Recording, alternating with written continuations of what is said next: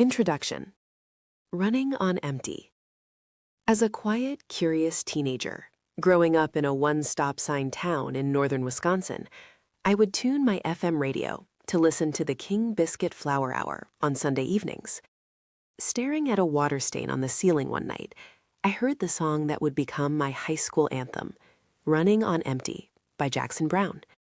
He didn't use the words lonely, sad, or anxious, but he expressed the feeling, so familiar to me, of dully going through the motions of a life that seemed increasingly drained of color. I don't know where I'm running now. I'm just running on. Running on. Running on empty. Running on. Running blind. Pinned to my bed, I felt profoundly seen for perhaps the first time in my life. There I was, 16 years old, about to learn how to drive. Outwardly, things were going surprisingly well after a complicated childhood. My grades were strong. I had a loving relationship with my grandparents, with whom I now lived. Yet I couldn't shake the sense that something was off. Whether I'd had a good day or a bad day, after school my chest felt like a blown-up balloon, pressurized yet entirely empty of substance. If this sounds like depression, I can assure you that it wasn't, though I would struggle with depression later in life. I wasn't hopelessly sad. I didn't have trouble getting out of bed in the morning. It was more like I was on autopilot, compelled to keep doing, to throw myself at activity after activity, leaving little room for the thoughts that rose up when I was alone with myself. This feeling of restless emptiness eclipsed all aspects of my otherwise peaceful life. As a kid, it was disorienting to say the least. The specter of languishing continued to haunt me as I grew up, following me into adulthood. If not the feeling, then the fear of it returning. Ultimately, it led me to become a professor of sociology and embark on a long journey to understand just what this experience of running on empty was all about, and to find out whether it haunted other people, too. The power of a name. About a year into the global COVID pandemic, Adam Grant, an organizational psychologist and best-selling author, wrote a New York Times article describing the very term I'd been quietly studying for years. His piece was called, "There's a Name for the Blah You're Feeling. It's called Languishing." It began, "At first, I didn't recognize the symptoms that we all had in common. Friends mentioned that they were having trouble concentrating. Colleagues reported that even with vaccines on the horizon, they weren't excited about 2021. A family member was staying up late to watch National Treasure again, even though she knows the movie by heart. And instead of bouncing out of bed at 6 a.m., I was lying there until 7, playing words with friends." For him and many others, languishing crept in after a period of extreme stress, grief, or loneliness. A sense of low-grade mental weariness that can be easy to dismiss, especially since indifference is one of its symptoms. Languishing often sets in slowly and imperceptibly, and then suddenly you're engulfed in it. The simple question, "How are you?" can feel like an unwelcome pop quiz, leaving you casting about for a socially acceptable response, not quite knowing the answer yourself. Grant's piece went viral, becoming the most widely read New York Times article of the year. Clearly, there was a deep need for vocabulary to describe a struggle that millions of people, teenagers, frontline workers, parents, overworked professionals in all fields, and those grieving the loss of loved ones, were experiencing, but found hard to put into words. Celebrities and royals alike tweeted about having bouts of languishing. Trevor Noah opened up about his own experience with languishing at a sold-out show in Madison Square Garden. The crowd of 20,000 grew pin-drop silent. Are you languishing? Do you find yourself nodding your head in recognition at the symptoms on this list? You feel emotionally flattened. It's hard to muster up excitement for events and milestones on the horizon. A sense of inevitability has washed over you. Your life circumstances seem increasingly dictated by external forces. You find yourself procrastinating on tasks at work and in your personal life, as a "why try anyway" attitude sets in. More and more things strike you as irrelevant, superficial, or boring. You have the constant feeling of unease that you're missing something that will make your life feel complete again, but you can't figure out what it is. You feel disconnected from your own community and/or a greater purpose or cause. Your job once gave you a sense of meaning, or at least accomplishment, but it is starting to seem pointless in the grand scheme of things. You regularly experience brain fog, for example, standing in the shower and trying to remember whether you've washed your hair yet. Small setbacks that you might once have weathered fairly easily leave you feeling defeated. You feel restless, even rootless. You find yourself being convinced, or sometimes steamrolled, by people with strong opinions because you're increasingly unsure of your own. It's hard to find the motivation to reach out to friends and family and to maintain relationships that were once important to you. You've been finding it more difficult to feel close to people. You don't have the ability to see and understand your strengths and weaknesses. You cannot figure out where you're doing well and what you should think about improving on. Your sense of self-worth is flickering or plummeting.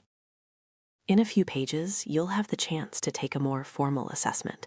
But if more than a few of these experiences ring true for you or someone you love, this book will help you understand why and what to do about it when you're stuck in a cycle you can't break.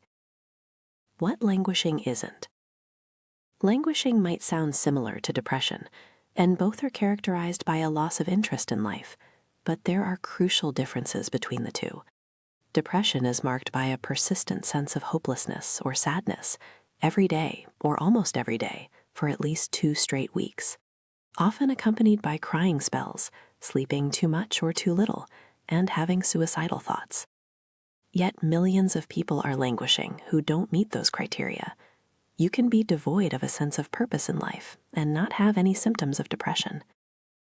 Languishers are also more likely to feel out of control of their lives, uncertain about what they want from the future, and paralyzed in the face of decisions, large and small. What about burnout? The word you might reach for after sending that last email at 12:01 a.m., watching your toddler erupt in yet another tantrum, or swiping e-maps until it feels like you have robot fingers. Burnout might capture the prevailing mood of a generation or a planet, although technically speaking, it's not a mental health condition, but an occupational phenomenon that describes a mismatch between your workload and the resources you have to do it, which allows chronic stress to build up. The two conditions can feel similar at times, but burnout is a much narrower term. That said, burnout can leave you so demoralized that languishing takes hold. When you're constantly stretched too thin by work, it's hard to find joy or meaning in the activities that you once found greatly fulfilling. A parent's nighttime leading of Where the Wild Things Are to their 4-year-old, perhaps even performing a full suite of character voices to their kid's delight, can be disrupted by intrusive thoughts about a never-ending to-do list, making it all but impossible to feel present. The rush of anticipation a graphic designer once felt at seeing their advertising campaigns go live might feel like a distant memory when they're tied to their computer late into the night, churning out repetitive banner designs for a demanding client. Our society is fond of admonishing us to take personal responsibility for our actions. If we're not happy, we should get up earlier, exercise more, get more sleep. But sociologists like me are more interested in understanding how systems can fail us than in placing all the blame on individuals. If we're feeling record levels of stress, anxiety, burnout, and, of course, languishing, how can it be only your fault? In fact, it is so often the system itself that robs us of our agency to create better lives for ourselves, and even to act in ways that line up with our values and identities. One young doctor recognized that he was being demoralized. The demands being placed on him and his colleagues by our healthcare system were forcing them to sacrifice their professional values. He wrote an opinion article for the New York Times about what could only be described as a moral collapse in his own profession, arguing that hospitals were deliberately understaffing themselves and undercutting patient care while sitting on billions of dollars in cash reserves. An arcane medical billing system designed to maximize profit creates a skewed incentive structure, not to mention mountains of administrative work, for the providers in charge of making critical treatment choices for patients, making it extremely difficult to uphold the standards of care they'd sworn to. It's no wonder healthcare workers are reporting a sense of helplessness and lost purpose in mass numbers. Our demoralization is not a reaction to a medical condition, but rather to the diseased systems for which we work, he wrote forcefully. Practicing medicine is wearing practitioners down from the inside out. It's not hard to imagine a similar scenario playing out in other professions. A teacher at an understaffed, underfunded school might have always loved her job and her students, priding herself on her willingness to go the extra mile for her students. That kind of work ethic can carry a person for only so long, though, and over time she might feel a sense of weary detachment set in. This isn't her. The system's failures have worn down her defenses. Over time, under such conditions, our self-narrative, the story we construct to make meaning out of our lives and the world around us, begins to crumble. This weakened sense of self is sometimes described as feeling dead inside. We have a deep psychological need, not only to be accepted by our families and communities, but also to accept ourselves and hold ourselves in high regard. What happens when we no longer like the person we see in the mirror? You can probably see how the vicious cycle plays out. Have we been asking the wrong questions?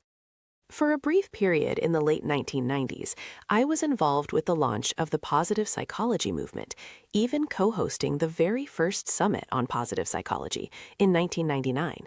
But as the movement has grown, I've seen it, like so many other self-improvement philosophies, focus inordinately on feeling states, feeling optimistic, feeling happy, feeling strong.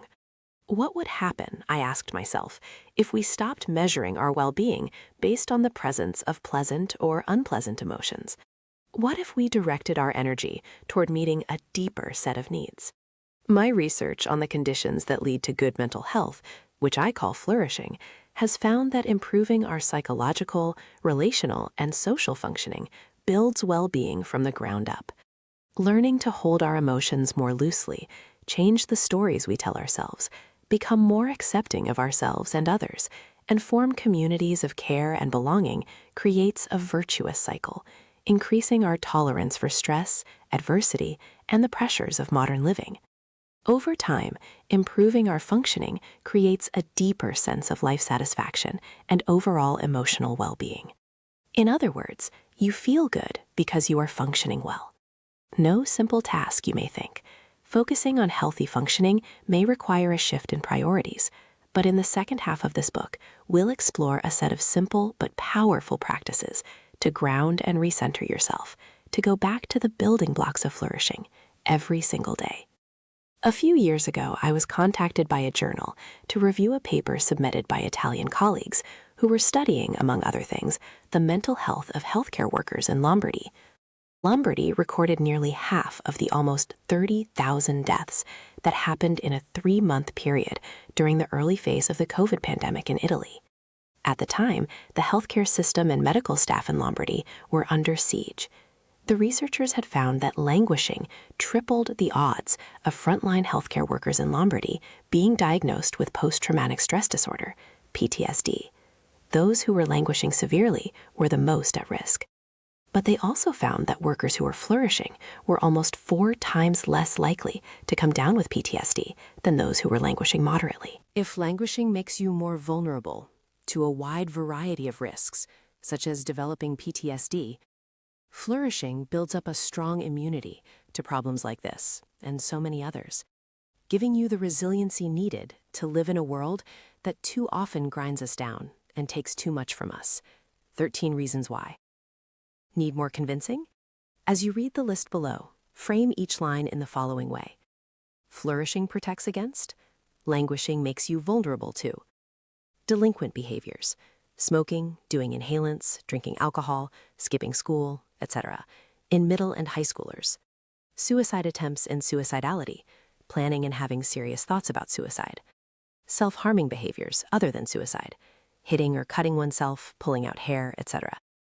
Wanting to quit school, depression, anxiety, post-traumatic stress disorder, PTSD, relapse of mental illness, sliding back into mental illness after having reached clinical recovery following treatment, mental distress from working in a high conflict or very stressful work environment, reduced work productivity, missing days of work, frequent healthcare visits for physical and mental, emotional reasons, activating a set of genes called conserved transcriptional response to adversity, CTRA genes, which increase inflammation and decrease antibody production.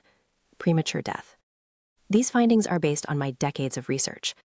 Languishing not only impedes our daily functioning, trapping us in loops of inflexible behaviors, but is also a gateway to serious mental illness and early mortality. We cannot afford to leave that door open. No one wants to add another problem to the menu of mental health issues we are worrying about. Before and after its viral moment during the pandemic, the media has been largely indifferent to languishing, letting it recede into the background. Yet we can't give in to the temptation to downplay languishing in the face of real mental health diagnoses and bigger problems. Languishing poses a serious threat to public health. Mental illness is a profound individual and societal burden. About half of the entire population will experience it in their lifetime. Yet for too long, well-meaning, well-trained psychiatrists have focused on diagnosing and treating the negative symptoms of mental illness. And after billions of dollars have been invested in the field, many leading medications are still less effective at treating symptoms of depression, anxiety, and psychological distress than physical exercise or meditation. As someone who has been treated for depression and PTSD, who has contemplated suicide, who has been on psychiatric medications, I've dedicated my professional life to studying the positive components of mental health.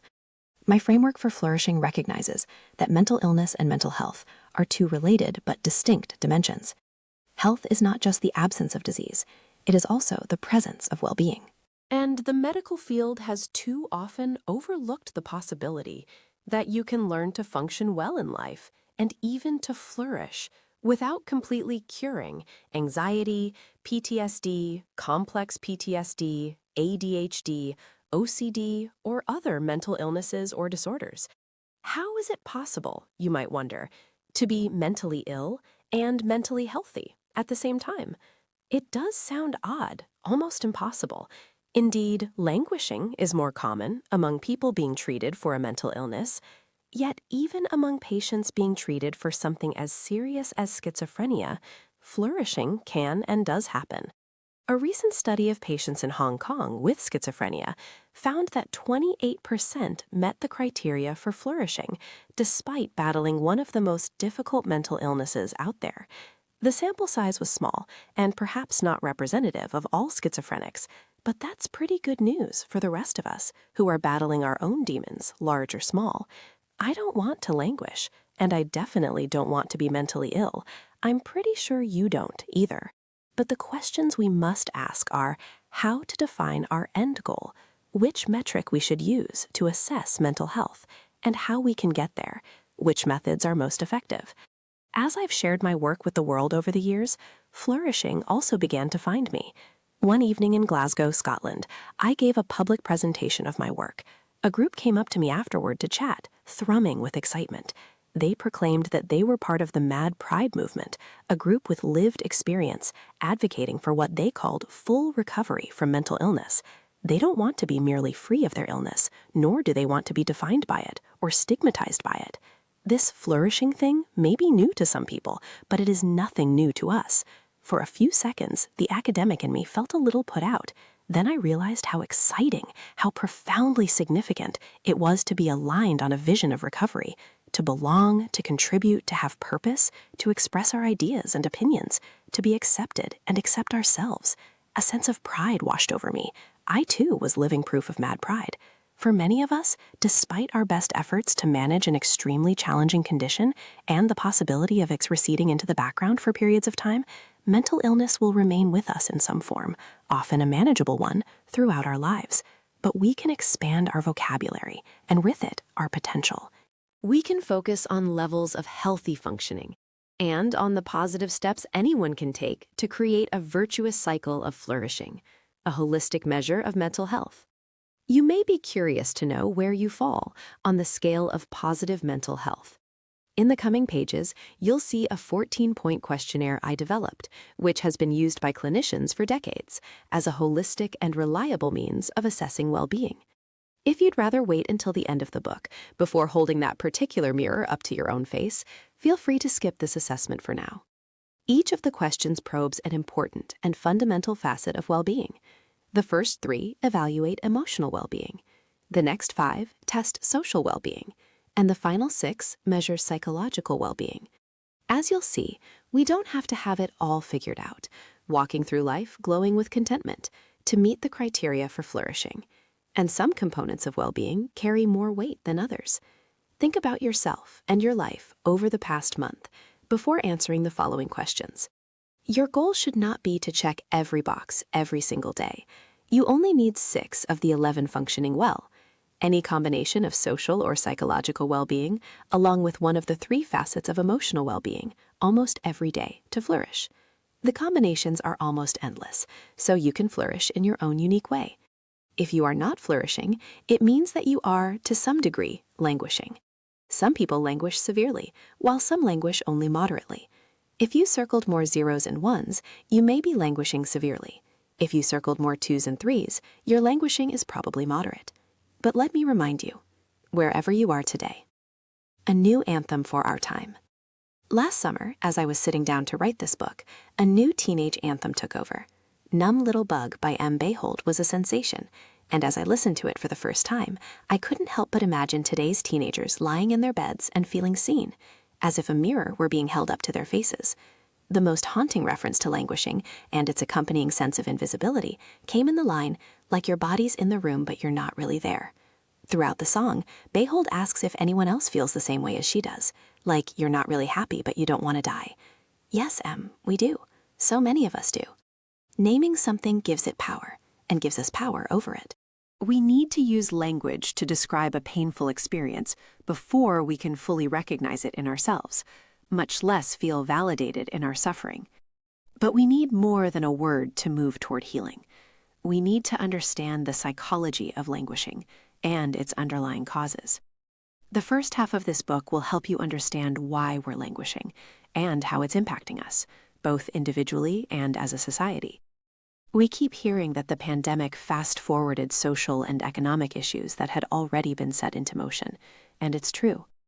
As the Harvard University historian Niall Ferguson wrote in a piece in the Washington Post in early 2023, it would have been astonishing if the abrupt closure of real-world social networks had not been detrimental to the mental health of a gregarious species of naked apes. During those all-too-difficult pandemic years, billions of people retreated from one another, disappearing into the woodwork of their own lives, being plunged into a state of mass loneliness, uncertainty, fear, grief, and sleep deprivation. It took a sharp psychological toll on our country and world. Globally, emotional distress is on the rise, and socioeconomically disadvantaged communities and people between the ages of 15 and 35 have been hardest hit. The number of high school girls reporting persistent feelings of sadness or hopelessness rose to 57% in 2021, a 36% increase since 2011. And it's not just teenage girls who are in trouble. In 2021, a record number of adults reported having experienced having a lot of stress, 41%, and a lot of worry, 42%, the previous day.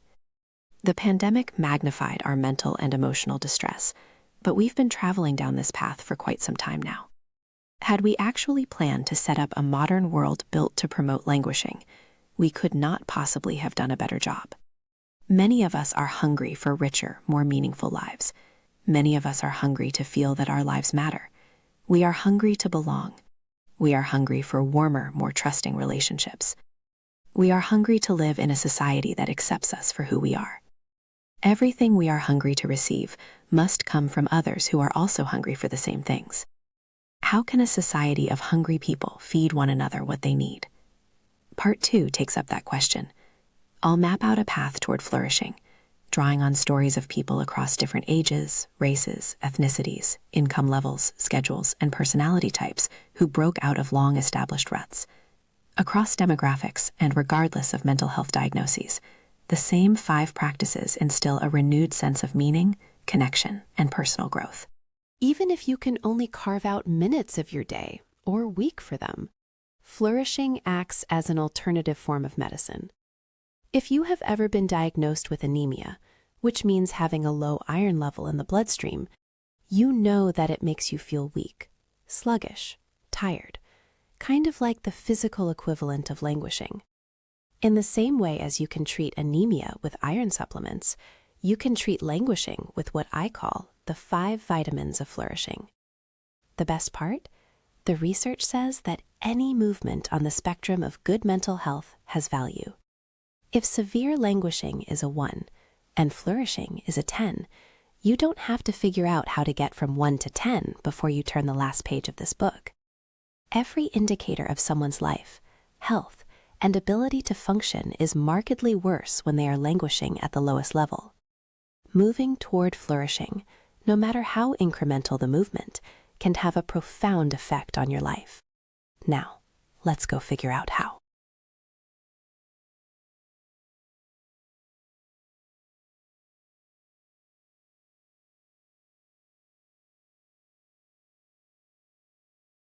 Part 1. Mental Health Continuum, from Languishing to Flourishing. Chapter 1. What languishing looks like.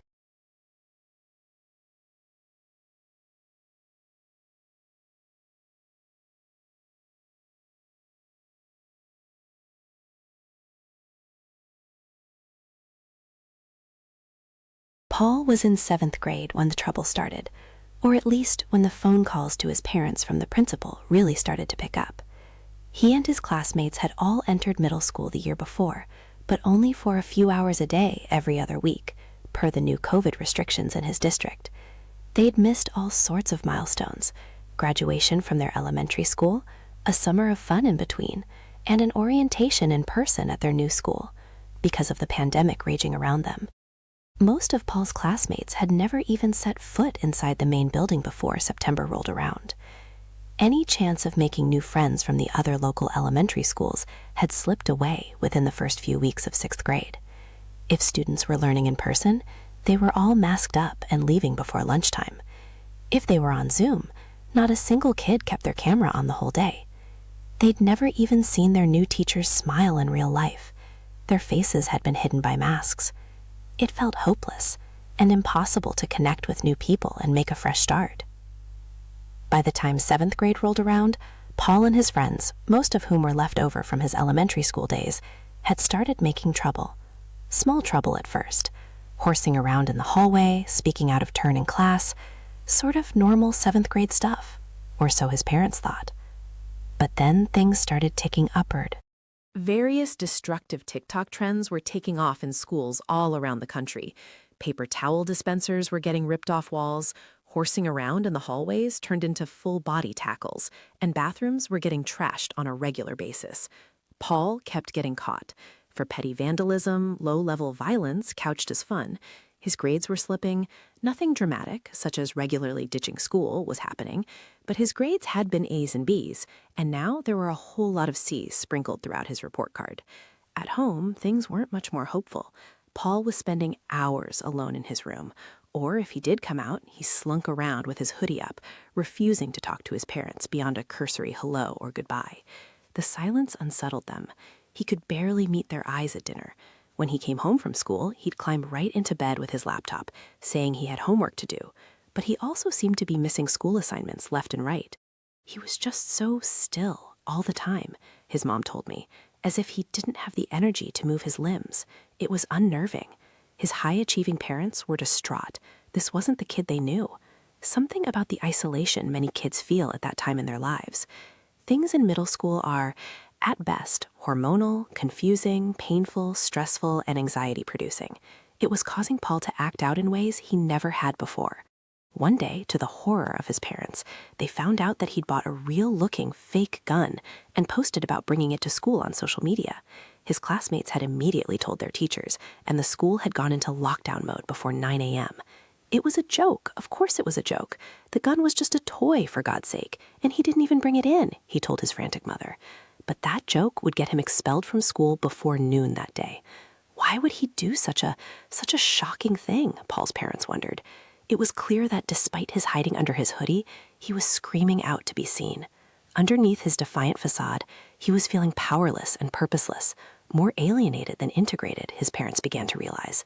How, in this nonstop, disorienting, status-obsessed online world, could he feel that he liked most parts of his personality, believe he had something important to contribute to society, beyond an edgy Snapchat post or a dumb hallway prank, or form warm and trusting relationships with others? These are the building blocks of flourishing, and they too often feel hopelessly out of reach for adolescents growing up today. It makes sense, then, that a languishing teen would rather experience the wrath of their principal, the disapproval of their parents, and the humiliation of getting kicked out of school than the deadening sentiment of feeling nothing at all. Who else is languishing? Languishing is particularly likely to occur during 3 phases of life, affecting as many as 50 to 60% of us. The first is adolescence, ages 12 to 19, a difficult time of transition. The second period is young adulthood, between 25 and 34, when people are starting their careers and families. Finally, after the age of 75, languishing creeps back up again. Many older adults are not only mourning the loss of loved ones, but also the loss of their former mobility and independence, beset by a variety of ailments and indignities. In this chapter, we'll take a close look at how languishing affects us at different ages. As our social and physical environments evolve, what risk factors rise and fall? Can young children languish? It's hard to imagine a 2-year-old feeling an inner void. At such an early developmental stage, how could a toddler be emotionally or cognitively mature enough to show signs of a more serious mental health shortfall? If we understand languishing as the absence of emotional, psychological, or social well-being, however, the sad truth is that yes, young children can demonstrate what researchers call a failure to flourish. In fact, in rare cases, toddlers can show signs of major depression, though the symptoms are easy to miss. They might not even seem sad to their parents. Symptoms can range from a flat affect to increased clinginess. In recent years, as the mental health of young adults has deteriorated at alarming rates, clinicians and researchers have begun studying early tells of distress in young children more closely. A growing body of the healthcare community has also shifted towards using holistic measures of health, such as flourishing, that encompass not only physical and cognitive health, but also the social and environmental factors that impact well-being. A 2022 study of more than 18,000 children, conducted by the U.S. Census Bureau, examined the prevalence of flourishing in 1 to 5-year-olds. Parents were asked 4 questions about their child's emotional health. First, does your child bounce back quickly when things don't go his or her way? Second, would you describe your child as affectionate, tender towards you? Third, does your child show interest and curiosity about learning new things? And fourth, does your child smile and laugh? A child was considered to be flourishing if the answers to all 4 questions were always or usually. The good news was that 63% of children met those criteria, but nearly 4 in 10 children were demonstrating a failure to flourish. 4 in 10. They lacked resilience, felt disconnected from their parents, they were uninterested, disengaged, or rarely laughed or smiled. Children in the study who'd been diagnosed with a physical illness, a developmental disability, or an emotional problem, or at higher risk. Researchers also found that the failure to flourish was more common among children from socially and economically marginalized families, particularly those experiencing food insufficiency or sleep insufficiency, and whose parents felt a lack of social support. Young children, more than any other age group, have the natural capacity to flourish, but families need a society that supports them if we as a society expect them to nurture that natural capacity. When parents are forced to work multiple minimum wage jobs with unpredictable hours, when they don't have access to parental leave, limiting bonding time in the early months of a child's life, when extended family, friends, and others in the local community are overtaxed and under-resourced, limiting their availability to help parents in desperate need of support, and when neighborhoods don't have playgrounds, libraries, shared spaces for families to spend time together. When all of that is missing, we're not only failing entire communities, but also our tiniest children. We are at the dawn of a new millennium. A crowning achievement of the preceding century was increasing life expectancy by 30 years on average. 30 years. We've added more years to our life expectancy in the last 100 years than in all prior centuries combined. Congratulations are truly in order. But we've also inherited a world plagued by uncertainty, and the pressure of making sense of it all and living with integrity within it weighs heavily on our adolescents. It erodes the sense of self so crucial to their healthy functioning.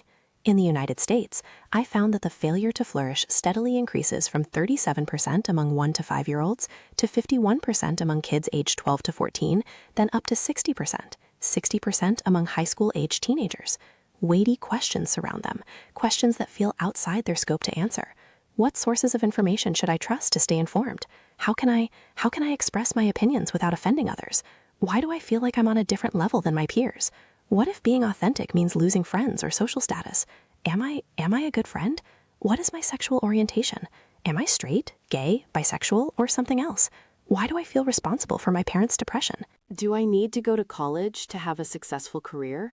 How can I help stop the planet from burning when it seems like one individual can hardly make an impact?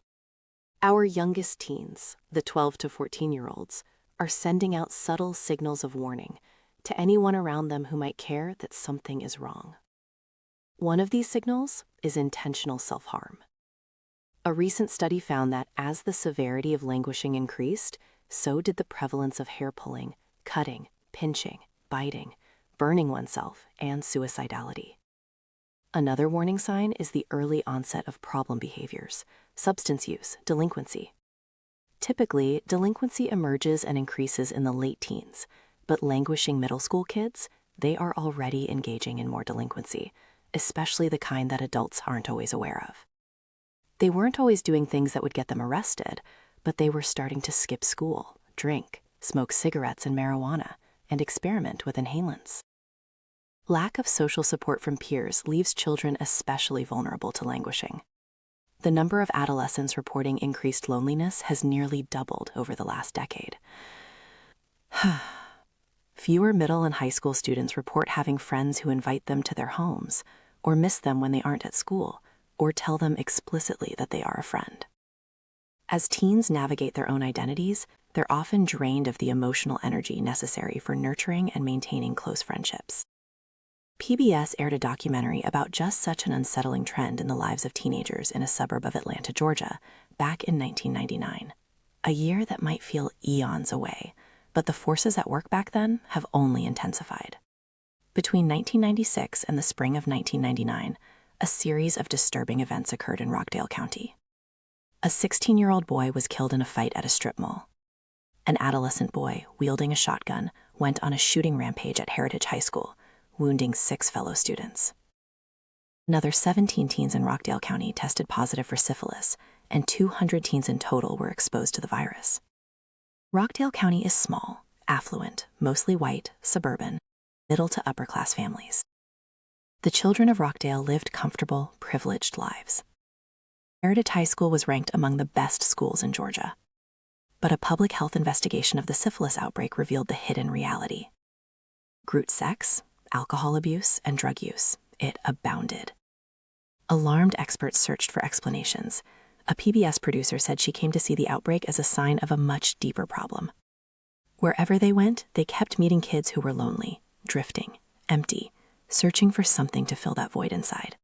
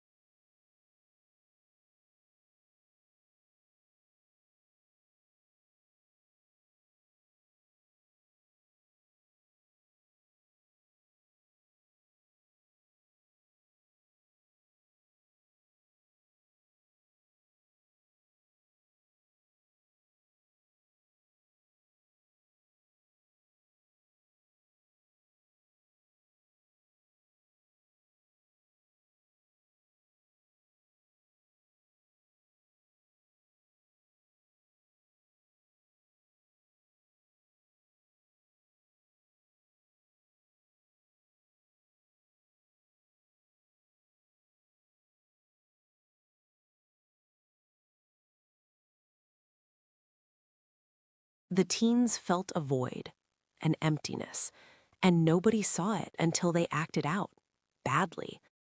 The absence of meaningful relationships in the lives of Rockdale's youths was, ironically, a reflection of their parents' economic success. Those kids had parents who were successful, busy, hardworking. But although the parents could provide for their children's material needs, they were left with little time, energy, or inclination to provide for their emotional needs. A recent study of more than 37,000 11 to 13-year-olds found that languishing was strongly related to the quality of parental-child relationships. The teenagers were asked 5 questions. Are there people in your family who care about you? Will someone in your family help you if you have a problem? Do the adults in your life listen to you? Do your parents consult with you when making decisions? Do you feel safe at home? Languishing went up as teens said no to more of those 5 questions. I remember how bad it feels to have nothing to go home to. When I was their age, and before I was adopted by my grandparents, I too would have had to say no to all 5 questions. On the flip side, positive relationships with parents act as a protectant against mental health woes. It predicts higher empathy, emotional regulation, problem-solving skills. But many parents struggle to breach the invisible impasse between their world and their child's, or they are too deeply mired in their own suffering to fully connect. When Terrell was around 19 years old, in undergrad and college, he went through something I call his YouTube phase. He didn't have a name for it necessarily, he just knew he didn't want to get out of bed.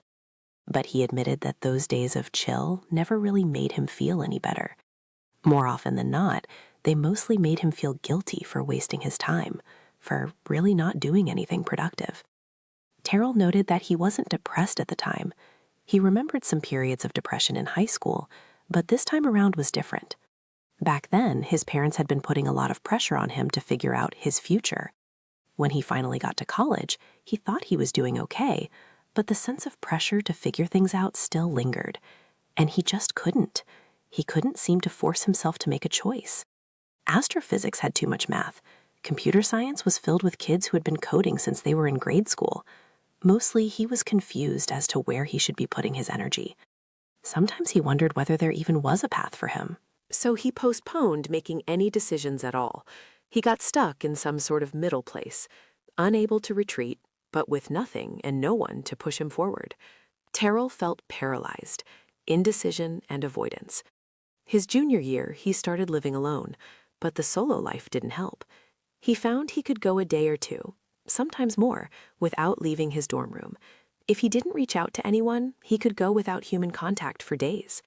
He would order in food, do his classes online, and he spent a hell of a lot of time watching YouTube. Whether their kids leave high school flourishing or languishing, parents rank getting a good education and finding happiness as their greatest wishes. But our fixation on happiness is a concern of mine. Feeling good when you aren't functioning well will not solve your languishing. Parents who are unduly focused on eliciting positive emotions from their children, rather than their overall well-being, might be missing something important. What happens when a parent's aspirations put their kid's mental wellness at risk? The figurative family report card can put too much pressure on already fragile teens. Over the past 30 years, college students have reported a 40% rise in perceived parental expectations. Rates of perfectionism have gone up in tandem. Students who hold themselves to unreasonably high standards can come to see life as a series of pass-fail propositions. Perfectionism is linked to eating disorders, anxiety, self-harm, depression, and once ingrained, it can become a lifelong trait. Today's students are faltering under ferocious internal and external pressure.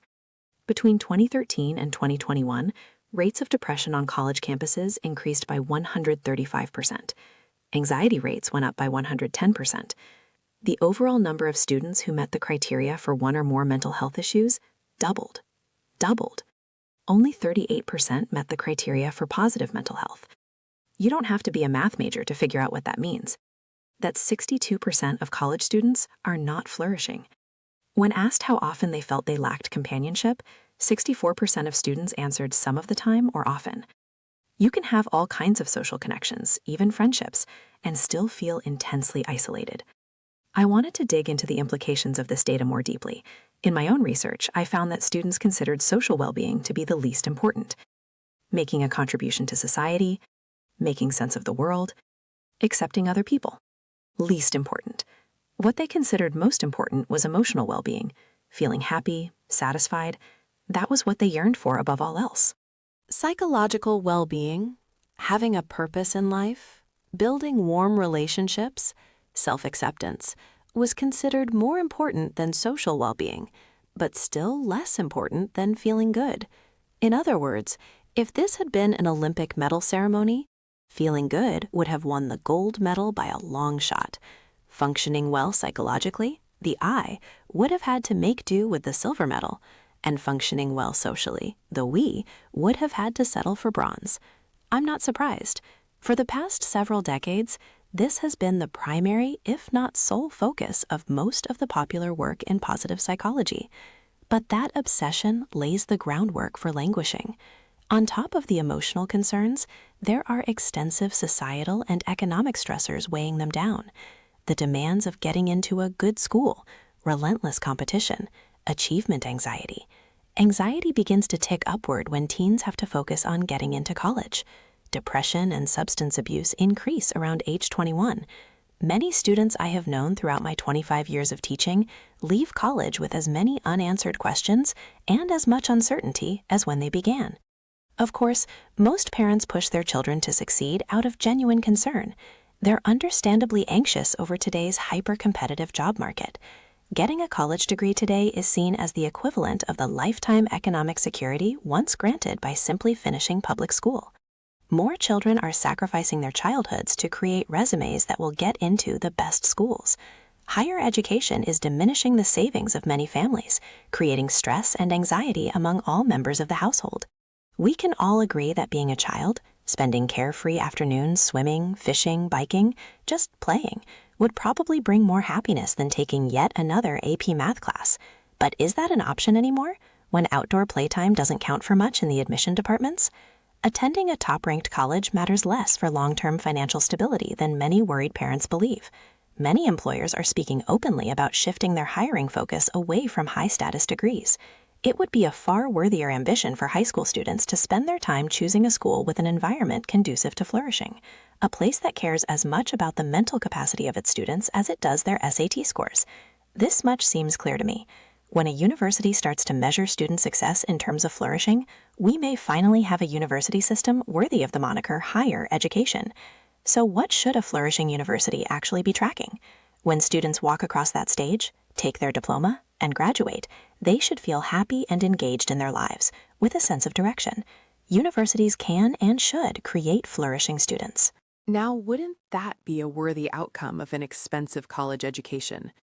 Why do various rankings include student-professor ratios, tuition costs, but not, for example, the ratio of mental health counselors to students? What about the statistics on attempted suicides? Shouldn't that information be available? And if not, shouldn't concerned parents have the right to demand it? The rising wealth of many universities has done little to improve the mental health of their students. Top colleges throw their weight into recruiting, buying up the most talented research faculty in the world. But those prestigious faculty are less and less likely to spend much time with their students. If the assumption persists that a 4-year college degree is going to be a requirement, universities will have no trouble filling their seats. Can we at least agree that more students should be flourishing as a result of attending a college? Languishing impairs students' ability to function in countless ways. One study of medical students found that languishing increased their odds of having suicidal thoughts, dropping out of school, and engaging in unethical behaviors, including allowing another student to steal answers from their exam, taking credit for another student's work, reporting a lab test as pending when it had not been ordered, reporting lab results as normal when they had forgotten to inquire about the need for the test, not apologizing or taking responsibility for mistakes. Languishing and unethical behaviors may go together because both are symptoms of a larger cause: overwork, competitiveness, prioritizing profit. It is plausible that languishing may cause medical students to make mistakes and then not want to admit to them. When we lack a sense of purpose, the thought of admitting to a mistake can be overwhelming. To confess wrongdoing could create an even greater gulf in one's sense of belonging. A win, such as correctly requesting a lab test, is probably what a languishing medical student is hoping for. Those medical students had worked very hard to reach their clinical training years. Despite all they'd accomplished, languishing prompted them to think of quitting before they ever had a chance to start a career. And if those medical students were willing to engage in such professionally risky behaviors, can you imagine what languishing might be doing to countless others? So, you made your way through compulsory schooling, completed your launch into the real world. In their mid-20s, 30s, and 40s, young adults face uncharted territory time and time again. Budding careers, new marriages, and perhaps most uncharted, learning how to parent. This is one of the 3 stretches of life when languishing is at its highest. To echo Tolstoy's famous line, each unhappy family is unhappy in its own way. Our unique stressors, traumas, communities, they twist us and bend us in different ways. During the pandemic, mothers in particular experienced a huge uptick in the amount of mothering they were being asked to do, with little to no support, leading to, no surprise, an increase in languishing. Postpartum depression, PPD, is now recognized as a serious problem. But should we also be paying attention to the quieter but pernicious effects of postpartum languishing? A study of mothers in Spain found that 40% were languishing. These mothers were more likely to feel low maternal confidence, meaning they doubted they were capable of caring for their child. Low maternal confidence not only places enormous stress on mothers, but can also impede their ability to form healthy attachments with their newborn. The study found several important protective factors: higher levels of self-compassion, psychological flexibility, resilience, and social support. As children grow older, parenting doesn't get any easier. Choosing the best school for their child involves countless hours of research, cost-benefit analysis, and general agonizing. Other so-called invisible work takes a toll on us as well. As adults, we are tasked with navigating an increasingly labyrinthine tax system, attempting to curate a newsfeed that we can trust, installing software update after software update, rushing to change passwords after data leaks, and so much more. Somehow, we keep being asked to do more with less, until sometimes we feel we have nothing left at all. Besieged by so many stressors, it's no wonder adults today report difficulties savoring experiences. Many of us find ourselves questioning the choices we have made. Did we choose the right place to live, the right person to partner with, the right career, the right friends? Have we neglected important emotional connections in service of our work, our wallets, our retirement plans? It's too late to start over, the voice in our heads tells us. Some of us must face the fact that we made all the right choices. We have everything we thought we wanted, yet we still feel unfulfilled. The markers of success we worked so hard to achieve turned out to be, well, besides the point. When we lose a sense of meaning in our lives, it's sometimes difficult to mentally rewind to a time when things did matter. When we felt the rush of learning new things, experiencing something for the first time. This disconnect, it just digs us deeper into the hole. Sociologists have observed a curious development in work in recent years. Everyone, regardless of pay, regardless of the number of hours logged, reports more job-related stress today than ever before. What is strange on the face of all of this is that the average number of hours worked weekly hasn't changed all that much. Today, compared to the 1970s, people still work, on average, around 35 to 40 hours per week. But averages can be deceiving. The numbers hide the fact that some people are putting in many more hours a week, while others are putting in many fewer. The percentage of people working 50-plus hours a week has gone up, as has the percentage of people working 30 hours or less. People in high-level service jobs, doctors, lawyers, financial advisors, have more work and higher pay than ever before, while people in low-level service jobs, janitors, waiters, daycare providers, are working slightly less, often because they cannot find enough work or high-paying enough work to make ends meet. The difference is quite small, though. In the United States, the top 10% of earners work an average of 46.6 hours per week, while the bottom 10% work just over 4 hours fewer. Nationally, it's a slightly different story. In one study across 27 countries, the data showed that the top 10% of full-time workers actually work an hour less per week than the bottom 10%. Regardless of the exact number, both groups are stressed. one because they work too much and bring their work home at night, the other because they cannot count on stable, continuous work. They cannot find enough work, period. Or they are working more than one job, often as the lone provider in a single-headed household. My research has found that in the United States, adults who are languishing miss 6 more days of work per year than the general population. That adds up to 23 years of lost economic productivity every year. But when it comes to presenteeism, where someone left early or was less than productive, languishing accounts for more than 52 years of lost work each year. Earlier, I touched on how flourishing builds up a strong immunity to high-stress environments. The strongest evidence for that finding comes from a longitudinal study of Australian employees, which found that positive mental health is either a vulnerability or a source of resilience, depending on its level. The study tracked the impact of high-stress workplaces on employees' psychological distress, feeling nervous, hopeless, restless, or that feeling that everything feels like an effort. You won't be surprised to hear that languishing employees exhibited higher levels of distress, but I was more interested in another finding, one I found truly amazing. The researchers found that employees who had high levels of positive mental health, those who were flourishing, had the lowest levels of distress over time, regardless of their job stress. What did impact their mental health on the job was the level of support they got from their colleagues. We need coworkers we get along with, who are there for us, who understand that we all have bad days. In other words, working in a high-demand, high-stress environment that is not supportive will undermine your well-being and make it more likely that you will languish. Years ago, I remember tuning in to the beginning of the Oprah Winfrey Show, just as Oprah asked a question that stopped me in my tracks. How many days have you felt grateful for your nice home and your healthy children and your caring husband, but you still feel like a piece of the puzzle is missing? You feel there is a hole somewhere, and you think to yourself, is this all there is? It's because your heart feels a longing for something more. The women who spoke on that episode clarified the challenges of languishing, of the feeling of emptiness that pervaded their days. Even those with strong marriages and good jobs felt adrift. One woman said, "Oprah, I'm a happily married woman. I've been blessed with my health, but I'm looking for ways to satisfy an unsettling feeling. It's like a void in the center of my soul."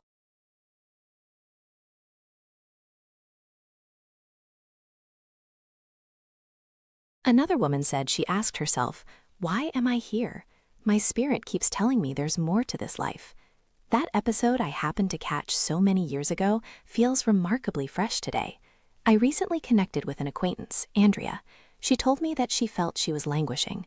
When I asked her to elaborate, she, a busy mom of 2 young boys, wrote me an eloquent response. It outlined an experience that Oprah might have featured on that very same show. She wrote, "Languishing feels like being on an airplane, circling above the runway but unable to land. It doesn't feel like I'm in imminent danger. I'm strapped into my seat, generally fine, but there's a sense that I'm waiting for a resolution that is taking forever to come. Strangely, I'm not even sure what it is.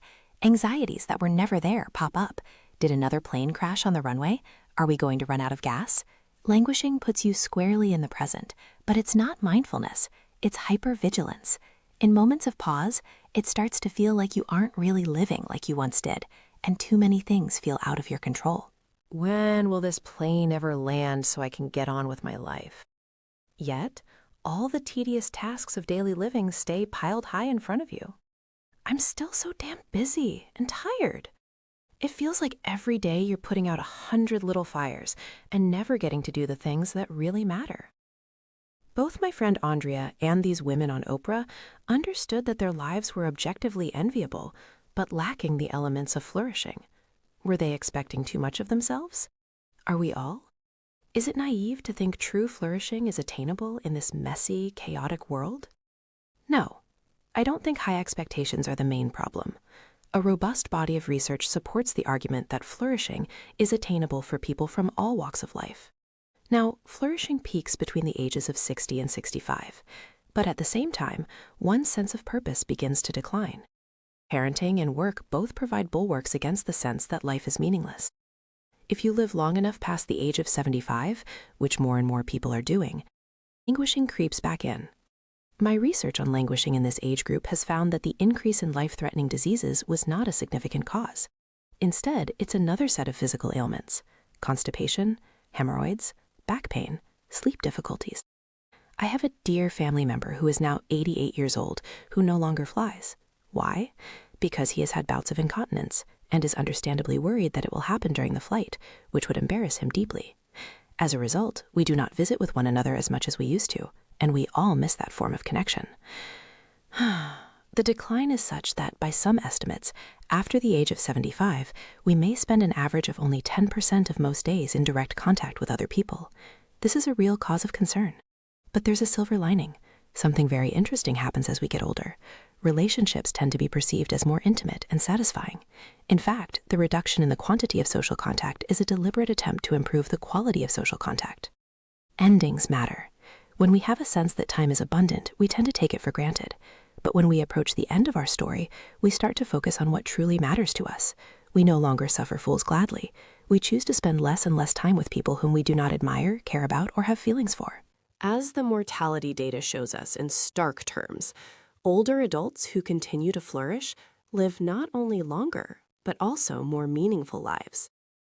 As a Catholic boy, I spent the better part of my youth in confessionals on Saturdays, admitting to and atoning for my week of sins. Happiness, I was taught, would follow only after purging all the bad stuff inside me. I never once confessed to being empty, to languishing, to feeling blah. But perhaps that would have been appropriate. During particularly naughty weeks, I started to feel empty inside because I hadn't honored myself or God. Languishing was once, believe it or not, considered the 8th deadly sin, although of course there is nothing remotely sin-like about this very real sense of suffering. We all are familiar with vanity, envy, gluttony, lust, wrath, greed, and sloth. But many centuries ago, acedia, the historical equivalent of feeling blah, was also on the list. Acedia is derived from the Greek term acedia, meaning an absence of care. The influential early Christian monk Evagrius Ponticus described it as a restless boredom. Whatever you call it, acedia or languishing, it stops you from feeling or performing at your best. Acedia vanished from the list of deadly sins in the 6th century, lost in the mists of time. Nevertheless, it continued to plague people from all walks of life throughout history. Languishing is just as bad for you today as it was in the past, though it is mercifully no longer framed as sinful. Correctly understood, languishing isn't a sin at all. It is a personal and global public health problem. How did we get here? When Scott hit his 10-year work anniversary, he turned on his computer one morning to find an email from his boss. It read, "You are required to attend a well-being and resilience program. Please sign up here." Screw that. That was the only response Scott could muster, and he deleted the email. At that point in time, he was just barely getting by. He was in the middle of finalizing a contentious divorce from his former wife. They had been very financially comfortable as a couple. But since the breakup, he had gone from financially secure to basically destitute. There he was, trying to build a new home and life for his 4 young children, and he could barely afford salt shakers. He tried to blame it on his ex-wife. He felt she was taking him for everything, because blaming someone else felt good, at least temporarily. Scott would have been the first to tell you that he was the poster child for the anti-well-being movement. He had spent a decade working as a prison guard in a large women's prison in southern Australia, and although at one point he had loved his work, these days he didn't want to be at work at all. When he was there, he was simultaneously combative and withdrawn. If someone challenged a decision he made or the way he handled a situation, he wasn't interested in listening. He wasn't interested in discussing the matter.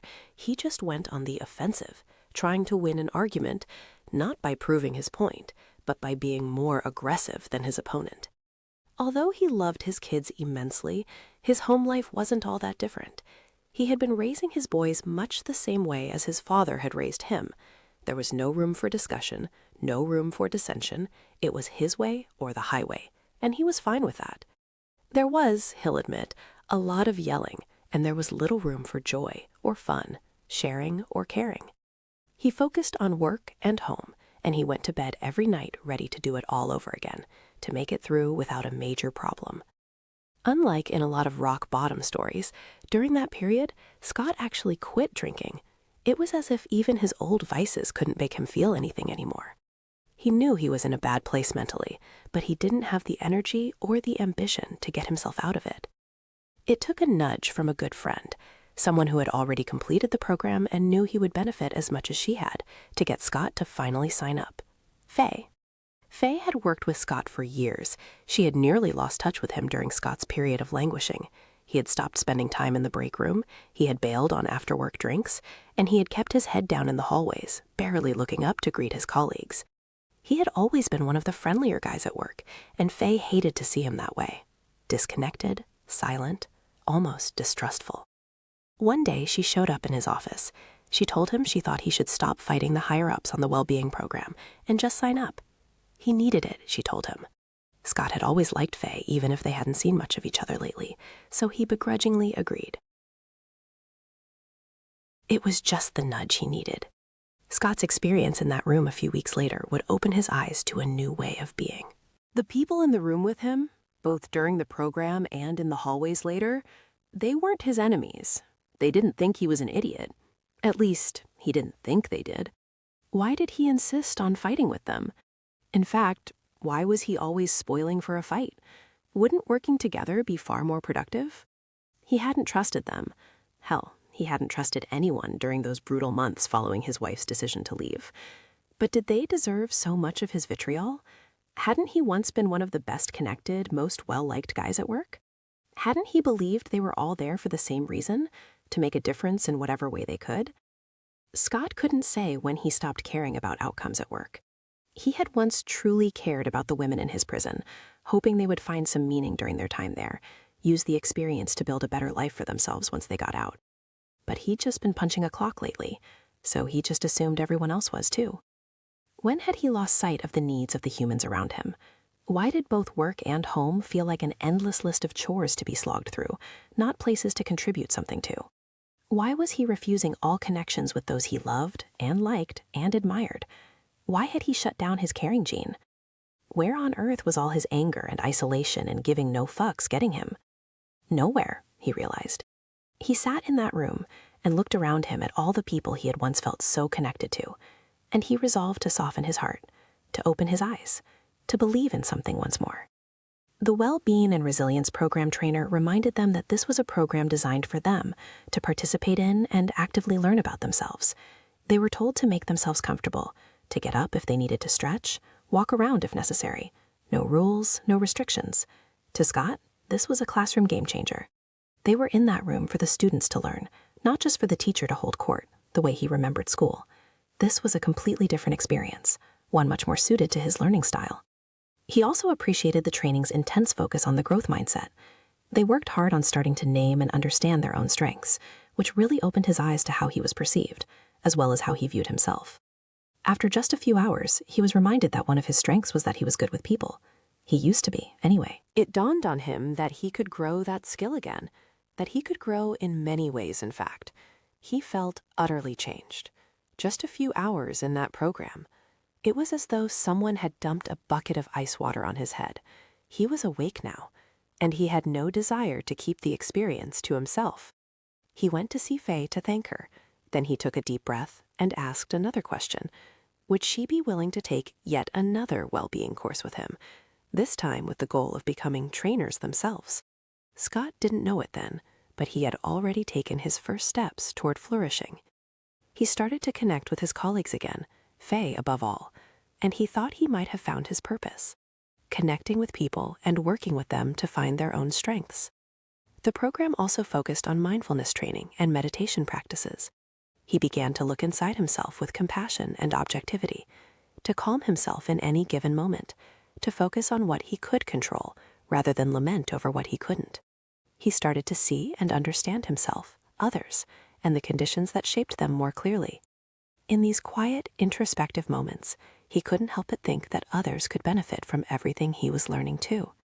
He began to think of his job as caring for the inmates and their well-being, not just guarding them. The women in his prison had been through hell and back, and he knew all too well how the traumas they had experienced had affected their well-being. He had already reconnected with Faye. He thought it might be worth a try to connect with the women again, perhaps help them find the things they had lost in their own lives, the kinds of connections, meaning, and purpose none of us should live without. Loneliness is part of languishing. Scott's transformation is a story of moving from feeling defeated, bitter, and retreating from life to regaining a sense of purpose, something to live and fight for. There is a sweetness to life when we find something bigger and better to live for. The last chapter gave a close-up view of the causes and costs of languishing in specific communities and age groups.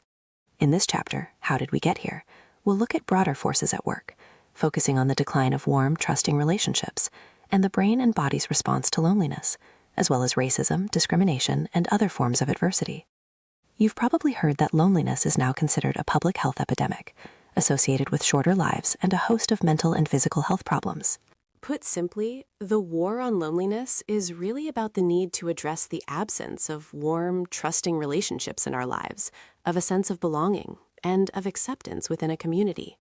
Loneliness is only a part, an important one, of a bigger problem that is the epidemic of languishing. In a 2021 study, when respondents were asked if they had felt very lonely frequently or most of the time in the month prior, 36% responded in the affirmative. For those between ages 18 and 25, the number rose to an alarming 61%, with 43% reporting an increase since the pandemic had begun. In August 2020, the Bureau of Labor Statistics reported that people over the age of 15 were spending 1 more hour alone, measured as time not spent in face-to-face contact, increasing from 6.1 hours in 2019 to 7 hours in 2020. Adults with a spouse or partner but no children saw an increase of just under an hour, 48 minutes, while adults with a child age 18 or younger at home saw the smallest increase, just over a half hour, 36 minutes, of time spent alone in 2020 compared with 2019. That said, the 2020 studies on loneliness also pointed out an alarming statistic that 51% of mothers with young kids reported serious loneliness. The statistics also showed that people spent less time socializing with people outside their household, indicating that social isolation, having less contact with fewer people, increased during the pandemic. People tend to meet the people who will become their best friends on average at the age of 21. And these days, people are finding it harder and harder to make new friends as they get older, move around, and hit different life phases. We can see that in the data too. Studies show that loneliness increases as we age. Close relationships disappear as we get older due to death or moving from home into a nursing home. Social disconnection can also be tied to our living arrangements. Prior to the 20th century, living alone was uncommon, and it remained so until about the last half of the century. Our ancestors slept together, worked together, and fought together. Researchers have documented a dramatic uptick in living alone, which began in the United States and other industrial economies, and has continued unabated ever since. In some countries and cities, as much as 60% of all living arrangements are solitary. People already living alone have been steadily getting less face-to-face contact since 2003, and the pandemic magnified this trend for this cohort, jumping from 9.7 hours spent alone in 2019 to 11.3 hours in 2020. We consider people to be socially isolated when they have few friends and relatives, or have little or infrequent contact with them. People can be isolated socially because they don't have many or any people to spend time with, or they may have relationships but cannot spend much time with those people. As time spent alone increases, social isolation is assumed to increase. The truth is, they only correlate modestly. Spending a lot of time with people does not mean that it is time spent with people with whom there are the love, warmth, trust, and other qualities that make for meaningful relationships. You can feel lonely when you spend a lot or most of your time with people with whom you are not close, or you may spend more time alone, but what little time you spend with others is with people you are close to. You do not feel lonely because you experience loving, warm, trusting relationships with other people. That said, loneliness, social isolation, and living alone, they all lead to premature death. One review of 70 studies of over 3 million subjects concluded that living alone increased the chances of premature death by 32%, compared to living with others. Social isolation increased the chance of death by 29%, compared to people with larger social networks and more frequent contact. And loneliness increased the chances of death by 26% in all age groups. Loneliness rarely happens in a bubble. Take my friend Jonas. He was in his 80s. After his first glorious decade of retirement, he began to lose his sense of purpose in life, which happened because he came to believe he had nothing left to contribute to society. I told him again and again that that was a false message from the world. You do not have to believe you have nothing left to give to your community. He confessed to me that he had begun spending less time in his social clubs and participating in his leisure activities. He had also begun to withdraw from his community after his long-term partner had died, not long after his best friend had passed away. His pulling back from society had ripple effects. He had started to be less accepting of himself. He had begun to dislike more parts of his personality, even ones he had formerly liked. He had become less confident, and he had stopped feeling that he was growing as a person. He told me that he had begun to think that his life was over, and that living longer was not a gift, but a curse. Jonas was languishing not just because he was lonely, but in part because he was disconnected from himself, from others, from his sense that his life mattered. Loneliness rarely happens alone, because it goes hand in hand with, sometimes as a result of, sometimes as a cause of, loss of purpose, personal growth, social contribution, mastery, autonomy, and so on. The pain of being alone. We know from quite a bit of research that being alone in a room is pretty uncomfortable for many people, especially these days. According to a much-cited 2014 study, when participants were asked to store any belongings that might be entertaining, cell phones, computers, writing implements, etc., and to spend some time being alone with their thoughts for several minutes, the results were almost comically surprising. More than 57% found it difficult to concentrate, and 89% felt their mind wandering, even though there was nothing to concentrate on but themselves. Even more troubling, nearly 50% of the participants rated their enjoyment of the task at or below the midpoint of the scale. But it gets worse. When the experiment started, the participants were offered the chance to self-administer electric shocks, entirely at their own discretion, during their time alone. The experimenters were astonished to find out that more than a few participants would rather undergo electric shocks than be alone with their thoughts. A full 67% of men and 25% of women gave themselves at least one electric shock during the thinking period. This study might be familiar to you, but I want you to try to look at it anew, as I do, through the lens of languishing. Basically, the study nudged people into a state of languishing by removing any possibility of an outside connection, leaving them alone with themselves. The result? The enforced isolation, the situational induction of temporary languishing, caused a bout of non-suicidal self-harm. The subjects chose to hurt themselves in order to feel something rather than nothing. Silence and stillness can be forced upon you by circumstances or by others. I remember a truism spoken often and widely when I was growing up. Children are to be seen, not heard. I was a high-energy child, and the traditional classroom was a daily prison sentence for me. I recall being reprimanded too many times to count for not being quiet or sitting still. My exuberance, what the teacher called disruption, was a punishable offense. I would have to wear the dunce hat, yes, a conical hat fashioned of paper, and sit still and quiet in the corner of the classroom. Too much quiet and stillness for too long feels aversive. It inevitably begins to feel like punishment. We have all been in a meeting, exposed to an awkward pause that lingers for so long that it motivates someone to break the silence. Speak up. Our natural aversion to quiet happens because being still and quiet for too long can morph into emptiness and stagnation and become a source of deep pain. The pain psychologist Rachel Zoffness speaks eloquently about this state of emotional distress and how it feels much like physical pain. Her expertise is in how cognitive, emotional, social, and environmental factors, including adverse childhood experiences, discrimination, loneliness, the stories we tell ourselves about pain, the ways we ruminate on it, and our conscious and unconscious coping strategies, from physical clenching to opioids, can affect the way the brain and spinal cord process pain signals. Zoffness tells us that the more often you label mental or physical distress as a bad thing, more and deeper pain pathways are created that heighten the sensitivity of your central nervous system to pain.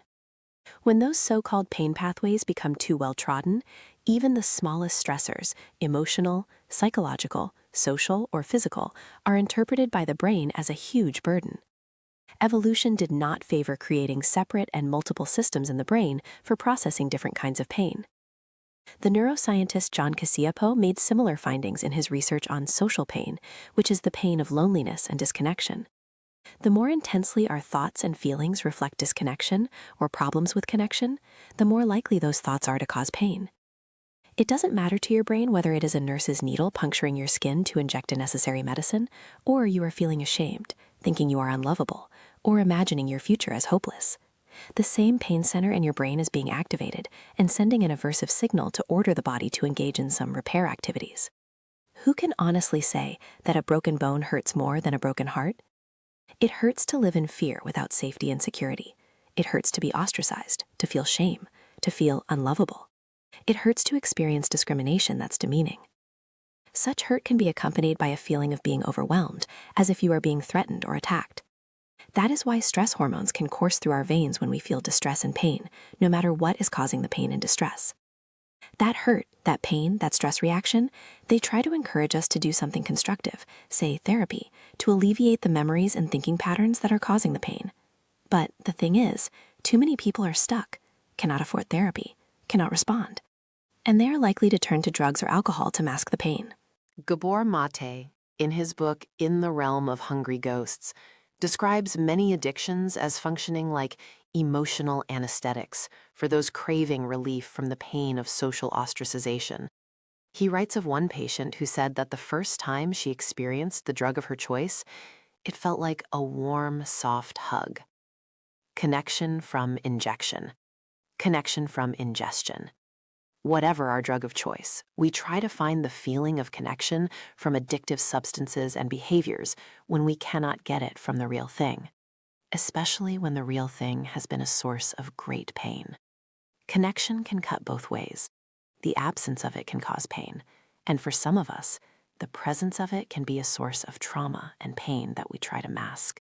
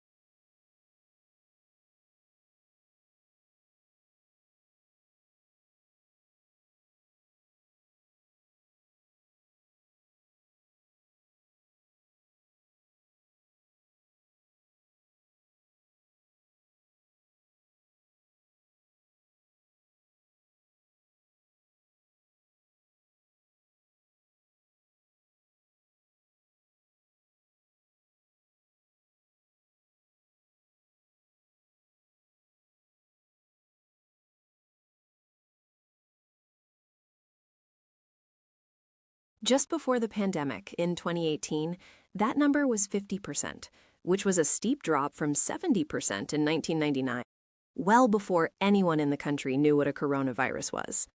Another recent study argued that the steep drop in religious participation in this country happened in parallel with an increase in deaths of despair, suicide, alcohol abuse, drug overdoses, which the researchers linked to this loss of community and the attendant increase of loneliness and isolation.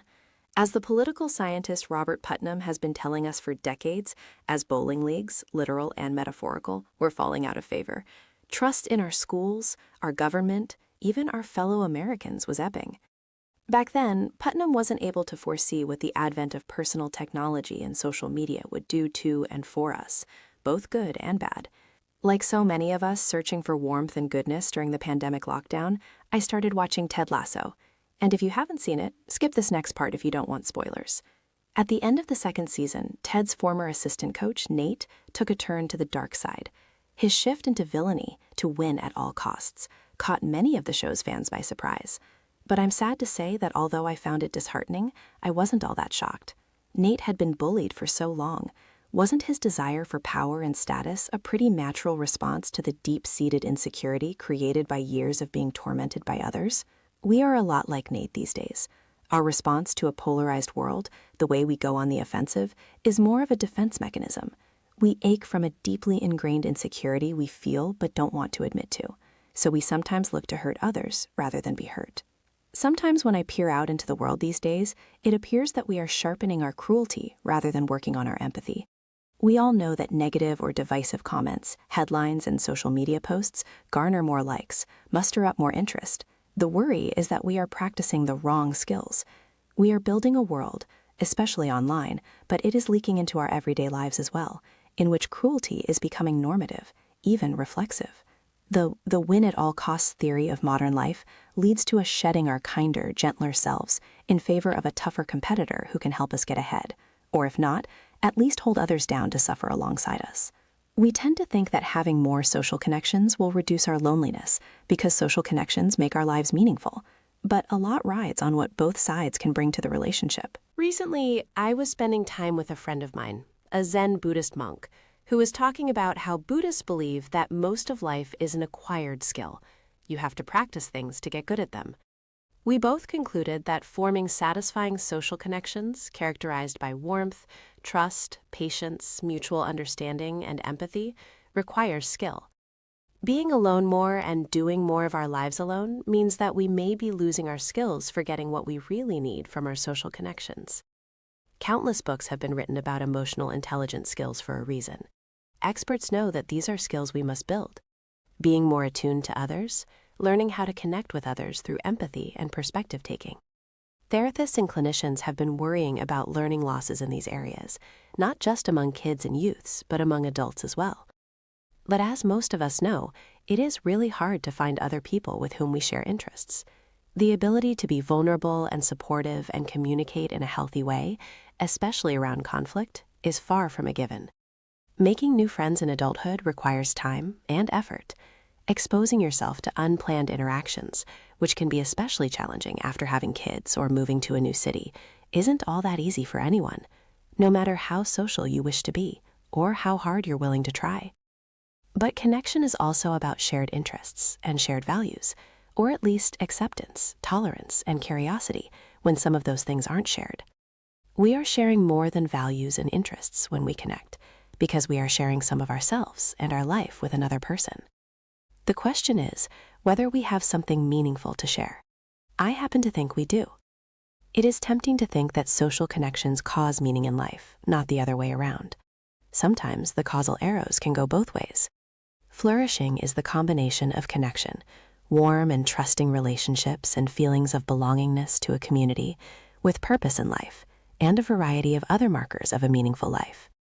A meaningful life with meaningful connections is what we are aiming for.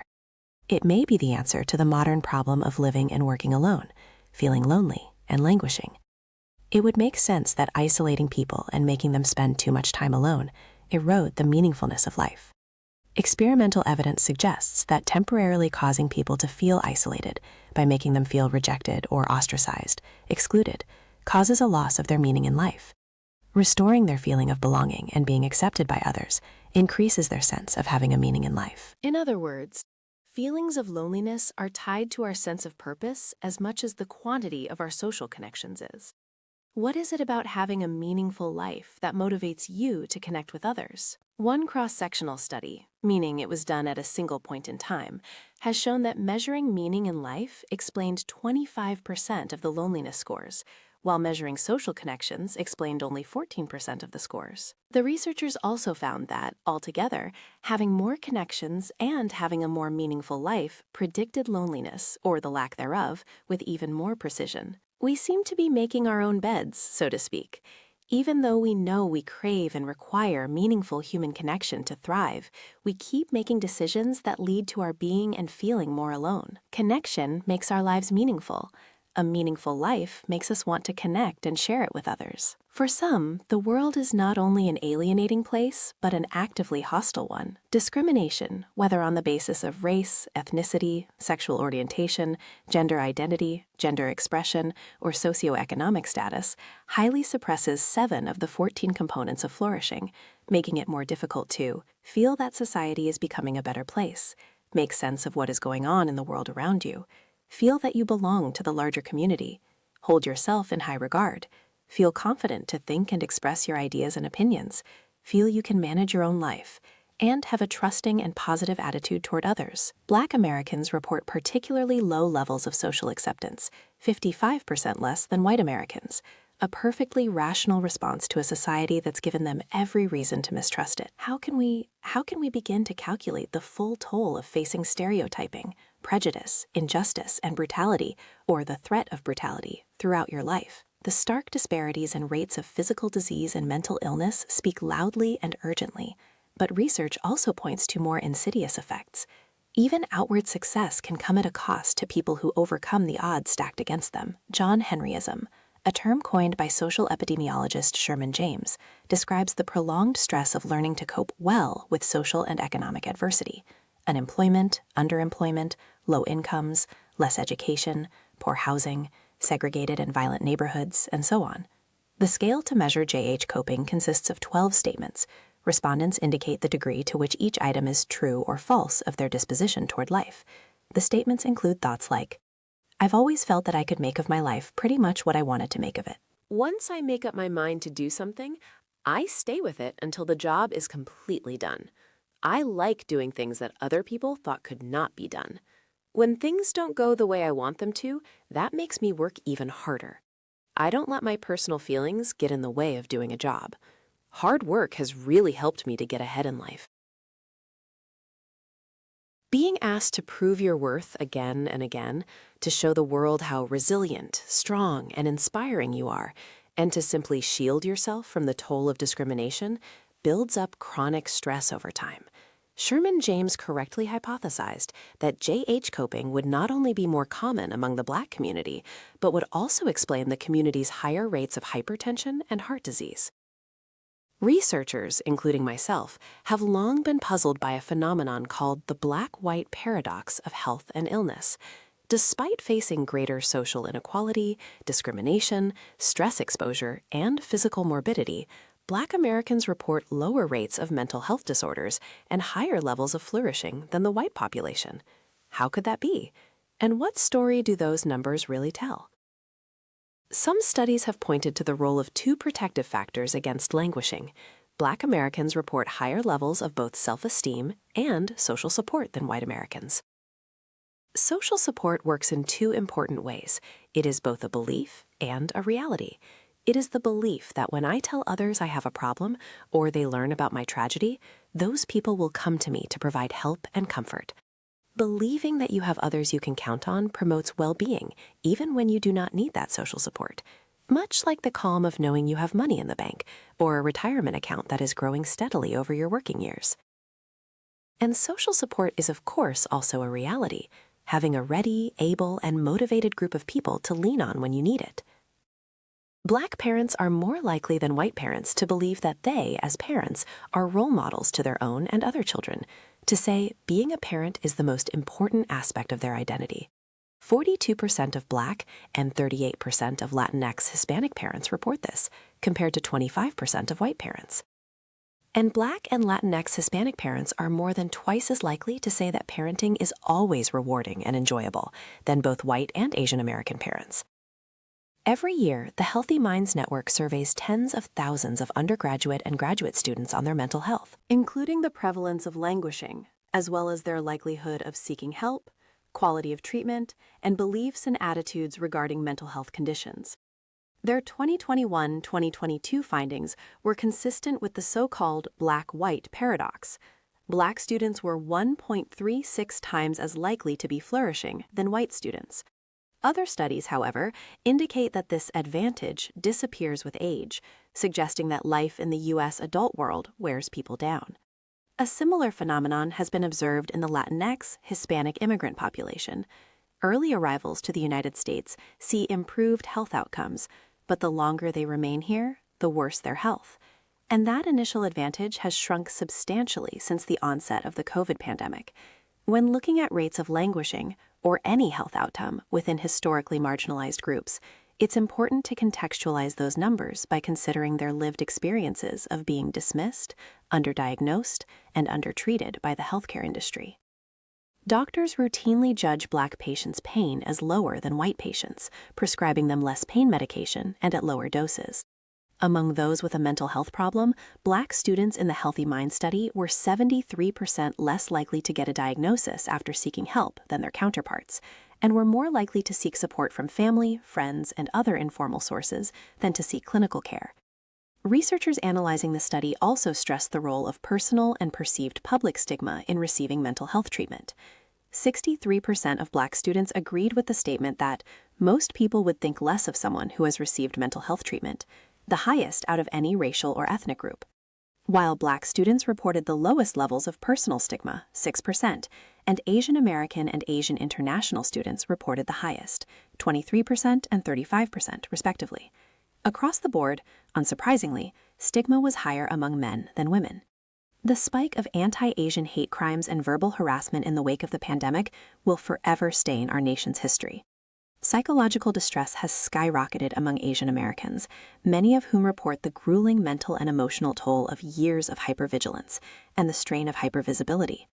At one point in 2021, I bought a panic button and started wearing it on a lanyard around my neck, a tiny weight that I would rub absent-mindedly to self-soothe. The writer Esther Wang recounted this in a piece in New York Magazine. The fingerprints of this acute stress were clearly visible in the Healthy Mind survey. 68% of Asian American students were languishing, more than any other racial or ethnic group. They were also the least likely to seek clinical care, with roughly 80% of mental health cases going untreated. And those who did seek treatment exhibited the highest rates of distress at intake, followed by Latinx, Black, and then white students, though therapists and psychiatrists have reported more Asian American patients coming through their doors, or virtual doors, in recent years. Another finding of the Healthy Mind survey was that a staggering 87% of transgender, non-binary, or other gender individuals were languishing, and were 52% less likely to be flourishing than cisgender men. Meanwhile, heterosexual students were 61% more likely to be flourishing than lesbian, gay, and bisexual students. A chilling indictment of the pain wrought by school bullying, lack of family support, bigotry, and overt violence they may face from an early age. The rate of mental illness is double for LGBTQ+ students, 20% of LGBTQ+ males compared with 9% of heterosexual males, and 29% of LGBTQ+ females compared with 15% of heterosexual females. This grim picture of the costs of discrimination across these various groups should more than anything galvanize cries for political and social change. As Sherry C. Wang, an associate professor of counseling psychology at Santa Clara University, told the New York Times, while a new generation of Asian Americans can forge a different conversation about mental health, measures like therapy cannot solve a problem they did not start. The most restorative self-care routine in the world isn't a solution to the cultural blight of intolerance, ignorance, racism, xenophobia, and homophobia, nor is it a reparation for the inconceivable harm done to vulnerable communities. Yet, as we fight for a more safe, equitable, and anti-racist world, we still have bodies and emotions, desires and fears. Health equity is a social justice issue, and it calls for both systemic change and immediate care. In recent years, researchers have begun to recognize the profound role of social and environmental factors in determining health outcomes. We are not mere biological entities untethered from our surroundings, in other words. This understanding has guided my work on flourishing. To get a full picture of mental health, we need to look at the quality of our relationships. Are they warm and trusting? And the strength of our community ties. Do we feel seen and supported? Mounting research has shown that these social resources are especially protective against adverse health outcomes in socioeconomically disadvantaged communities that may have fewer alternative resources to call on.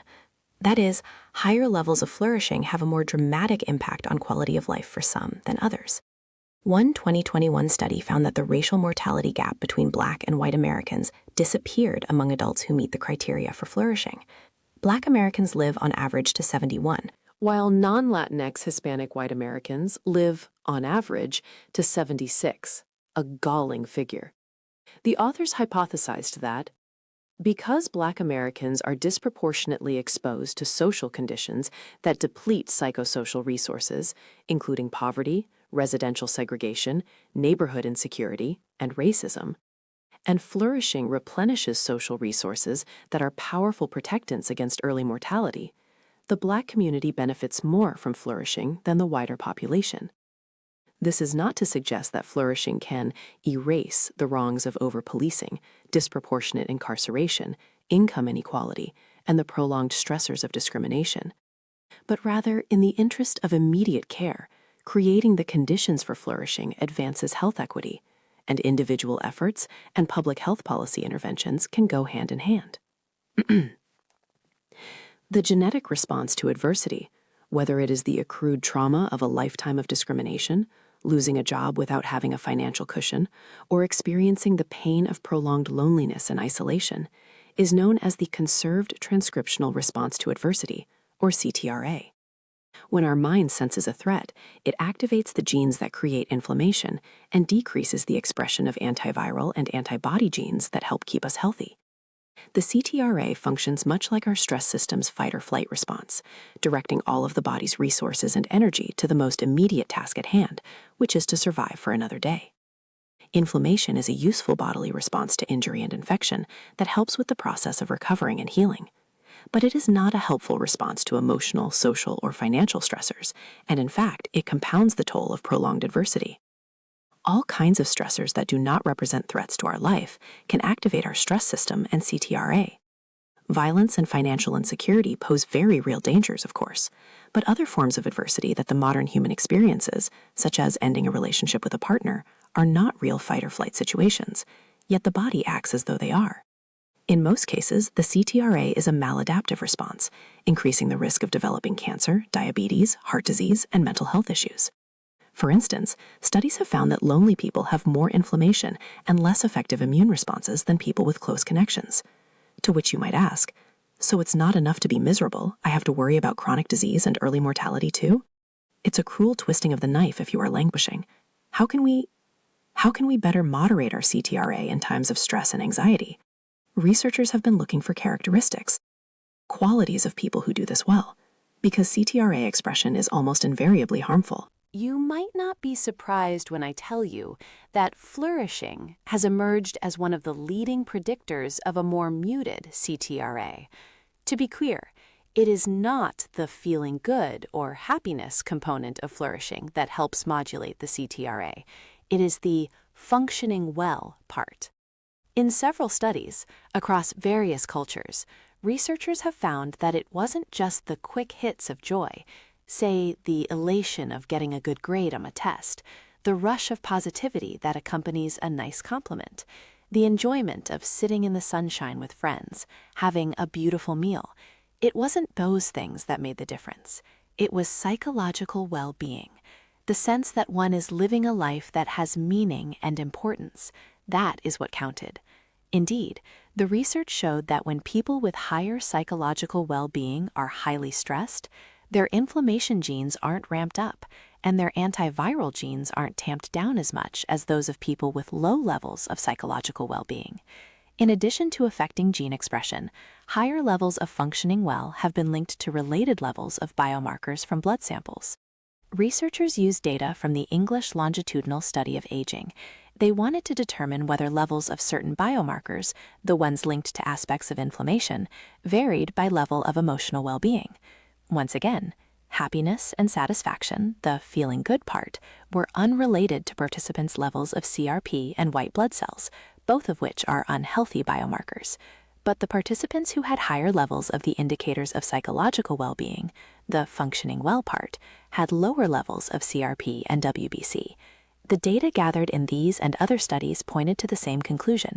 People who score high on psychological well-being have a much healthier response when they are experiencing adversity and stress. Basically, when you like most parts of your personality, when you have warm and trusting relationships, when you are being challenged to grow and become a better person, when your life has purpose, when you are confident about thinking and expressing your ideas and opinions, and when you can manage your life, you have higher psychological well-being. Psychological well-being is powerful medicine, isn't it? The feelings trap. Don't be fooled by happiness. On its own, happiness is not the North Star to flourishing. We humans often get fooled by feelings. I think often of a lovely line from Henry David Thoreau. Happiness is like a butterfly. If you chase it directly, it will elude you. But if you turn your attention to other things, it will come sit softly on your shoulder. In other words, we tend to focus too much on being happy. In typical American fashion, we try to achieve it as quickly and directly as possible, usually by chasing feeling good. But that butterfly of happiness keeps flittering away. Perhaps a better approach, and one I am advocating for in this book, is to focus on achieving happiness by working on the functioning well aspects of flourishing. If you focus on improving how you are functioning in life, increasing your purpose, self-acceptance, social integration, happiness will come to you as a result of functioning better. This is a lesson I try to teach my students every year. On the first day of a new semester, I often give the kids in my Sociology 352 class, the Sociology of Happiness, a challenge. I ask them what they seek most. Inevitably, most of my students admit that what they seek most is happiness. Of course it is. The ancient Greek philosophers knew this. Epicurus, back in 341 BC, was the first philosopher who championed pleasure. Guess what? 21st century college students know it too. Who doesn't want to feel good? Great, I tell them. Here is your first assignment. This afternoon, go out and do something that makes you happy. Then I want you to see if you can make your happiness last an hour. Better yet, the whole afternoon. My students love this assignment. No reading, no papers, just go and chase some metaphorical sunshine. Done. They walk out of the classroom with smiles on their faces. When they come back to my classroom, I ask them how their assignment went. Lo and behold, they all failed. None of them were able to make happiness last an entire afternoon. The students might have remained in a good mood, enjoyed their day, but none of them could tell me in all honesty that they had felt happy for more than an hour or so. They just couldn't keep it going. And if they tried to, it felt unnatural. Why? Are my students all failures? Are they sad, hopeless creatures destined for lives of misery? Of course not. Happiness is an emotion, I remind them. They look at me blankly. Of course happiness is an emotion, Professor. I can almost see them rolling their eyes at me. So is sadness, fear, anger, disgust. I name all 6 of the basic human emotions to underline my point. Then I challenge them to dig deeper into what an emotion really is. In one study, pictures of hundreds of people expressing different emotions were placed in front of people from nearly every culture around the world. 6 basic emotions were identified accurately by almost everyone in the study. Every basic emotion: anger, fear, Disgust, surprise, happiness, and sadness.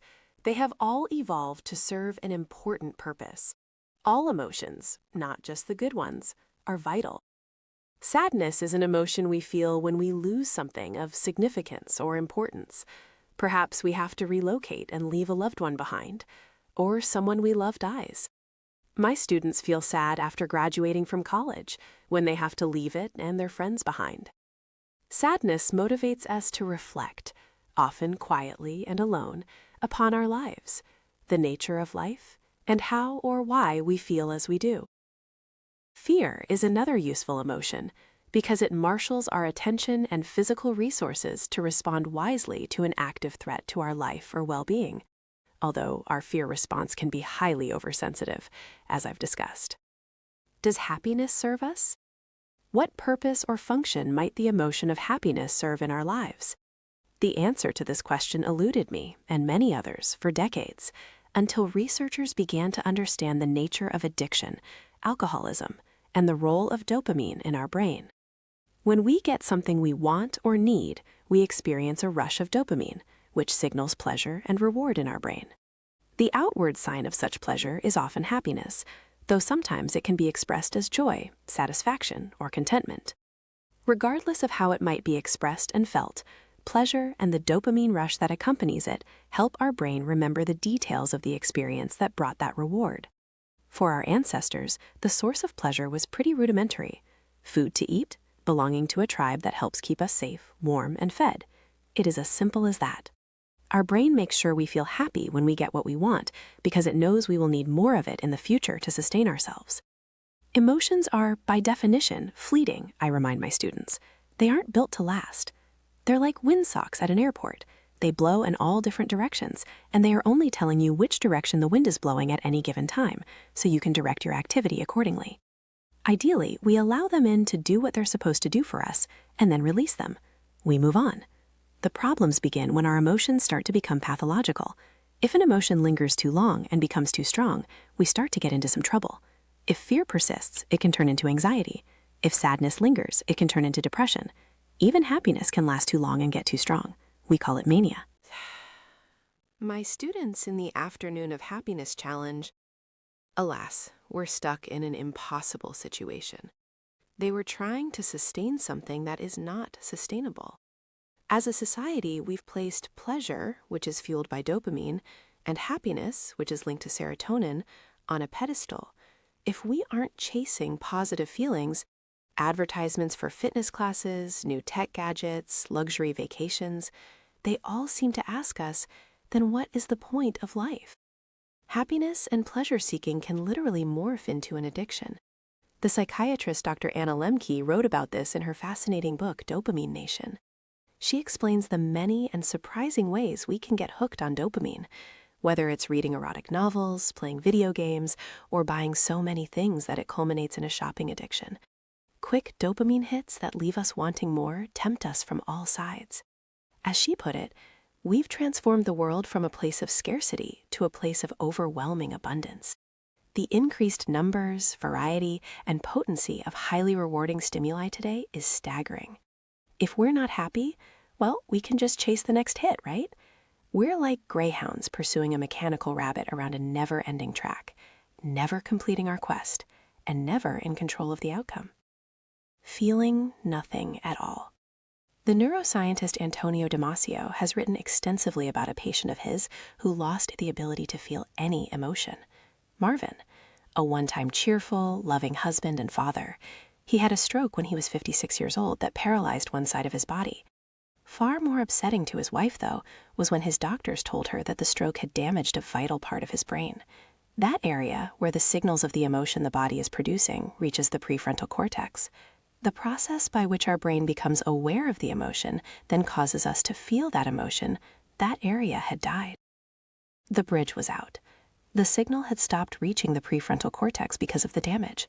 As a result, he was forever cut off from his feelings. Usually, the rational decision-making brain works to reduce the enormous realm of options.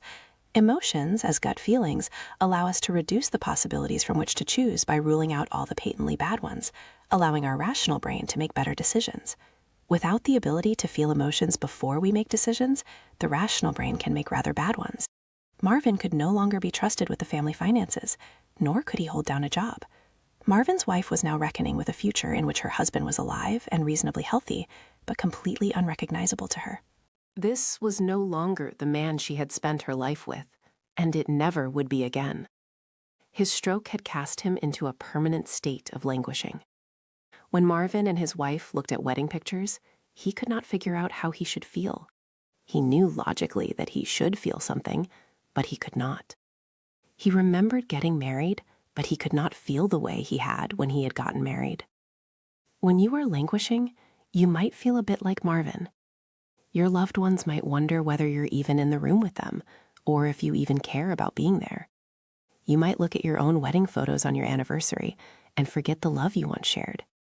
You might not be able to take into account the disappointment a coworker might feel when you fail to contribute. You might not be able to cheer your child on in their basketball game or even remember afterward how they played.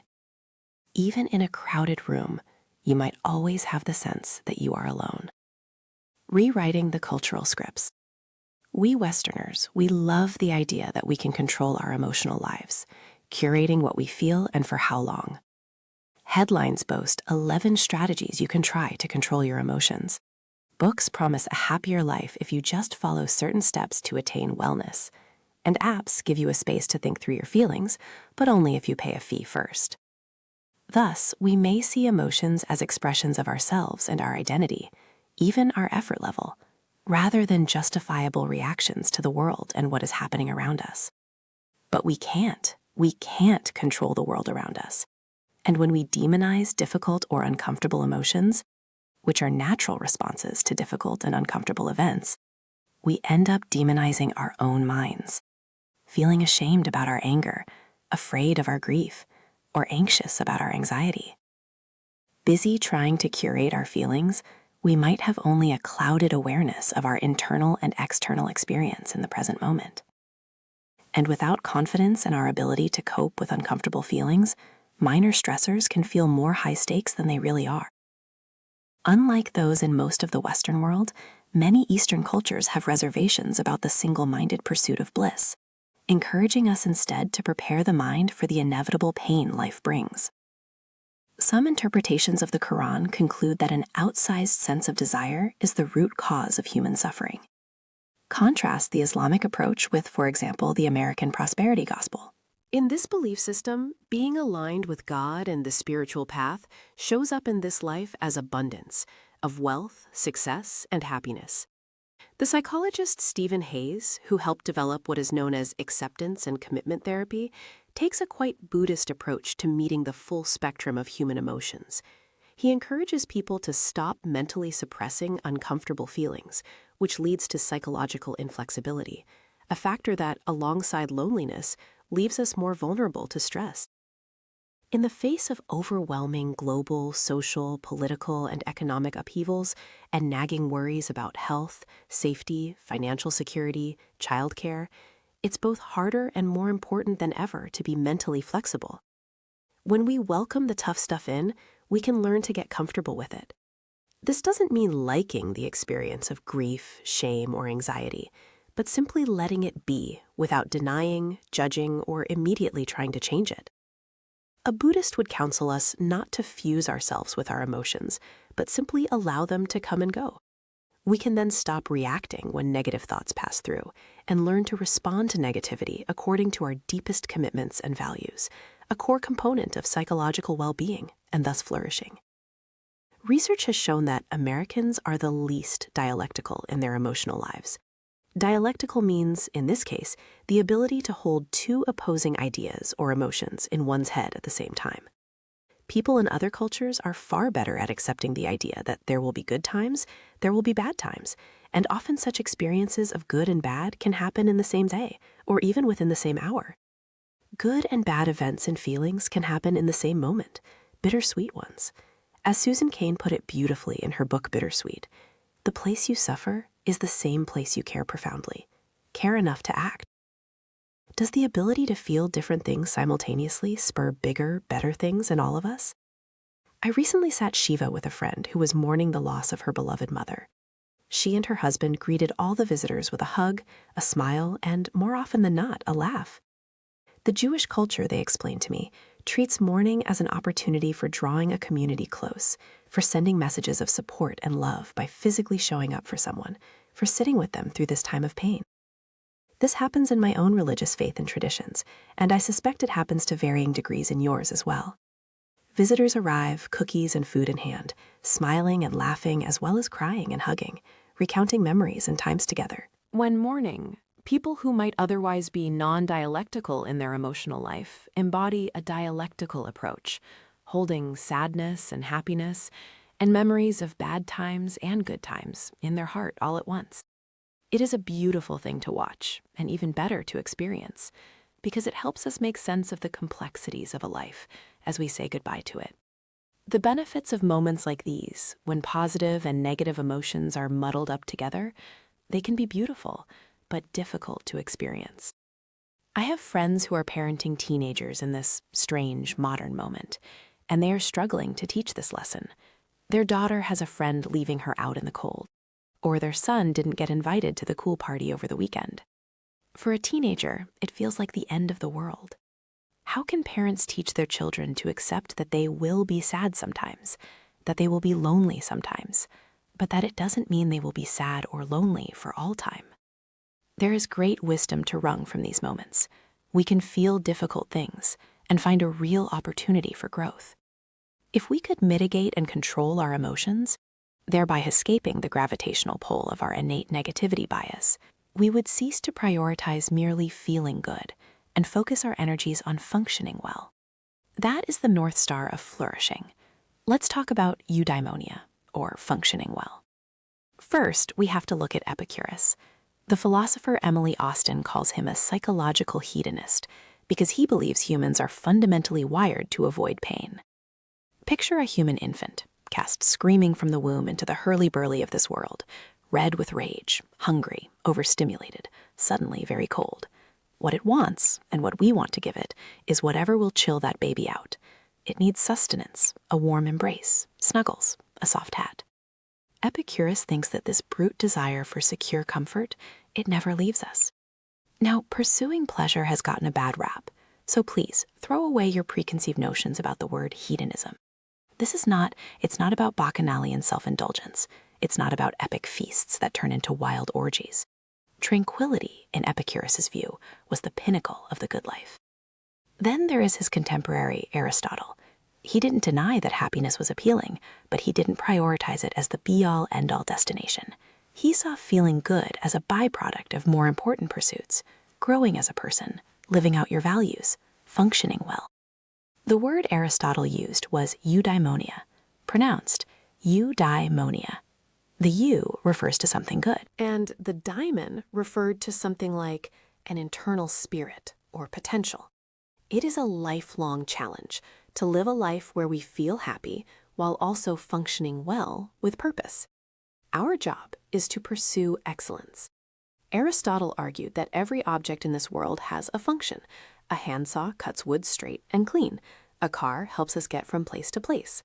Humans, we have the mind, specifically the prefrontal cortex, the PFC.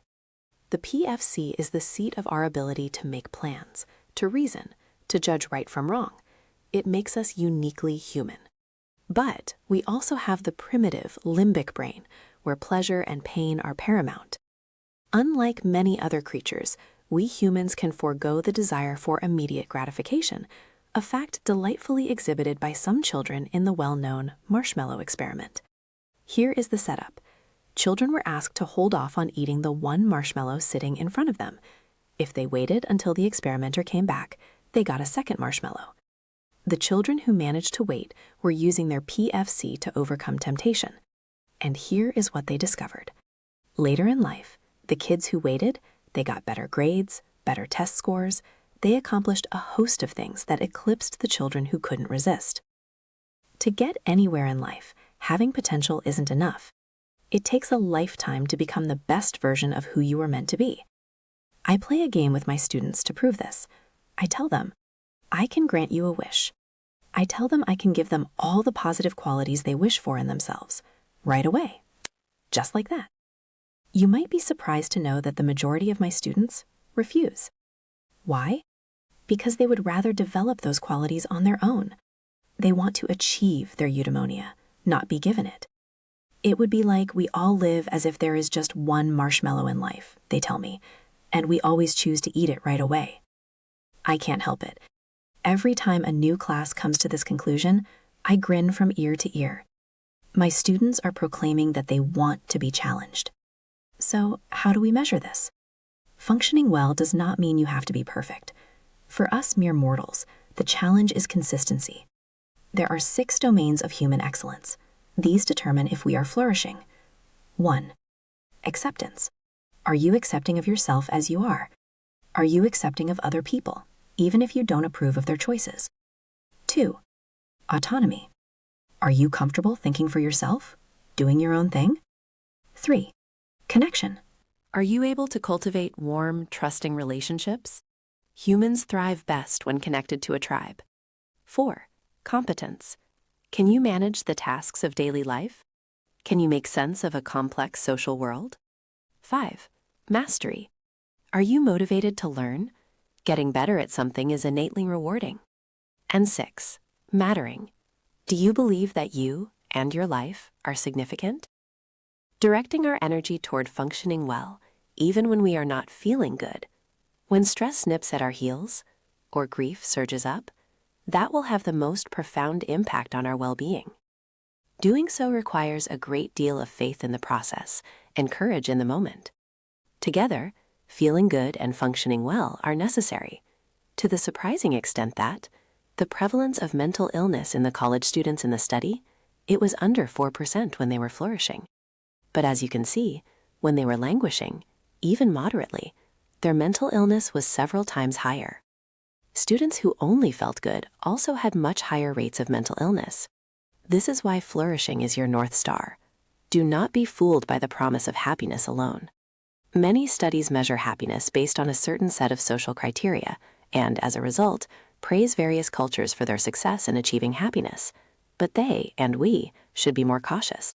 Cultures are just like people. They might feel happy in a moment, even a lot of moments, but if they are not also functioning well, they are not fully reaping all the benefits of flourishing. Now, you are not one-dimensional. Health is not just the absence of disease, it is the presence of well-being. The ancient Greeks told the story of the origin of medicine through the myth of Asclepius and his daughters, Panacea and Hygeia. Each daughter represented a distinct branch of medicine. Panacea represented the branch that sought ways to remedy or remediate illness and disease. Hygeia was the daughter who represented the branch that sought ways to increase or maintain the presence of health and well-being. The staff of Asclepius, which symbolizes medicine and public health, has what is to many people an unexpected symbol: a snake. Why? Then and now, snakes periodically shed their old skin as they grow to unveil new, healthy skin. The snake therefore represents the importance of promoting and maintaining good health. From its inception, medicine was supposed to be practiced by two complementary branches, each with its own foci and techniques, that aimed with human flourishing. One branch was pathogenic, focused on combating the presence of illness, and the other was salutogenic, focused on promoting the presence of health. The pathogenic approach is derived from the ancient Greek word pathos, meaning suffering. The salutogenic approach comes from the Latin word salus, meaning health, considered to be a positive state. Vaccinations are a great example of a salutogenic approach to health. Vaccines are designed to increase the strength of our immune system by exploiting a quirk in it. A vaccine does not cure an infection once it has occurred. It helps prevent a serious infection in the first place. As such, it uses tricks learned from Hygeia. By introducing a small dose of an infectious agent into the body, it enables the immune system to use its innate health-building, health-strengthening abilities. As our immune system grows stronger, our immune system is mostly positive. Anything negative, like a virus that may now enter the body, is far outweighed by the positive, our immune strength. A flourishing immune system can be created by vaccination as well as through a healthy lifestyle, including mitigating stress and maintaining a healthy diet. Our mental health works the same way as our physical health. The pathogenic model views mental health as the absence of mental illness. Therefore, it devotes its resources to understanding the etiology, or causes, of illness and disease in order to remedy such sources of human suffering. The salutogenic model views good mental health as the presence of positive feelings toward and good functioning in life, and devotes its resources to understanding and creating flourishing. Now, a third and complementary conception of health derives from the word hale, which means whole, which strikes me as the right way to look at our lives. Are we whole? As a scientist, of course, I know we need reliable, valid measures of the presence and absence of good health.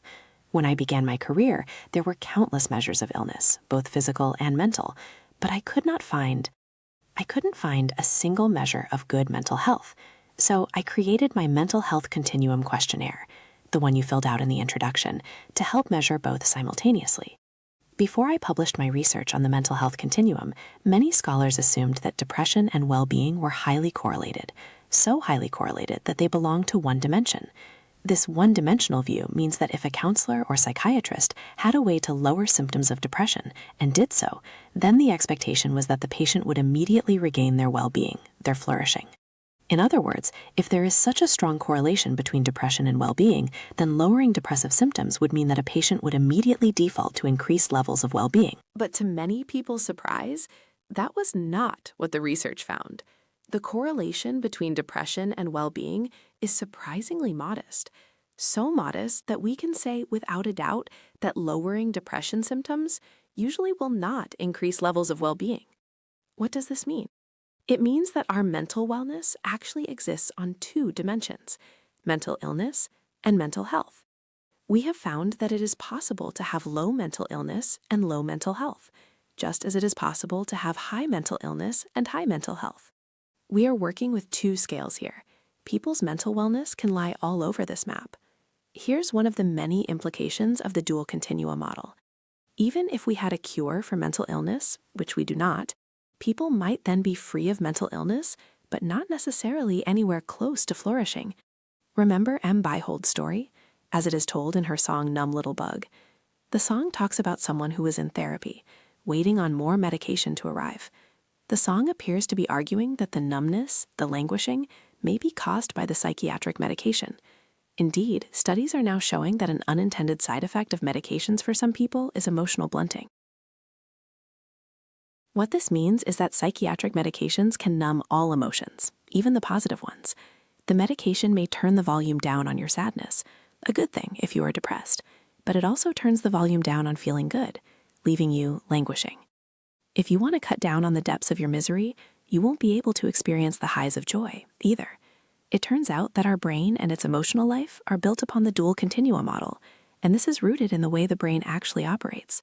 Neuroscience has shown that the brain structures that light up when we feel sad are not the same brain structures that go dark, meaning they shut down, when we feel happy.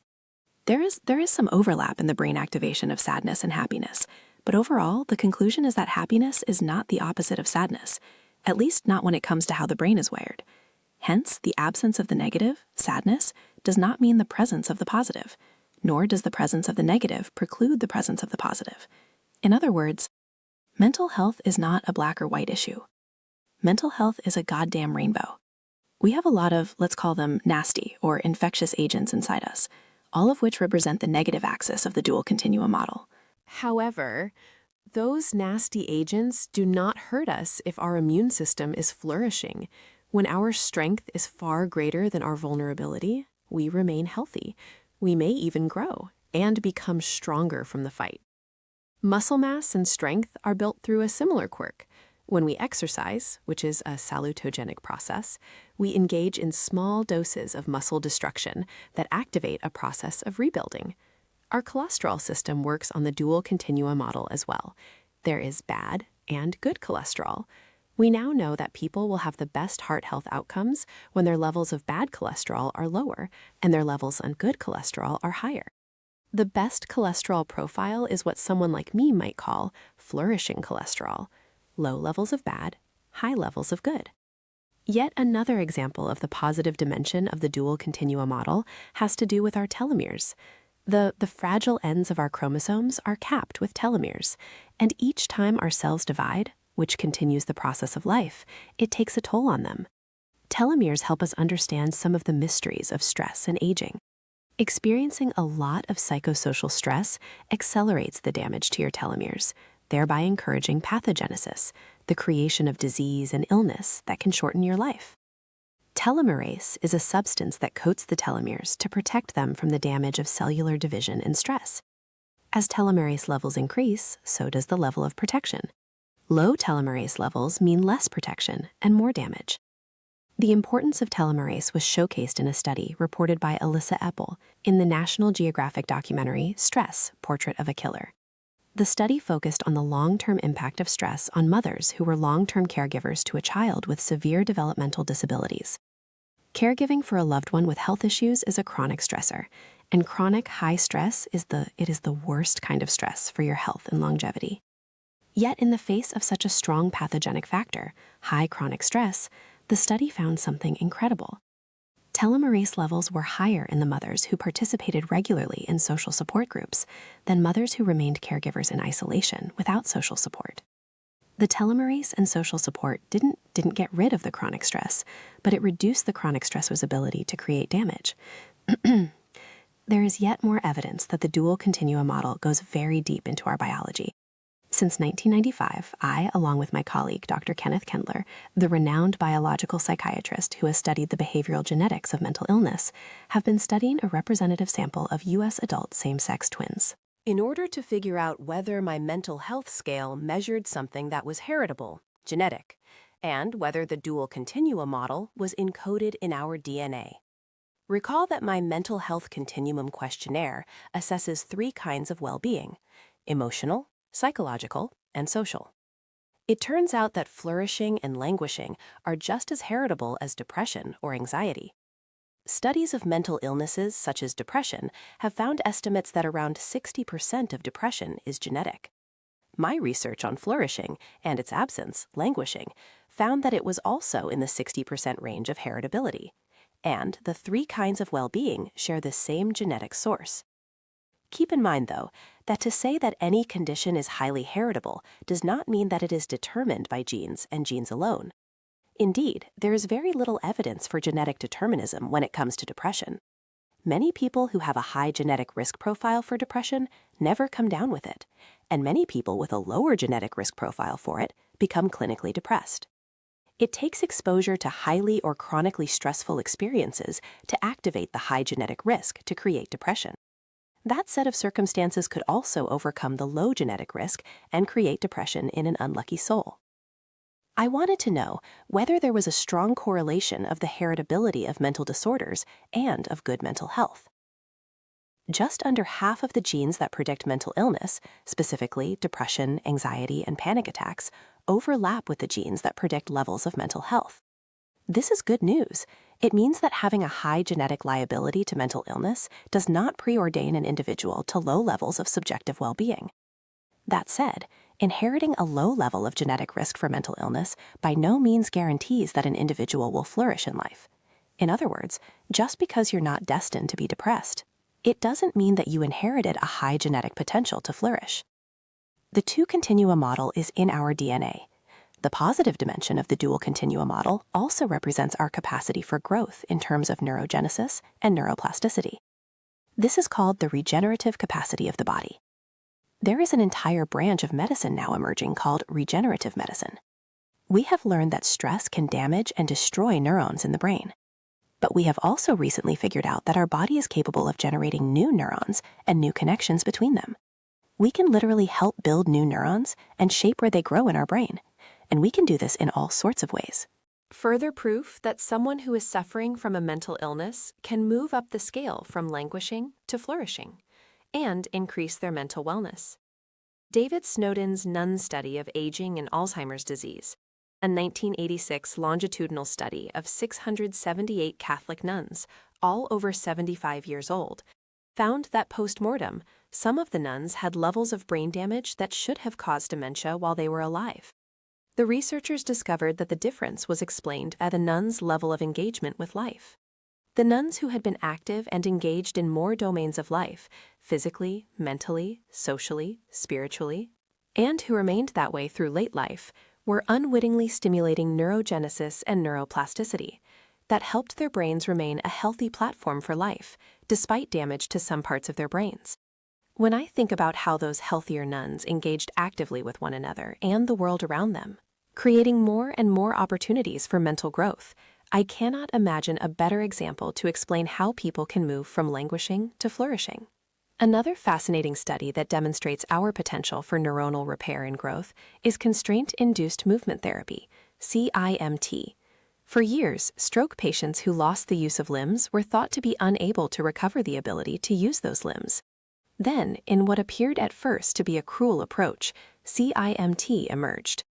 In patients who retained the use of a limb on one side of the body after a stroke, the therapy would constrain, prevent its use, and force the stroke patient to use the damaged limb.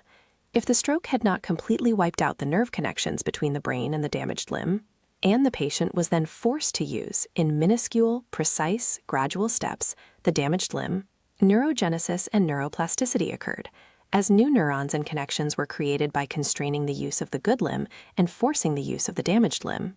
The patient recovered some use of the damaged limb. The positive dimension of health, the unappreciated hygeia, represents our capacity to regenerate, restore, and strengthen ourselves. This strength can be used to protect ourselves, our health, and one another, whether in our immune system, our cardiovascular system, our brain and neurogenesis, or our cells and telomerase. We humans can build strength and resilience by experiencing manageable challenges. When the body's ability to repair and grow outpaces the damage done by adversities, whether infection, organ system damage, or psychosocial stress, we remain healthy or become healthier. When adversities are extreme and the resulting damage exceeds our capacity to repair and grow, the process of pathogenesis, the creation of illness, begins. Nobody goes to sleep healthy and wakes up with a full-blown disease or illness. We become ill over time. The creation of an illness, especially a chronic disease, is a gradual process, during which the sum of our adversities, unhealthy habits, and damage exceeds our capacity to rebuild, restore, or grow. But strength is not just physical. Strength is not created only by and for our internal organ systems. Our mental health works the same way as all the other biological processes. This harkens back to the discussion about Dr. Rachel Zoffness, the pain psychologist, who reminds us that pain isn't biomedical, but in fact is biopsychosocial, partly in our body and partly in our brain. Neuroscience research reveals that negative emotions, catastrophic thoughts, and unhealthy coping behaviors actually amplify pain, exacerbate symptoms, and keep you stuck in a cycle of fear, inactivity, misery, and pain. Said another way, stress, anxiety, depression, catastrophic thinking, negative predictions, focusing on pain, social withdrawal, lack of exercise, and inactivity avoidance all make pain worse. A placebo operates in the completely opposite way from negative thoughts. A placebo carries the expectation that it will make you better, so it encourages biological healing. Think of a placebo as the mind becoming hopeful of getting better, and then that hope helps to make it so. We can work to strengthen our mental health, our wellness, our positivity, in order to gird ourselves against the difficulties we might face. The stronger we are, the more ready we'll be to fight whatever comes our way, body and mind. The dual continuum model is, to me, an incredible discovery and a reason for optimism. If we start to see our life on the languishing to flourishing continuum, focusing not just on mental illness, but also on our mental health, we can imagine a different path forward. We can shift our focus from what's happening inside us to what's happening around us. We can start to figure out how to function well, rather than merely obsessing over how to feel good. We need to cultivate the strength that comes from hope. When we begin to have hope, a seed is planted. We start to believe that something better is possible. As the 20th century was coming to a close, the World Health Organization published the results of a historic study called the Global Burden of Disease Study. The study focused on more than 100 acute and chronic medical conditions and illnesses to determine how much each illness contributed to a new outcome it called the Disability Adjusted Life Year, the DALY. The DALY reflects the total number of years lived and how much of that time was spent living with disability. For example, perhaps you are alive, but you are unable to hold down a job, or perform normal activities of daily living, such as bathing yourself, cleaning your home, buying and putting away your groceries. Before 1996, the WHO had focused only on the number of years a life was curtailed due to an illness. In other words, it counted only the number of years that lives were cut short, or people died prematurely from a specific health condition or illness. Mortality, put simply, had been the gold standard by which to judge the seriousness of an illness.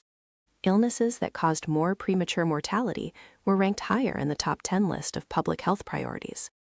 When mortality was the only standard, mental illness never showed up on the top 10 public health lists. Finally, the WHO and others realized that although by the end of the 20th century we were living longer did not necessarily mean living well. Miracles of modern medicine could keep more people alive who had diseases that in previous decades had ended people's lives. Heart disease is one such example. Many heart conditions could now be managed. They were survivable, but they had become chronic conditions. As the 20th century was coming to a close, our mindset started to shift. We began to focus more on adding quality to life, not just quantity. When the WHO added a measure of disability along with mortality to create its new top 10 list of priorities, depression showed up for the first time. In 1996, depression was the fourth leading cause of DALYs. By 2004, when the WHO performed the study again, depression had moved even further up the list. Depression was right up there with heart disease and cancer as causing the most DALYs. Today, in a majority of countries around the world, depression is the leading cause of DALYs, a bigger problem when it comes to disability than either heart disease or cancer. A recent CDC study looking at the years 2015 to 2018 found that 13.2% of adults 18 years and older had taken antidepressants in the past month, with the rates among women, 17.7%, higher than among men, with women over 60 accounting for the largest percentage. 24.3% of that age group had used antidepressants in the past 30 days. What's more, the average age at which people experience their first bouts of mental illness has gotten lower. Anxiety disorder typically strikes first, now usually around the age of 14. Substance abuse, which includes alcoholism, first strikes around the age of 20. Mood disorders, which include depression, first strike around the age of 26. It doesn't matter if you are growing up in Mexico, Brazil, or Turkey, so-called developing countries, or in the Netherlands, Germany, or the United States, so-called developed countries. These numbers are consistent around the world.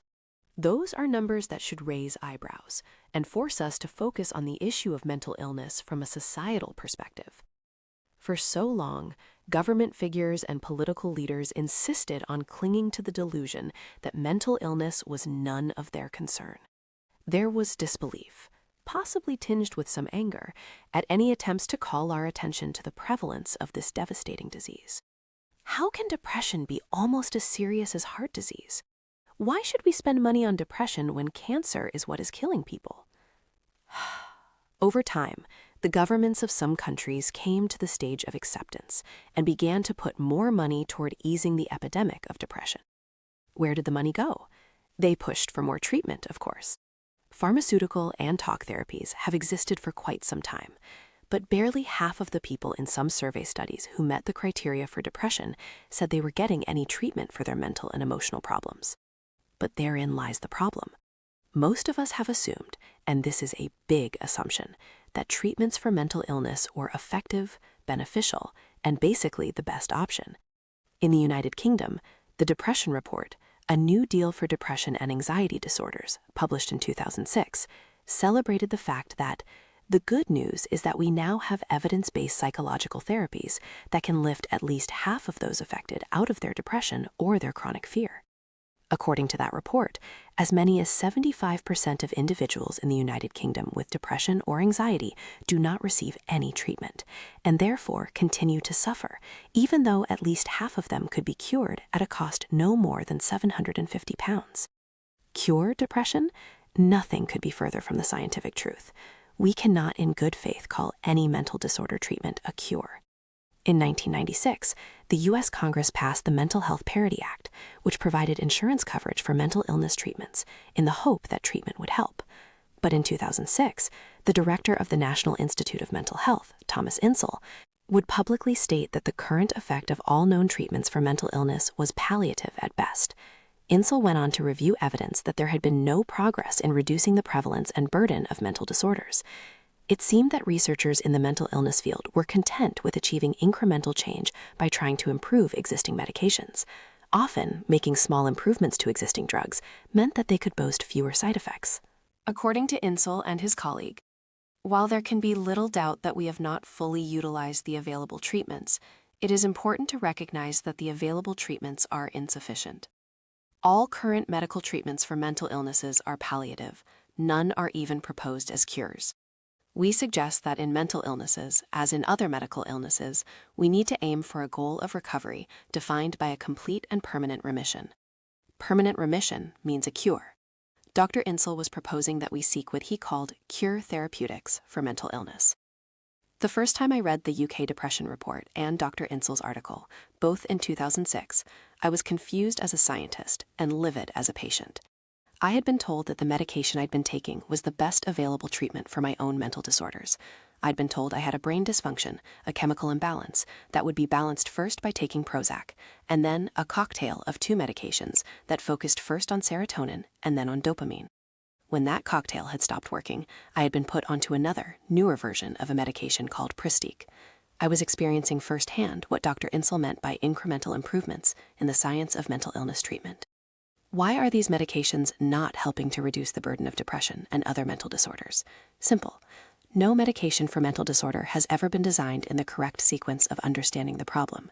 Normally, to create a true cure, one must discover the underlying pathology causing an illness. Once that is understood, the etiology, or internal cause of the illness, leads to the investigation of the best treatment. The etiology determines the creation of an effective treatment. Scientists have been doing this backward with mental illness from the start, and this hasn't changed from 2006 to today. All current medications for mental disorders, from schizophrenia to anxiety and depression, originated from the observation of potentially beneficial side effects of a treatment or medication created to treat something else entirely. During World War II, the Germans ran low on rocket fuel and created an alternative called hydrazine. After the war, chemists at the pharmaceutical manufacturer Hoff and La Roche created 2 drugs from hydrazine. Those drugs, called isoniazid and iproniazid, were found to be effective against the bacillus that caused tuberculosis, but doctors also noticed a consistent set of side effects of iproniazid. TB patients became more energized and their mood improved. They came to be seen as potentially beneficial side effects to treat depression, and the psychiatrist Nathan Klein was the first to use iproniazid on depressed patients. He found that it lifted his patients' moods and also energized them. Hence, a beneficial treatment was born before any understanding of the etiology of depression. Next, scientists turned to pharmacology, the study of how drugs actually work in the body and brain. Pharmacology showed that iproniazid increased serotonin, and so chemical imbalance became the big explanation. But let's look at the logic. The meds increased the levels, so they assumed the levels were low. There is no disputing that antidepressants change your chemistry. But this does not mean you had an imbalance before the pill. It just means the level is higher now. I can't put this any more plainly. There is still no scientific evidence whatsoever to support the chemical imbalance theory. None. What the public learns about this hypothesis, it comes from TV ads, direct-to-consumer advertising. Television ads, not science, have convinced us that mental illness is just a brain disease. If you were wondering, like I did when I started taking Prozac, why did my mood improve? Well, we are not alone. I have scoured the research literature, and the best available science suggests that you and we might be among the 25%, the ones for whom medications are actually beneficial. Or perhaps we benefited because we believed it would help us. Our minds, through the placebo effect, expected to feel better, and so we did. Hundreds of studies show that 50% of improvement is just expectation. Another 25% is natural recovery, time just passing. At most, only 25% of the improvement can be attributed to the drug. It should be unsurprising, then, that all current mental illness medications are palliative at best. None of them, not one, comes close to a cure. We are no closer today to understanding the actual pathologies inside the brain. We are still prescribing meds to correct imbalances that, well, we can't prove exist. We are just trying to improve on drugs that were intended for other conditions, drugs that just happen to have side effects that seem to help. The truth is, depression is like a chronic disease. It recedes, then it comes back. It is recurrent throughout life. If you have one bout, the chances of a second are 50%. If you have a second, the chances of a third go up to 70%. And if you have a third, you now have a 90% chance of a fourth. The relapse data it's concerning. The problem is no longer whether we agree this is a crisis. The real question is, how do we reduce the suffering? This is where the dual continua model can help.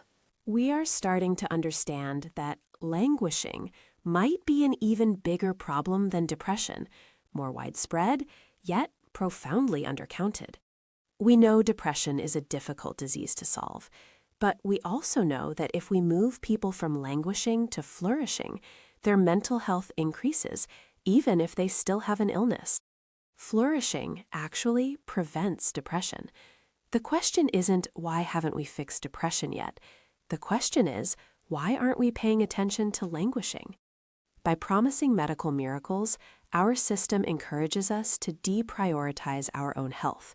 We hope a brilliant doctor or an expensive procedure will just fix it for us later. But that is too costly. It costs our families, it costs our economy, it costs us our ingenuity. We need a system that supports our right and our responsibility to maintain our own health. We should invest in flourishing, not just treating illness. Are other countries doing it right? Not in any robust way, but smart people are finally starting to think about this. There are positive signs. The WHO and the UN are calling for more attention to the social side of health. Peer support, nuanced therapy, wellness programs. They're all good steps, but we need more. It is time for a new map. Even as we throw around terms like psychiatric counseling, as if to show we are handling the problem, we aren't looking at it the right way. Treating the mind as a cocktail of brain chemicals will not unlock sustained mental health. Not for most of us. We need different tools. So much of our life is lived out of our consciousness, not just our physical bodies. Countless studies show that changing our thoughts can affect our physical state, healing seemingly intractable problems. Students told they are good at math perform better. House cleaners told their job is a workout lose more weight. This is the downward causation argument. The mind, through effort, can heal the brain. The medicalization of mental illness, it strips hope. I have depression. I am depressed. I am a depressed person. But I would remind you, that is not all you are. People with mental disorders are capable of good mental health. Some can even flourish. We are not one-dimensional creatures. We are not either ill or not ill. The second dimension, the mental health continuum, it gives us a richer language for our lives. So what should people be prioritizing? I have been asked this countless times, and for a long time, I had no answer. Then I saw a title of a paper that changed everything. A Tuesday in the Life of a Flourisher. Most academic titles are, well, they're boring, pretentious. Academics can suck the fun out of anything. But this one intrigued me. The researchers identified 5 things that mattered: playing, spirituality, connecting with others, learning, and helping others. If people did more of these, they had a better day. They felt more joy, more excitement, more hope. It didn't matter if the participant was depressed or languishing. If they continued these activities, they moved closer to flourishing. And if they stopped, even the flourishers began to slip. Flourishing is like a base camp. It can't protect us from stressors, but it stops a bad experience from mushrooming into a truly foul mood. On the days where shit hits the fan, the flourishers report a better mood than the languishers. When you're flourishing, bad things have trouble sticking around. You just return to base camp, partway up the mountain, where you can regroup and try again. My decades of work have shown 2 distinct paths. The first path is external, where we become good at a trade or a career. We create a resume, we count our wins, our salaries, our belongings. We think we can acquire happiness through status and power, but that is not the logic of the internal path. The internal path is about ethics. The external path values winning. The internal path values sharing. On the internal path, we earn happiness through the quality of our virtues. Becoming a good person for others, that is the basis of true flourishing. There are 5 simple vitamins for this. Vitamin 1, be a lifelong learner. Google how to land a plane just to see where it leads. Vitamin 2, prioritize friendships, real ones, marked by reciprocity and collaboration. Vitamin 3, practice unconditional acceptance. Direct kind attention toward yourself. Vitamin 4, find purpose. Fill an unmet need in your family or your community. And Vitamin 5, find small moments for free play. Make latte art. Go crazy with a charcuterie board. Drive to the next town just to find an antique shop. Quiet the mind. ease the preoccupation with deadlines. Don't hold yourself to a rigid routine. Just try to steal mere minutes for these vitamins. You can learn something new to show off, or you can learn something to become humble. You can connect with others to look cool on Instagram, or you can connect deeply to provide care. You can practice spirituality to pad your resume, or you can immerse yourself simply to become a better person. You can follow your purpose by, for example, helping others, vitamin number 4, because it makes you look selfless or makes your resume look better. Or you can help others because it represents a purpose in life, a cause you're selflessly dedicated to, one in which you are motivated to bring happiness to others. Lastly, you can play, vitamin number 5, to win and keep score, or you can play more because it is enjoyable for its own sake. We call that intrinsically satisfying. And because it expresses and develops good qualities, sharing and caring, kindness. You can engage in play because the act itself brings you joy and delight. The bottom line is, the clarity of your intentions affects the purity of your actions. It's simple, really. A thoughtful life comes down to just that, intentions and actions. Think about living more of your life truly in the moment. Instead of adding things to your life, you might need to subtract them. Then, perhaps the path in front of you will become more clear. Flourishing is your North Star. It's your guide out of languishing. The flourishing vitamins are the 5 activities you can practice every single day. Set your intention each time you take your vitamins. You may find something more beautiful than you ever imagined if you take that internal path. Part 2. The 5 vitamins of flourishing. Number 5. Learn. Creating stories of self-growth. Ethan moved from downtown Brooklyn to rural upstate New York to quarantine with his parents during the pandemic, part of the larger exodus from New York City. He'd been alone in his apartment for too long, for too many hours, and he felt as if he hadn't seen sunshine in months. Walking around during the day felt too risky, so he'd kept his wanderings to the evening hours when the streets were quieter. The long sunset walks helped, but not enough. He was feeling alone in a way he'd never felt before. His job, working in media for a benevolent British communications company, had lost its meaning. All of the other employees seemed to be checked out, and the work, which he'd always found important and exciting, felt trivial in the face of the global catastrophe. Almost all of his friends had already fled the city, but he'd held out as long as he could. He had always prized, nay, coveted his independence, but at that point it didn't feel worth the price. So he packed a few months' worth of clothes into a bag and headed north. Ethan was a city boy through and through. He didn't have a driver's license, certainly didn't own a car. Houseplants had always felt like far too much of a commitment for his single, bachelor-esque existence. And other than a few months of surprisingly fertile mushroom growth in a very damp, leak-prone downtown Manhattan apartment bathroom, he was about as far from the gardening type as you could imagine. But shortly after his arrival, his mom started getting the garden ready for summer. And to his great surprise, her love of roses, cosmos, columbines, and daylilies started to rub off on him. A few years later, both he and his mother remain somewhat obsessed with their garden.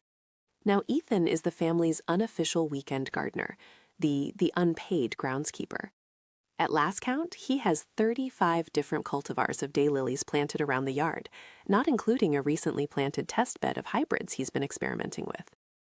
Learning something new of your own choosing on your own time for your own reasons is a surprisingly potent antidote to languishing.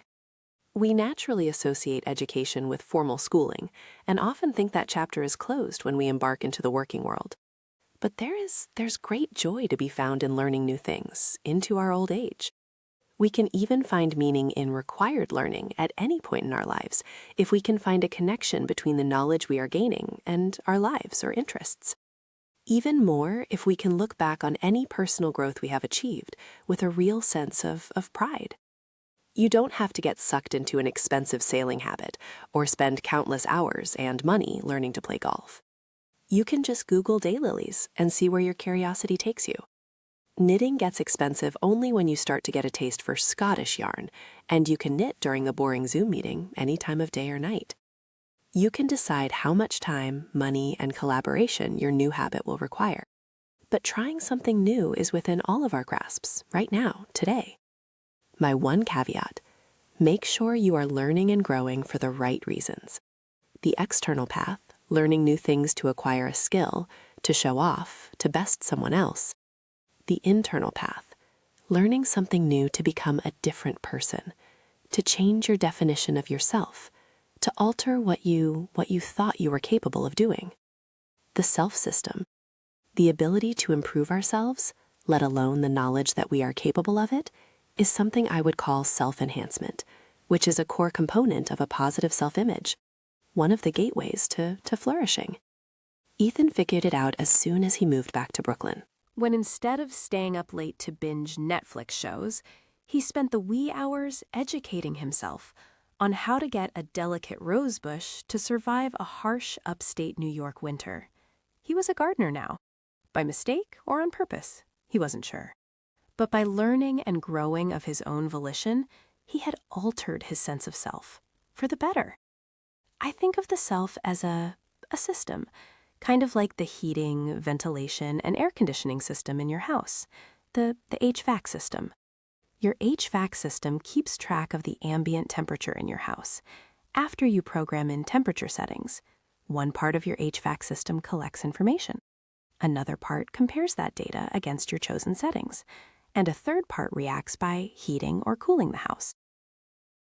Much like an HVAC system, the self is a system designed to collect information about our strengths and weaknesses, who we are in various situations and with different people, how we're perceived, and who we're becoming, and then compare it to the self-narrative, or temperature settings, we've internalized.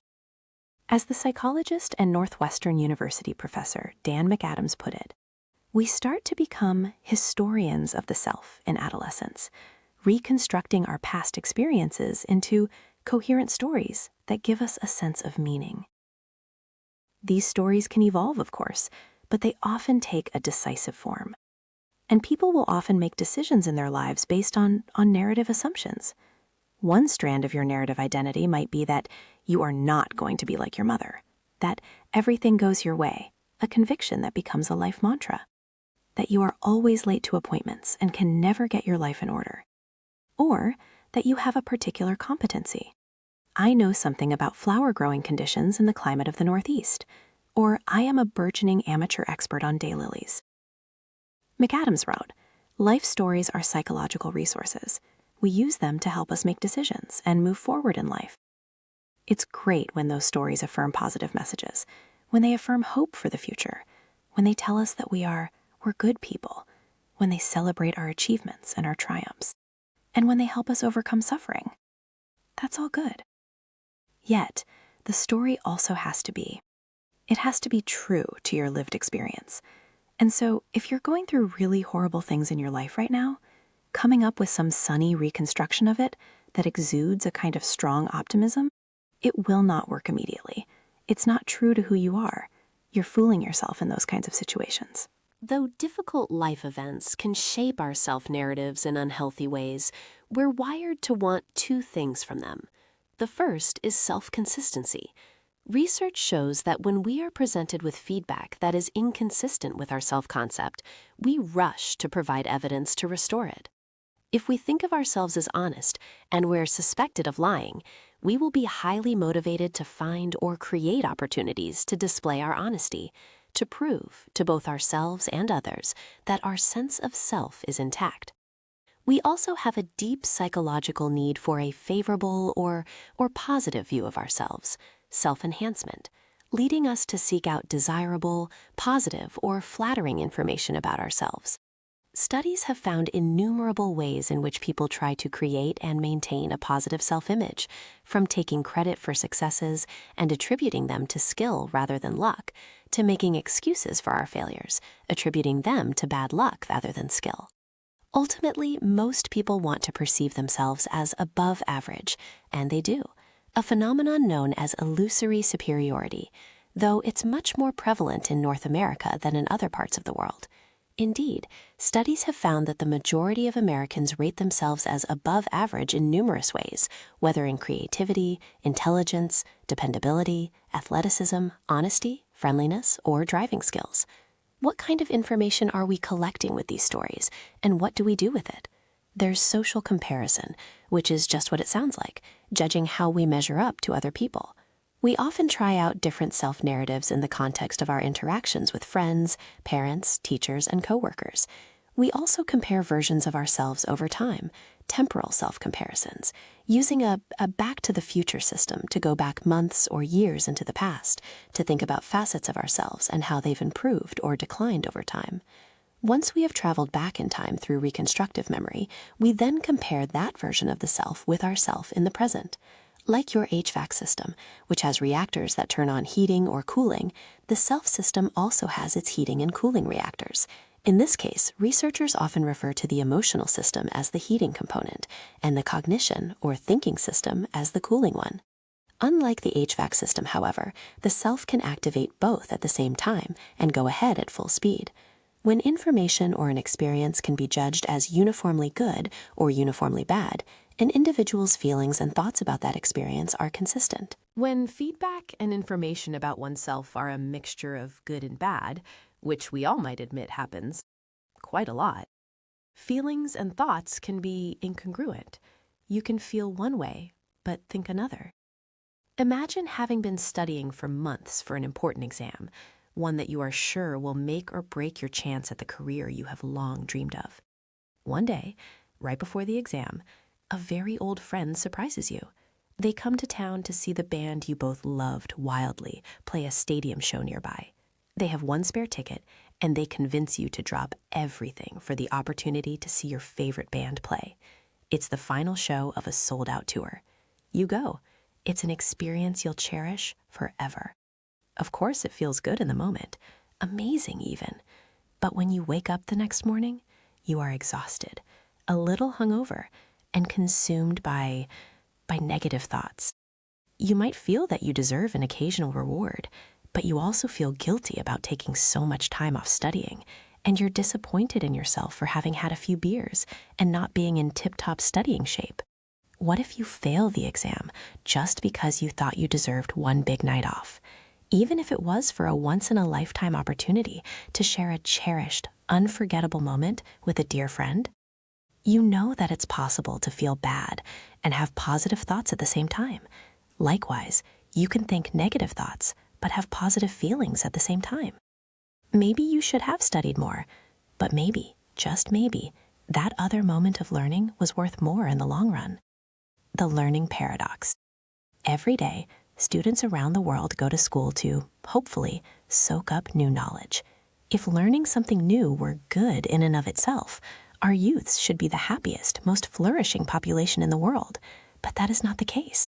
Languishing is highest in the lifespan when youths are finishing high school, going through college, and beginning young adulthood, a period of a lot of learning as they begin their careers.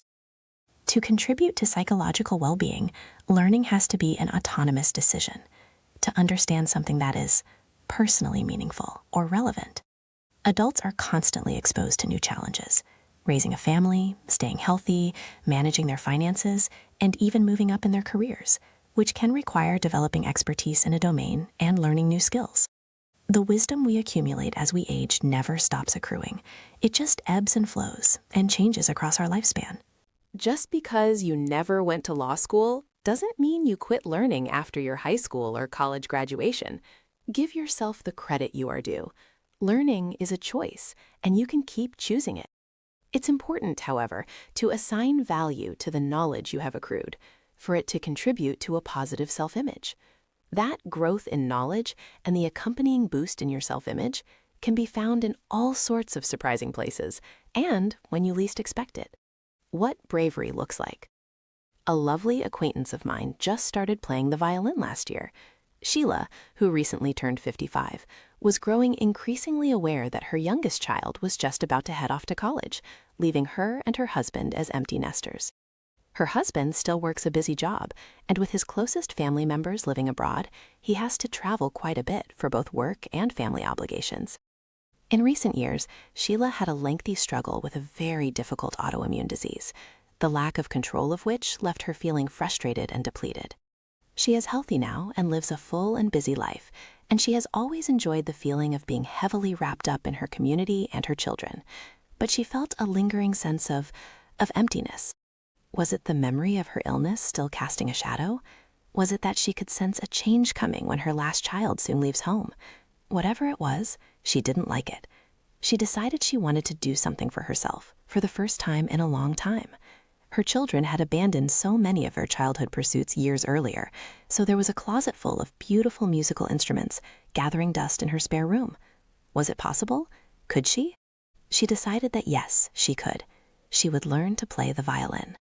It's been over a year since she started now, and all the struggles of teaching an old dog new tricks are, she laughs when she says this, entirely true. Learning a new thing as an adult it's hard. She told me that she had her first big recital coming up. The majority of the other performers are in their teens. Not infrequently, one of the parents of the children in her group tells her they admire how brave she is. They keep marveling at her willingness to keep at it, to embarrass herself ever so slightly, to show up week after week to try something new. Do you get angry when they call you brave? I ask her. She chuckles. No, I am brave. Sheila tells me that she has long fought against feeling marginalized as a woman of color in a small, insular town. She has wanted to feel that she has a presence that matters, an opinion that counts, an identity outside that of a wife, a mother, or a PTA parent. When she gave up her career years ago in order to raise 3 children, she didn't intend to give up any voice of her own. The violin has given her a voice again, she says. It has made her feel younger, more vibrant, more independent, somehow less at the mercy of the world, and more in control of her own life, all at once. She's learning and growing, and the idea that she can still do so thrills her each and every time she picks up her bow. Action plan. Ask yourself the following questions and listen carefully to your answers. Then make some changes. If I didn't have to work at all, how might I spend my day, my week? Who are the people in my life I would like to emulate, and why? How can I seek out more people I admire? Who are the people in my life who most challenge me, and why? How can I seek out more people who challenge me? What are the possibilities and future outcomes that scare me? Scare me most, and why? How can I make changes in my life without feeling guilt or remorse? How can I seek out challenges instead of run from them? How can I learn from the past without dwelling on the past? How can I find ways to value myself more or differently than I have in the past?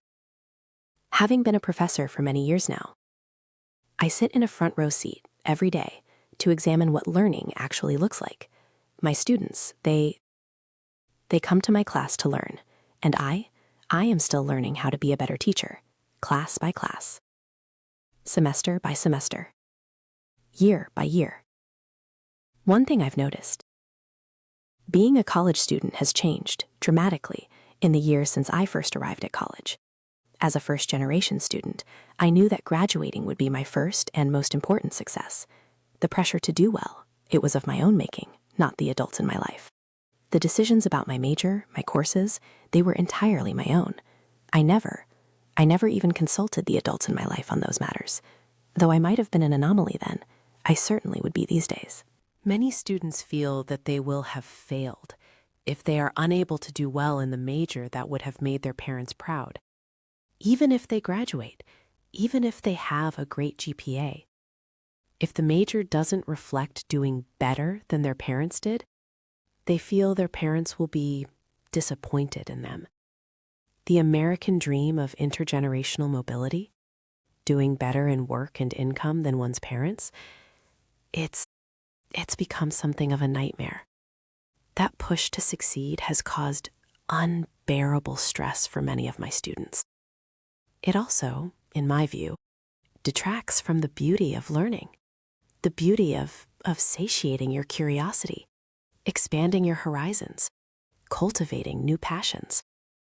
Has learning in our modern system lost its ability to help us flourish? My students are so stressed about getting a grade lower than a B- that I, a professor of a class on the sociology of happiness, I've had to find ways to provide them with meaningful work where they feel they can succeed on their terms and on everyone else's. In these circumstances, how can learning or teaching be fun? I knew I needed to change something. I needed to wring some more pleasure and passion out of both me and my students. But for a long time, I wasn't sure what. I finally realized what the problem was. I had forgotten how to learn myself. As a result, I had lost some of the joy that teaching had once brought me. Was it possible that my class on happiness was mostly helping to make my stressed out, striving students a little more miserable? I needed to change how I taught. I had to figure out how to make my material as immediately relevant to students' lives as possible. So I completely revamped each course. From that point on, I approached every topic from one perspective. How could the young adult sitting in front of me use this material right now? I reduced the amount of reading, no more than 2 articles a week. Often, the articles we read were from mainstream magazines, The Economist, Vanity Fair, Rolling Stone. I started to show YouTube videos. I assigned TED Talks. But even with those naturally entertaining tidbits, I carefully vetted each video to ensure it offered emotional appeal. Soon enough, there were moments in each class when the material and the discussion, it brought tears to the students' eyes. There were deeply, deeply touching moments of emotion. Dying a meaningful death in hospice care. Feeling anxiety about not measuring up. Not loving yourself. The moments when you think you can no longer endure life. My students were listening to those lessons. They were taking notes. They were still striving students, of course, but they were also living those moments. They were worrying about parental disappointment. They were mourning lost grandparents. They were suffering the painful fear of never finding love. Even the simple but profoundly important act of writing a letter of gratitude, it could bring the entire class to a standstill. I had finally figured out how to make my lessons apply to their lives, not just the people in the textbook. My students, they were feeling something. And just as exciting to me, making learning relevant to them, it made teaching relevant to me. I was shocked and gratified when my classes, no kidding, would fill up within 5 minutes of being opened. Students would have to wait until they were seniors before they could even get in. My students regularly wrote reviews stating that, in my course, they had learned material they could actually apply. The changes I made, they changed me for the better, that's for sure. But I also got the impression that it might be, dare I say, changing some of my students' lives. For many, my new approach was giving them the opportunity to think about how the choices they were making on a daily basis were affecting them. I had stopped teaching as if they needed to learn about my discipline and started teaching as if they needed to learn something about themselves. When I was working with a cognitive behavioral therapist, she told me, quite honestly, that she expected to help with, at most, 20% of any improvement I would experience. The rest, 80%, is entirely up to me. She told me that she can lead me, but she cannot do the work for me.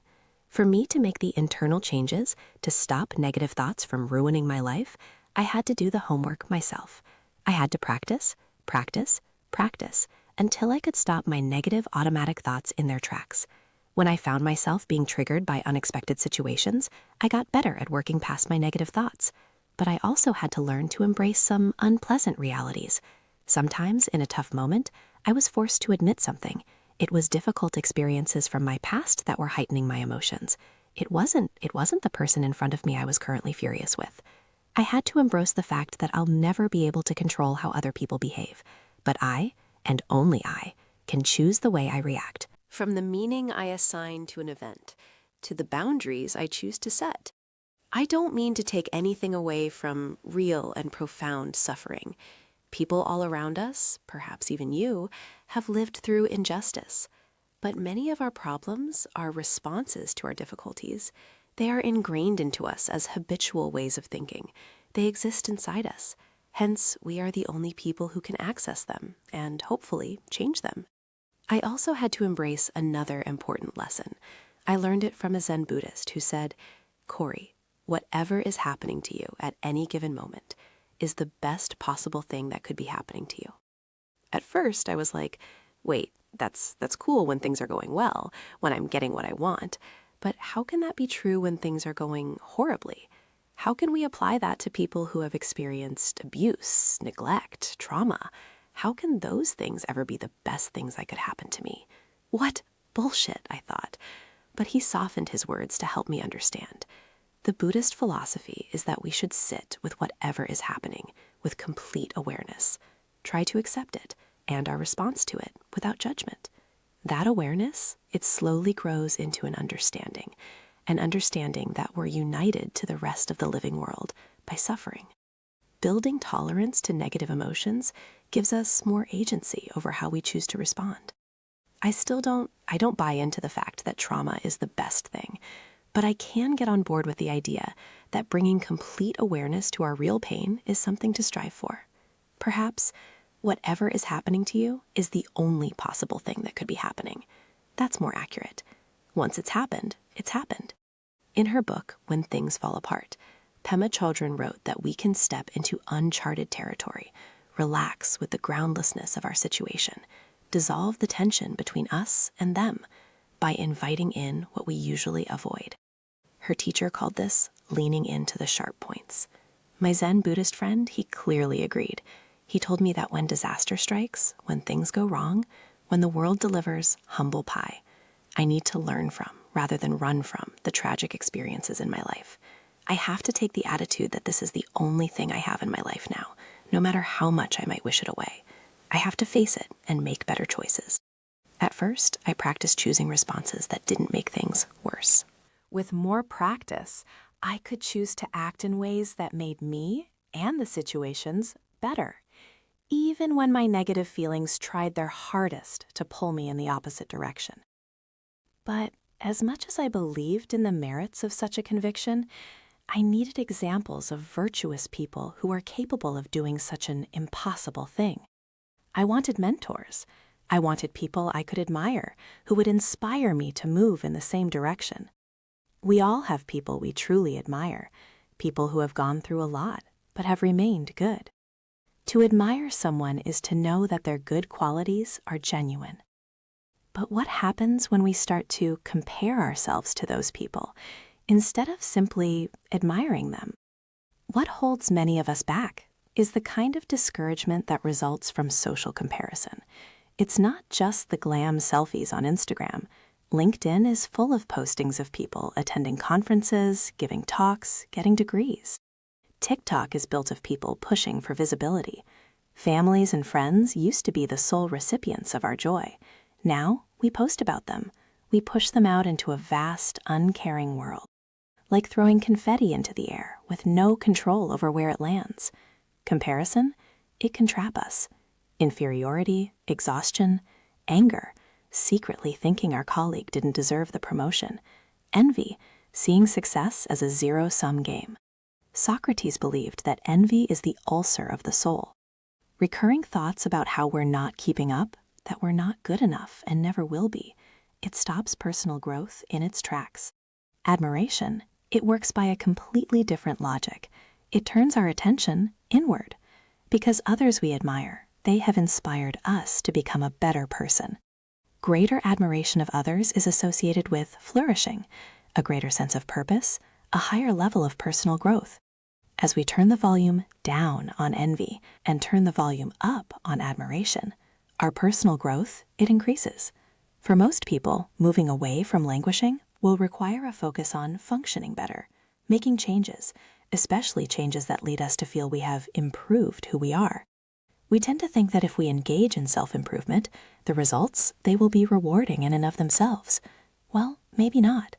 A few years ago, I set out to measure just how much people enjoy self-improvement. I was surprised to discover that when people are offered the option to stay the same or make changes, most respondents chose to stay the same. regardless of how well they saw themselves functioning at the time. This is why so many people can't escape the gravitational pull of the patterns they've been in for so long. Others yank themselves out, only to watch themselves slipping back to where they began, sometimes before they even realize they've relapsed. Even stranger, our research found that, compared with staying the same, making improvements in being a spouse or a parent, it created more negative emotions. Making improvements resulted in fewer positive emotions than staying the same. At the same time, people who were making improvements reported higher levels of personal growth.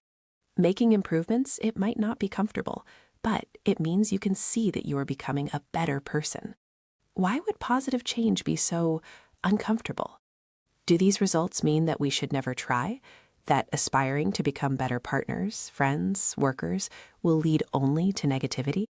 The research suggests one answer. Our desire for self-consistency, it holds us back. Many people who make improvements go only so far, almost never as far as they wish to or was necessary.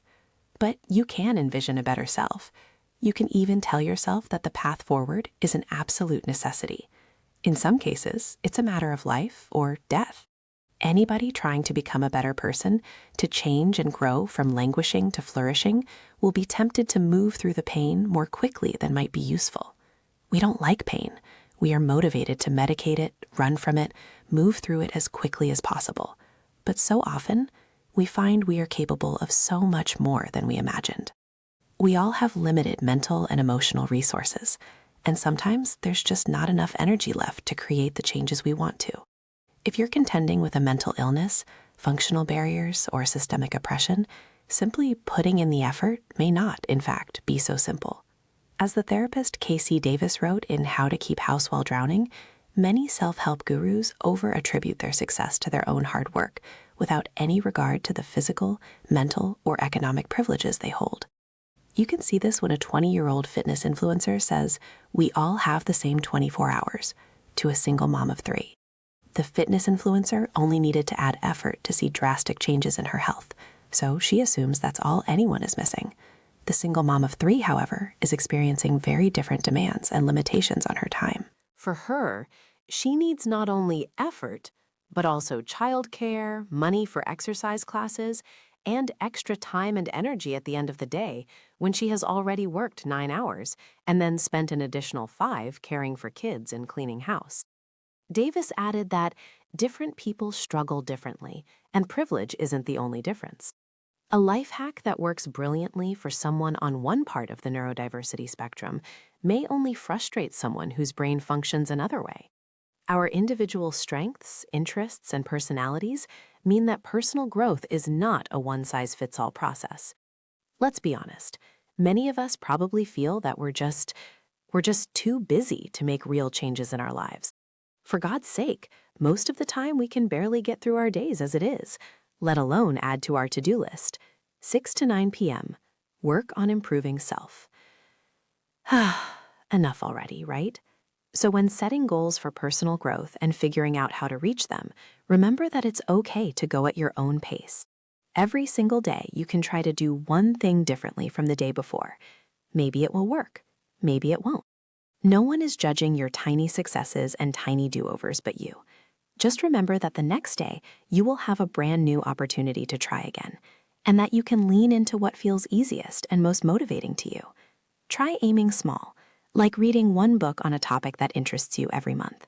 Perhaps as you try to attain that goal, you'll need to keep tweaking your approach to better suit your needs. Maybe trying to read for 30 minutes before bed next to a burning candle isn't working. What if instead you were to listen to that same book on your headphones while you are running around doing your daily tasks? In fact, it seems that humans can be held back from the very things they want, such as flourishing, if they are not challenged. We sociologists have a rather antiseptic word for such challenges: stressors. Stress is a physiological reaction inside our bodies that marshals resources to handle danger or adversity, whether perceived or real. A stressor is a real adversity in that it is external to you. It is an event or situation that represents change in your life, and it demands that you adjust yourself to that change. There is a term in both stress and aging research that is relevant here: manageable difficulties. When stressors arrive that are just right, We believe that the changes and challenges can be met or overcome, even if they exceed our capacity for coping, but seem manageable. We have to feel that things are within reach, even if they are out of reach. Challenges that exceed but do not overwhelm our capacity to learn feel as though they can be endured or overcome. A friend of mine calls them stretch assignments, the challenges you handle or hand off to those around you that are achievable but not necessarily easy. That, to him, is what good growth looks like. Getting married is, for most people, a positive event, one that is eagerly anticipated. But when it happens, it is a stressor. There is a wedding to throw, for one. Then you have to confront actually being married, a real change in your life that demands adjustments by both parties. A lot of positive changes require us to adjust our lives and can cause stress reactions inside us. Throwing a big wedding, celebrating a marriage, an undeniably positive event that causes stress is one thing. But what about an event that creates a less positive, but still manageable level of adversity, such as failing a class, moving to a new town, or losing the bid for a new project at work? All of these slightly negative, but definitely survivable occurrences have the potential to lead to personal growth, if you allow them to. Instead of focusing on the very negative recent past, try to focus on the potential for growth on the other side of the challenge. This goes back to the Buddhist teaching earlier in the book, that fighting against a current is difficult, if not dangerous, but swimming with the flow of the river can sometimes lead you to calmer waters. The most damaging kinds of stressors are negative or unexpected. The more prolonged or chronic they are, the worse damage they can do. The next study I discussed focused on those unexpected and undesirable stressors and investigated whether such stress had uniformly negative consequences. The study asked people if they or a loved one had experienced a serious stressor in their lifetime. They defined this as illness or injury, violence, death, or economic events like loss of employment. The researchers then had a count of the total amount of lifetime adversity each study participant had accumulated. They then measured participants' satisfaction with life, which is a component of emotional well-being used to measure flourishing. The study found that life satisfaction was highest among participants who'd experienced just above or just below the average number of total lifetime stressors. By comparison, participants who had the highest level of lifetime stressors, or oddly, the lowest, those who had suffered no adversity or very little of it were less satisfied with their lives. In other words, the study shows that there is a Goldilocks relationship between adversity and life satisfaction. Both too much and too little adversity leads to much lower satisfaction with life. The just right amount of adversity leads to people having the highest life satisfaction. The study also measured participants' global distress, where higher scores meant that someone felt more aches and pains, more depression-like symptoms, and more anxiety-like symptoms.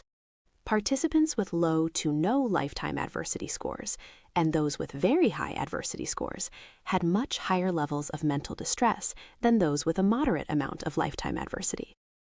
God knows I'm not going to wax poetic or romantic about accumulating adversity in life. Too much pain is no gain at all. After all, studies show that high levels of adversity create cumulative wear and tear on internal bodily organ systems. It eventually results in physical disease and premature death.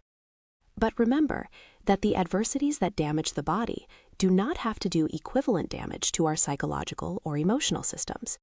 Experiencing, enduring, or overcoming adversity means that people no longer have to struggle with their fear of the unknown. Been there, done that. We fear what we do not know, and when adversity comes into our lives, we learn more about ourselves and our lives. We learn about our own strength and capacity for endurance, and we learn about the people and things we can count on. Without experience with adversity, your first setbacks in life may feel overwhelming. With experience, new adversities may seem more manageable. Our mindset about adversity matters, and so does our mindset about what stress experiences might do to us if and when we encounter them. Several years ago, I had a wonderful student, Nicole.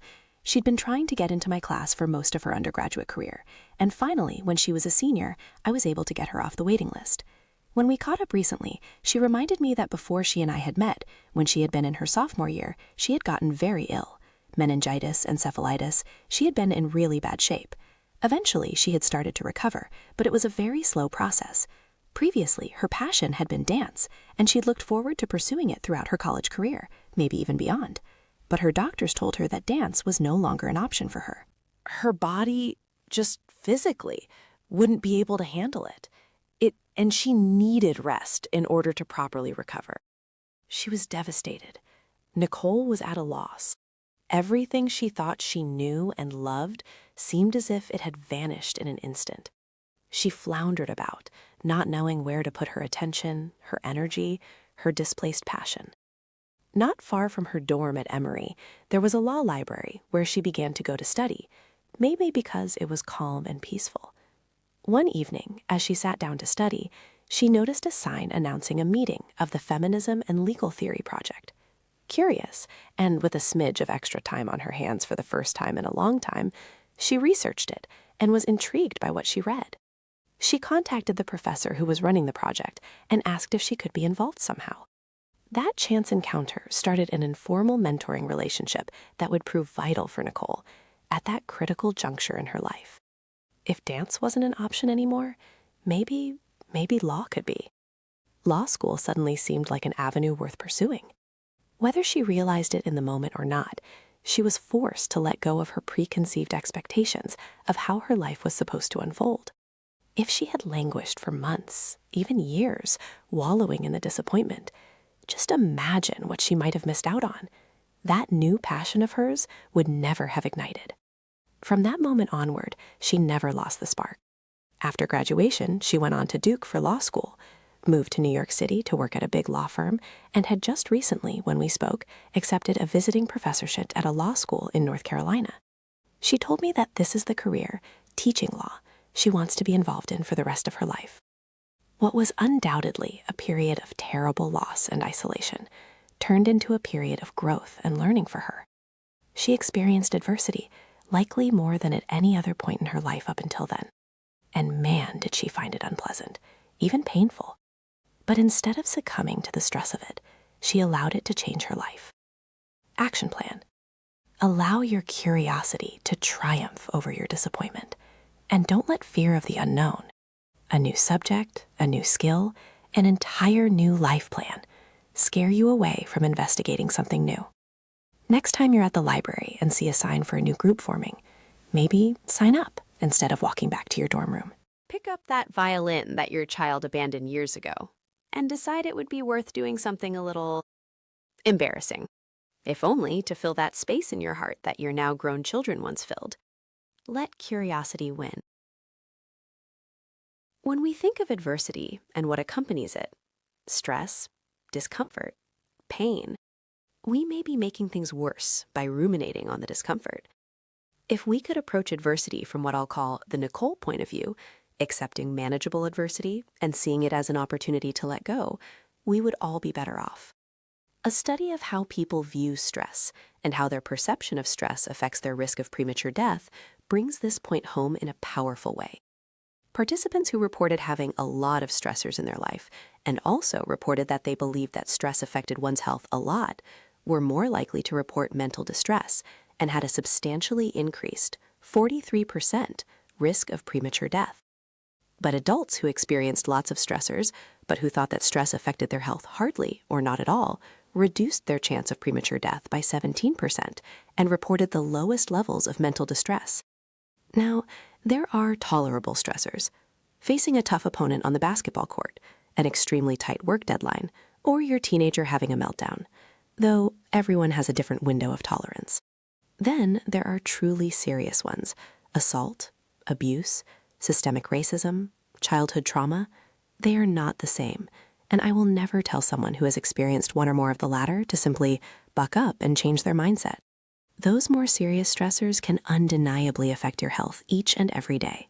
But, as someone who has experienced many of those traumas myself, I encourage you to work at separating out the serious stressors you've endured from the ones that are more manageable.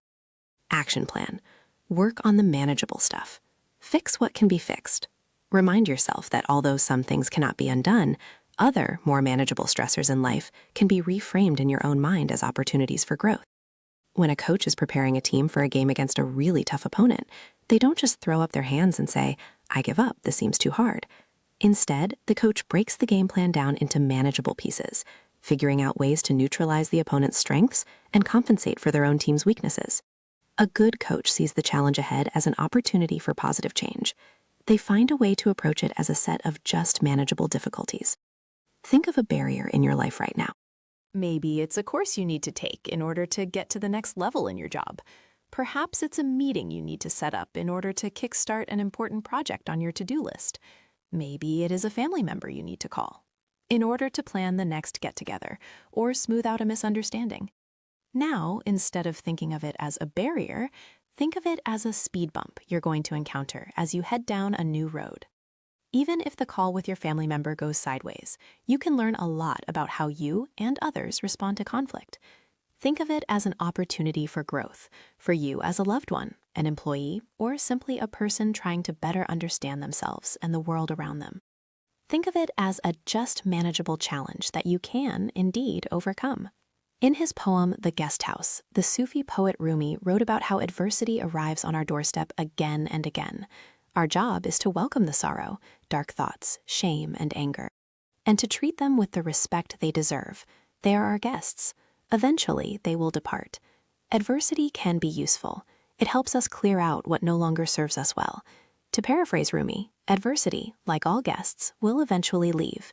When we have experienced it, listened to it, facing whatever it stirred up inside of us, then and only then, that guest will have served its purpose.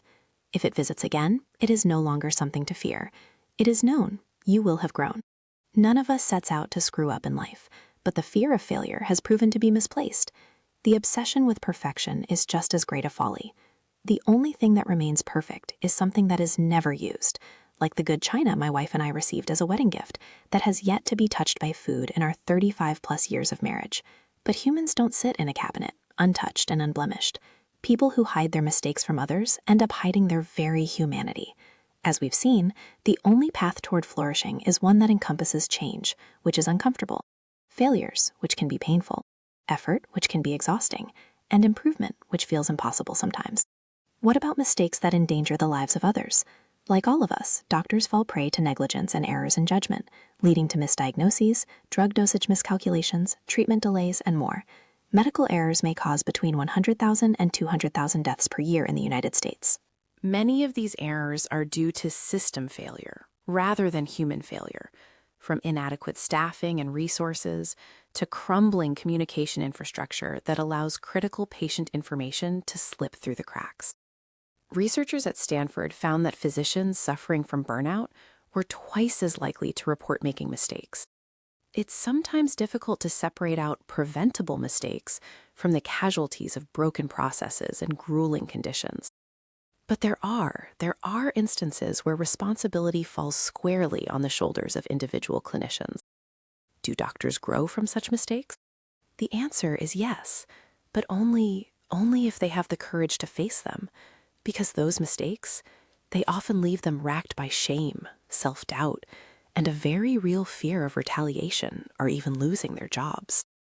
One study found that 34% of doctors don't believe they should disclose significant medical errors to patients, and 20%, they admitted to not fully disclosing an error simply because they were terrified of being sued. But research on doctors who chose to disclose their mistakes has yielded universal lessons on responding to disappointment or defeat. The first step those doctors took was to accept what could not be undone. They resisted the urge to pin the blame elsewhere or to rewrite the narrative. This was both an internal act, requiring them to face shame and psychological turmoil head-on, and an external one. It required the integrity to be transparent. As one doctor put it, "First off, I knew what I had done. I knew what I should have done. And so it became, well, how did you miss it in this case?" Many of these doctors saw, upon reflection, that they used to practice as if they had all the answers. Now, they regularly seek out more input, more questions, and more critiques. Action plan. Embrace your imperfections. Invite humility into your life. Give yourself space to screw up, preferably not in a medical setting, and accept the inevitability of failure. Give the grace of that same space to those in your life, too. I've learned a huge amount about being a good human just from watching those around me show me what the opposite looks like. Rather than sitting mired in regret, can we mine our mistakes to unearth insights about ourselves, our deepest motivations, our behavioral patterns? Be like Rumi. Accept that guest of adversity in your house as an opportunity, not an opponent. Or, as one doctor put it as she tried to recover from a tragic mistake, I haven't gotten very wise from anything that went right the first time. Now, let's talk about connection, building warm and trusting relationships. When Carl and his husband, Aaron, moved from a big city to a small town, they were excited for the next stage of their lives. But after a few weeks, they started to notice something unsettling. People were crossing the street when they saw them coming. They joked, "Gosh, people really don't like gay people here, do they?" But thinking it through together, they began to suspect that in this liberal town, everyone was just so scared of this new disease. They were steering clear of anyone new in their path, literally and figuratively. They were lonely. They were confused. They felt, you guessed it, empty. Had they made a mistake? Luckily, they started to stitch together a life. Carl joined the PTA, and soon he started feeling more like himself again. Aaron, with his quiet chuckle and gentle sarcasm, began making friends with the neighbors. Meaningful connections took a while for them to develop, but when they finally found them, everything changed. So, what is a friend? And why, in this age of constant interconnectedness, are so many of us having trouble making meaningful connections? A lot of people are explaining the phenomenon with this. We are all mistaking friends for friendships. Though the former feels good, it's the latter we can't live without. C.S. Lewis wrote that,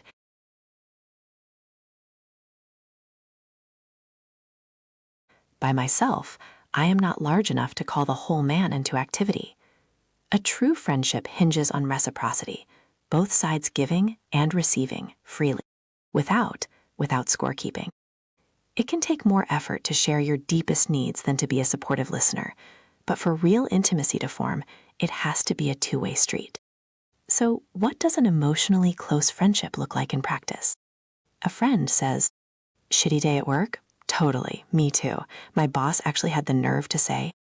But a friendship says, "Shitty day at work? I'm so sorry. Me too, actually. Want to grab a drink somewhere quiet and talk about what's going on?" A friend says, "Your son got suspended? Don't worry about it. My kid got suspended once. He turned out fine." But a friendship says, "Your son got suspended today? Wow, that must be so stressful for you. Do you want to talk about it?"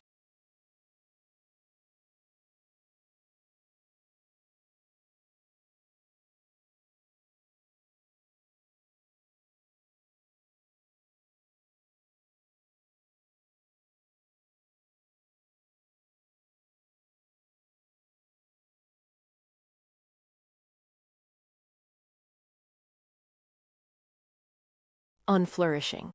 And I was asked a jarring question. "Dr. Keyes, do you think members of the Hells Angels are flourishing?" The Hells Angels call themselves a motorcycle club, but really, it functions as a gang. The person asking was getting at something fascinating. Is it possible to find flourishing through unconventional, even illegal forms of community? Warm and trusting relationships are so important that some people will go to great lengths to find them. They will violate social norms or even break the law just to feel as though they belong, that they have something to contribute, that they are, finally, no longer alone. We are deeply wired to crave human connection. Perhaps the only true difference between a neighborhood little league team and a gang is that the latter engages in criminal behavior. Because we all belong to social units. Families, neighborhoods, social groups. They provide us with not merely a sense of belonging, but safety. And it's pretty hard to flourish in a world where you do not feel safe. Physical safety is a precondition, but psychological safety, that is just as important. It allows us to feel acceptance, Emotional safety gives us the peace of mind to share our feelings. And social safety, that's where we finally feel we can contribute. Membership in a community of whatever sort is a vital ingredient in the struggle for human dignity. We all, at one point, have struggled to belong. We have trouble believing that we are equal to those around us. That struggle starts early. Infants exhibit what psychologists call affectance motivation, the need to have an effect on one's surroundings. This desire develops into a need to be competent, to be useful. But racism, sexism, homophobia, and abuse, they deny and suppress that development. They steal the chance to act on our inherent, our natural motivation to matter. That certainly rings true for me. When I was young, I lived through a horribly, horribly dysfunctional childhood. Abandonment, addiction, physical abuse, and emotional abuse. It led to me struggling mightily in school. I was, on a weekly basis, in detention or failing my classes. But once I was adopted by my paternal grandparents at the age of 12, my life changed. It changed 180 degrees. Suddenly, I lived in a peaceful, safe environment. My grandparents showered me with love and guidance. I blossomed, almost overnight. I became an honor roll student, quarterback of the football team, a member of the homecoming court. I had friends, real friendship for the first time in my life. I had love. I had a home I felt safe in. I was not alone in this world anymore. As I look at those words, I reflect that perhaps it should come as no surprise. It's no surprise that I became a sociologist, a scientist who believes that if we change the environment we live in, we can change, for the better, the people we are and the people we could be. Sometimes we flourish where we are planted, and sometimes we need to be replanted somewhere better, somewhere we can flourish. Never, never assume that because someone is languishing, it is their own fault. By the time I graduated from high school, I was one of only 3 students who decided to go to college, out of a class of 53. I would be the first person from the Keyes family to attend university, what is now known as a first-generation student. But I struggled to internalize a sense of equality, basically the sense that I belonged, and I have continued to struggle with that for most of my life. My high school, it just hadn't prepared me for college, because rarely did anybody from 3 Lakes, Wisconsin, go on to college. My first year was a disaster. I was a decimal point. My GPA was a 2.01, a C average, from being put on academic probation. I couldn't write a basic essay. Nothing I did to revise my English 101 papers, even with a tutor, satisfied my professor. At the end of that year, I received the lowest grade I ever received in college, a D-. My professor sought me out at the end of the semester to give me what must have felt like sage advice. "Corey, I don't think you belong here." Without knowing it, he had struck at a core belief that my childhood trauma had instilled in me. You do not belong. You are not wanted here. You are not equal. His denial of my competence, it cut me to the bone. But the other thing my trauma instilled in me was a chip on my shoulder. What was activated at the very moment that professor told me I didn't belong was a desire to prove him wrong, to prove the entire world wrong about me. That motivation, it has persisted throughout my life. I was not going to let trauma defeat me. It is a mantra I have said many, many times. You will not defeat me. You will not win. That chip on my shoulder, it served me well. Despite my very rough start, I graduated summa cum laude. I was accepted into what was then the world's leading graduate program in sociology. At the University of Wisconsin-Madison, I received my PhD within 5 years and published a dissertation on social well-being. That chip, that sense that I wasn't equal, it pushed me. I wanted to know whether other people struggled and yearned for the same things I did. Feeling more socially integrated, being more accepting of others, wanting to make a meaningful contribution to society. I was studying what I wanted more of in my own life. But succeeding as a first-generation student, it puts you into a strange place, a place of social dislocation. You're gratified, perhaps even surprised by your success. But now you feel stuck between worlds. There is the world you came from, and you can never really return to it, not without feeling that others think you have changed too much, that you are no longer the person they grew up with.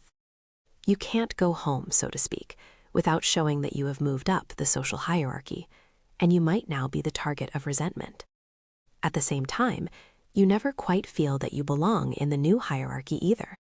You can talk the talk and walk the walk, but as the saying goes, you never forget where you came from.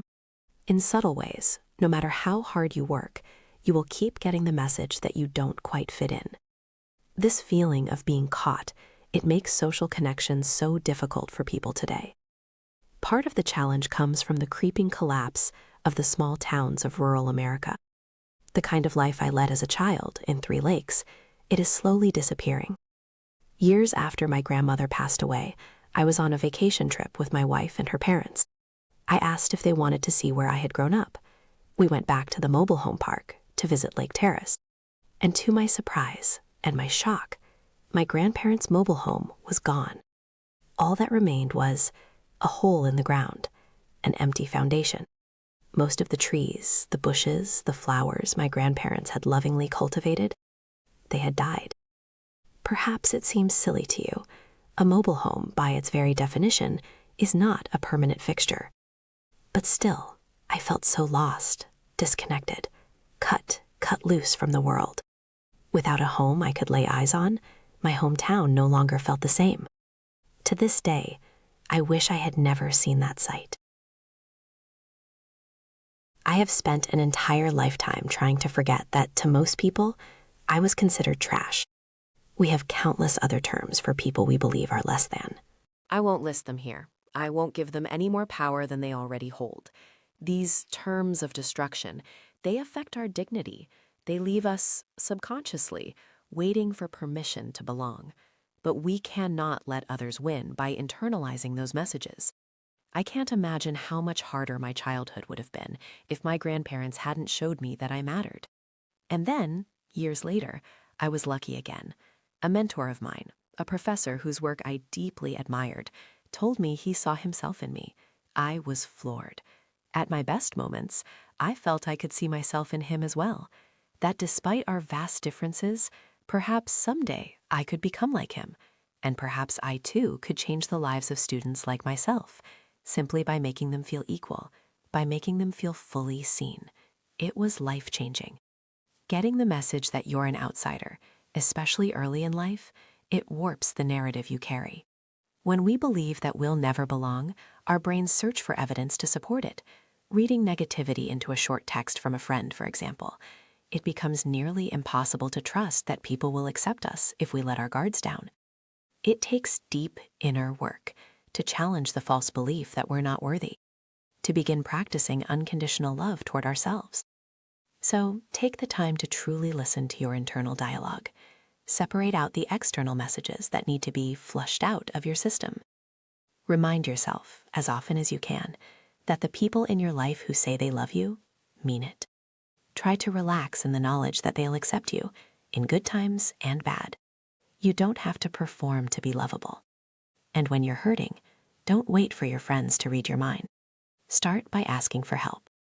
Any of us with seniority or power can send out messages of equality. The sheer dumb luck of being born in the right place, it profoundly influences the ease with which we connect. I have a friend who spends a lot of time in Sweden. She's always struck by the differences there. Over there, children call their teachers by their first names. Lunch is a popular meal. In any given restaurant, you'll see every table full. Business people in posh attire at one table, a retired couple next to them, and a construction crew in reflector vests just across the aisle. All frequenting the same establishment with similar expectations. This cross-pollination of humans, it exists everywhere there. They have figured out that the expectation of equality is a form of respect. A form of respect they are unwilling to compromise on. So, work on your vision. See people clearly, even those who look or behave differently from you. Think, what can I do to make someone's day better? How can I make them feel that we are equals, that I understand them in this moment? Then, just do it. Imagine what you might have needed from a true friend in your darkest moment, and try to offer that, whatever it is. It might be a casserole, but it might also be a quiet evening walk where few words are spoken, but the feeling of support shared is incalculable. Mattering. That grad school professor mentor of mine, he changed my life when he told me he saw himself in me. His words, his kind attention, showed me that I mattered, not just to him, but perhaps eventually to our shared profession as well. Mattering, well, it matters. From a sociological perspective, mattering is a vital ingredient in the social contribution component of flourishing. To matter is to be able to live a life in which you can contribute things of worth or value to others and the world. All social creatures, from the ant colony to the beehive, have specific roles in which they are useful, contributing members of society, whatever their society is. The scale to measure mattering consists of only 5 questions, each of which strikes at the heart of what it means to be truly, truly connected to other people. 1. Do people depend on you? 2. Do people listen to what you have to say? 3. Do you feel that people pay attention to you? 4. Do you feel you are an important part of others' lives? 5. Would you be missed if you were suddenly gone? The researchers who created this scale point out that 2 groups tend to bask in the glow of mattering: children and older, pre-retirement adults. Kids feel they matter because they are the center of the universe, or at least they think they are. The midlife adult, the parent, the employee, feels responsible for others and for making things function well. The result of this, though, is that it sets up young adults and older adults for a shock of sorts.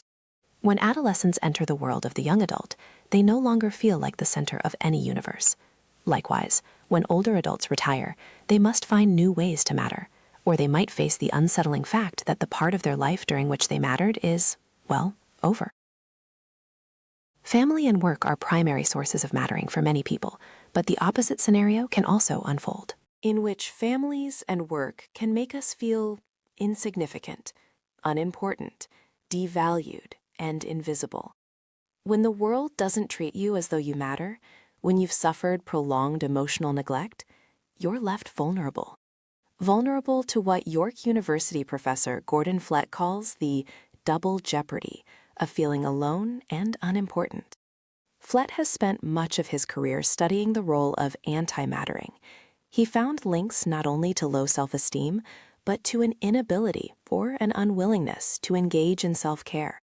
In a 2021 study, Flett found that people prone to these feelings may internalize thoughts like, "I am not worth paying attention to," or "I am not worth listening to." They become hypersensitive to negative responses. In other words, a lack of mattering can lead to isolation, and this sense of aloneness can compound on itself. Our walls go up when they most need to go down. If we feel we don't matter, we withdraw from the activities that give us a sense of social contribution. And when we aren't being useful to others, we feel we don't matter. There is perhaps no greater pain than the sense that we have nothing more to give. And every time we allow someone to feel that way, or make them feel that way, we are failing them. Everyone in the world can be important and useful. The heart and soul of connection is doing for others what they cannot, or will not, do for themselves. In those moments, we can take our place in the intricate web of interdependence. Action plan. Many of us suffer from the belief that we need permission. We think we need to be asked or invited in order to participate, but that isn't true. When you see someone who may need help, reach out. See them and be seen in turn. A friend told me about a great piece of advice her mom gave her.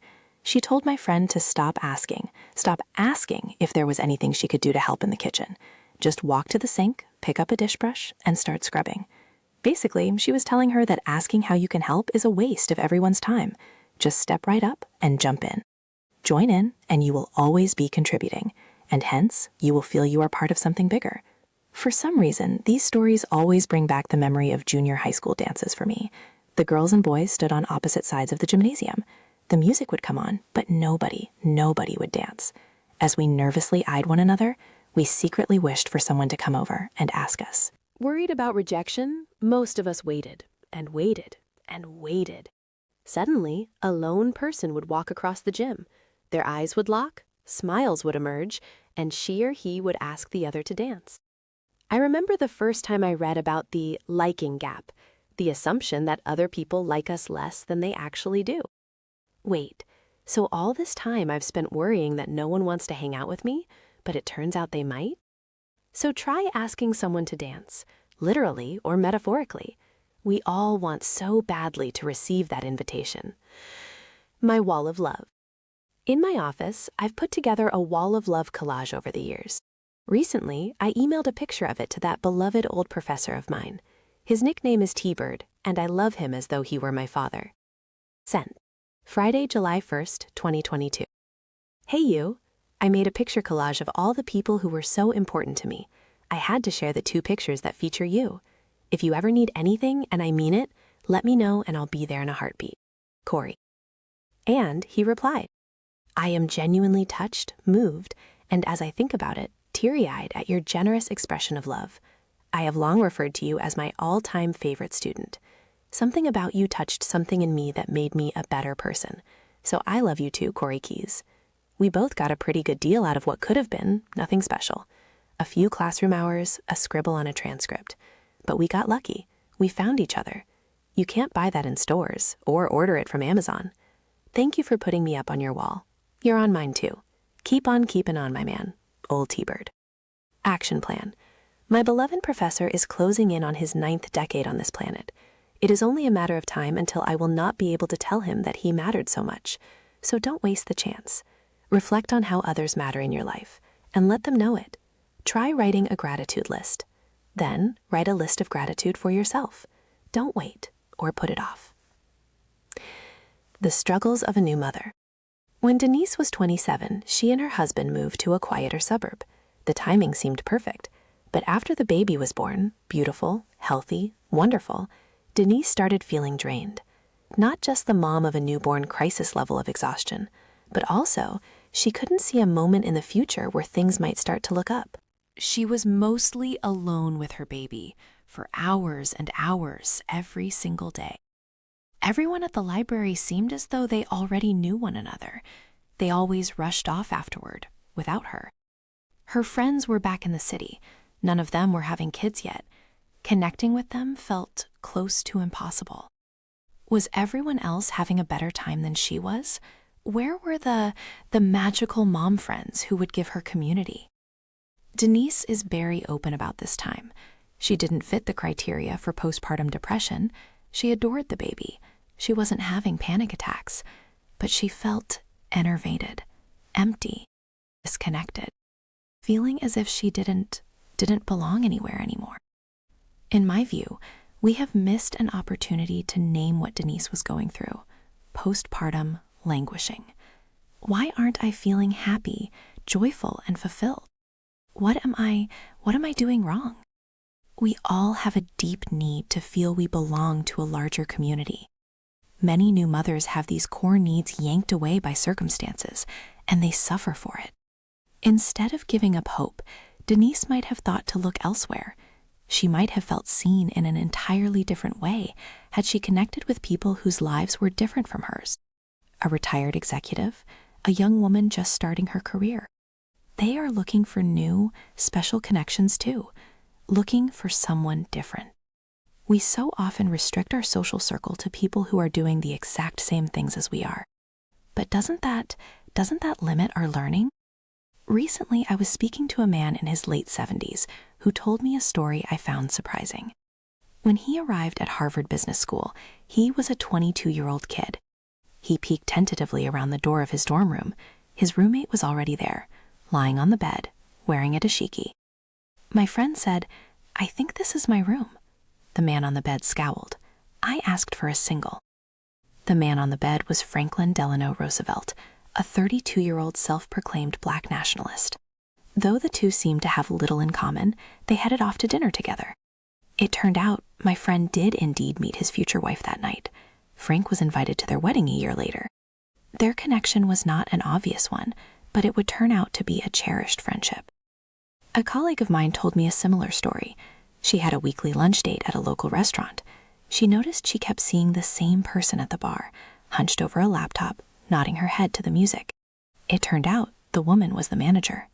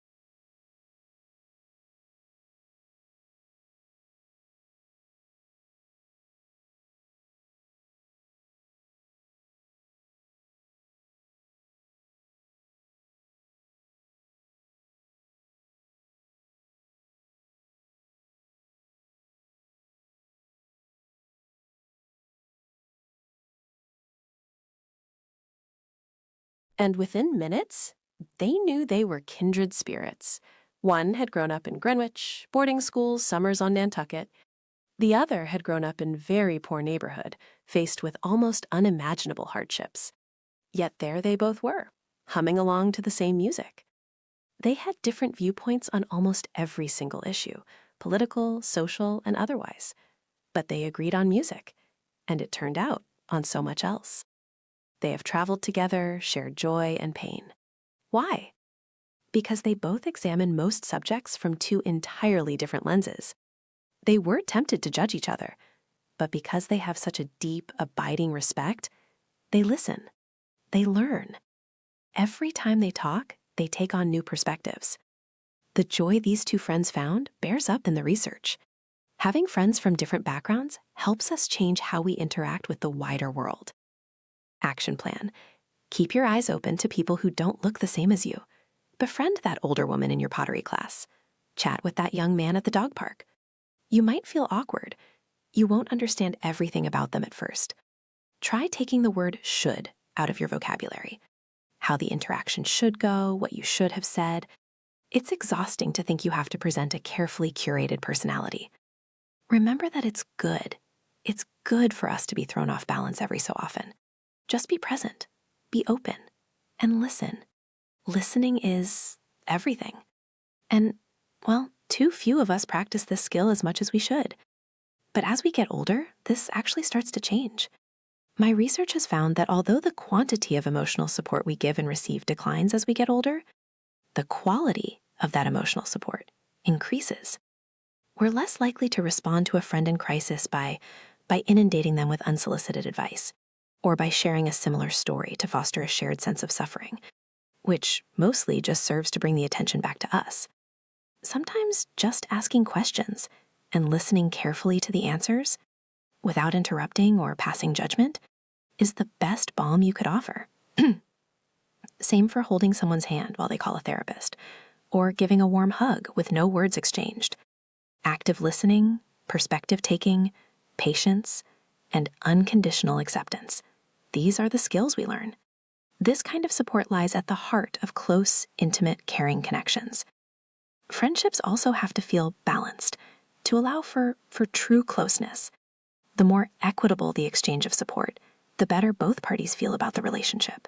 As we age, the exchange of emotional support becomes more balanced, especially after the age of 55, when adults report a greater sense of equity and satisfaction in their relationships, like a beautiful, long rally between two tennis players. We give and we get, back and forth, over and over and over again. As we receive and provide emotional support, we give and we get more comfort, joy, belonging, purpose, and ultimately, fairness in our interpersonal connections. We no longer confuse quantity with quality. We live out in our social connections the truth that sometimes less is more. Like the atoms that form the foundation of matter in the universe, trust forms the foundation of our social fabric. We live, work, and play together more peacefully, and form connections more easily. But in the United States, it seems as if our sense of fairness and trust it's slowly eroding. And it isn't just a collapse of civil political discourse, it's the rapid growth of income inequality. The science could not be more clear. As income inequality increased in the United States over the last several decades, we as a nation became unhappier.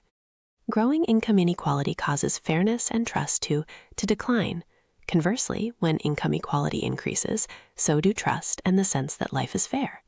Years ago, I spent quite a bit of time lecturing and touring in newly post-apartheid South Africa.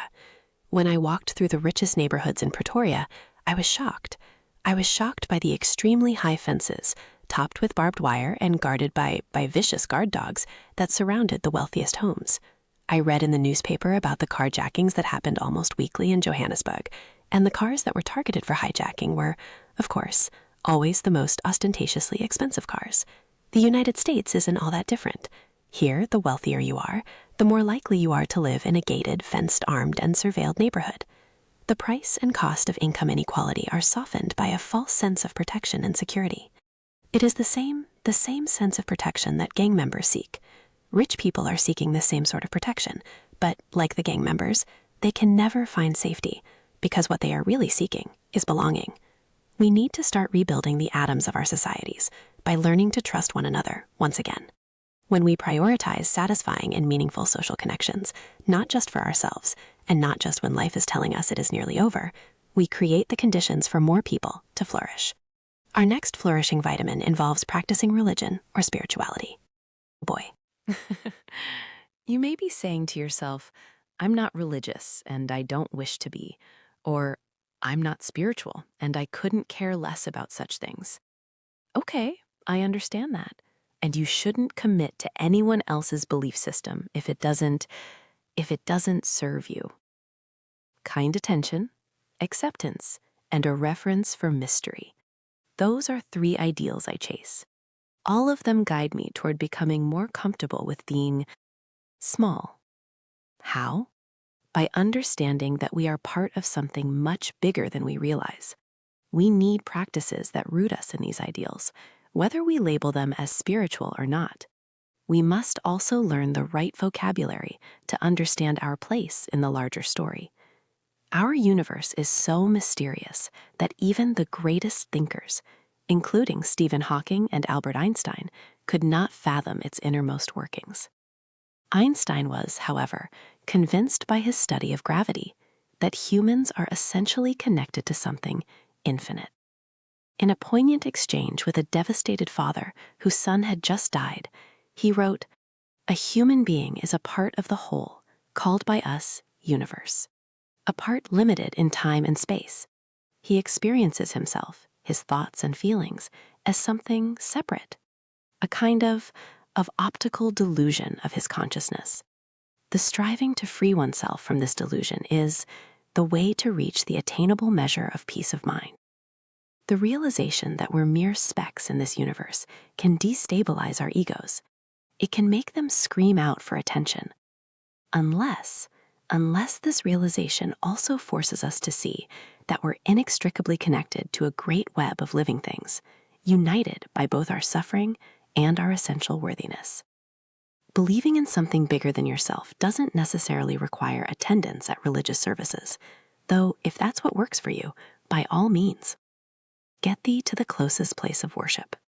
Personally, Buddhist teachings have always resonated with me, but I haven't attended church since I was a young boy. If you seek something greater, start paying attention to the right things. Kind attention. Accept the world around you and learn to live in it. In peace. Direct loving kindness and acceptance to those around you, and, perhaps most important, to yourself. What practices can we lean on when things go differently than we'd planned or hoped, when expectations and reality diverge? How can we accept, rather than resist, the inevitable plot twists life throws at us? A friend told me a story of a recent AA meeting he attended. A regular member, Eric, collected his 30-year medallion. He had relied on his higher power to stay on the path of sobriety. AA does have religious roots, but its language around believing in a higher power is deliberately vague. It doesn't necessarily have spiritual or supernatural connotations. Some members prefer the phrase, a power greater than ourselves.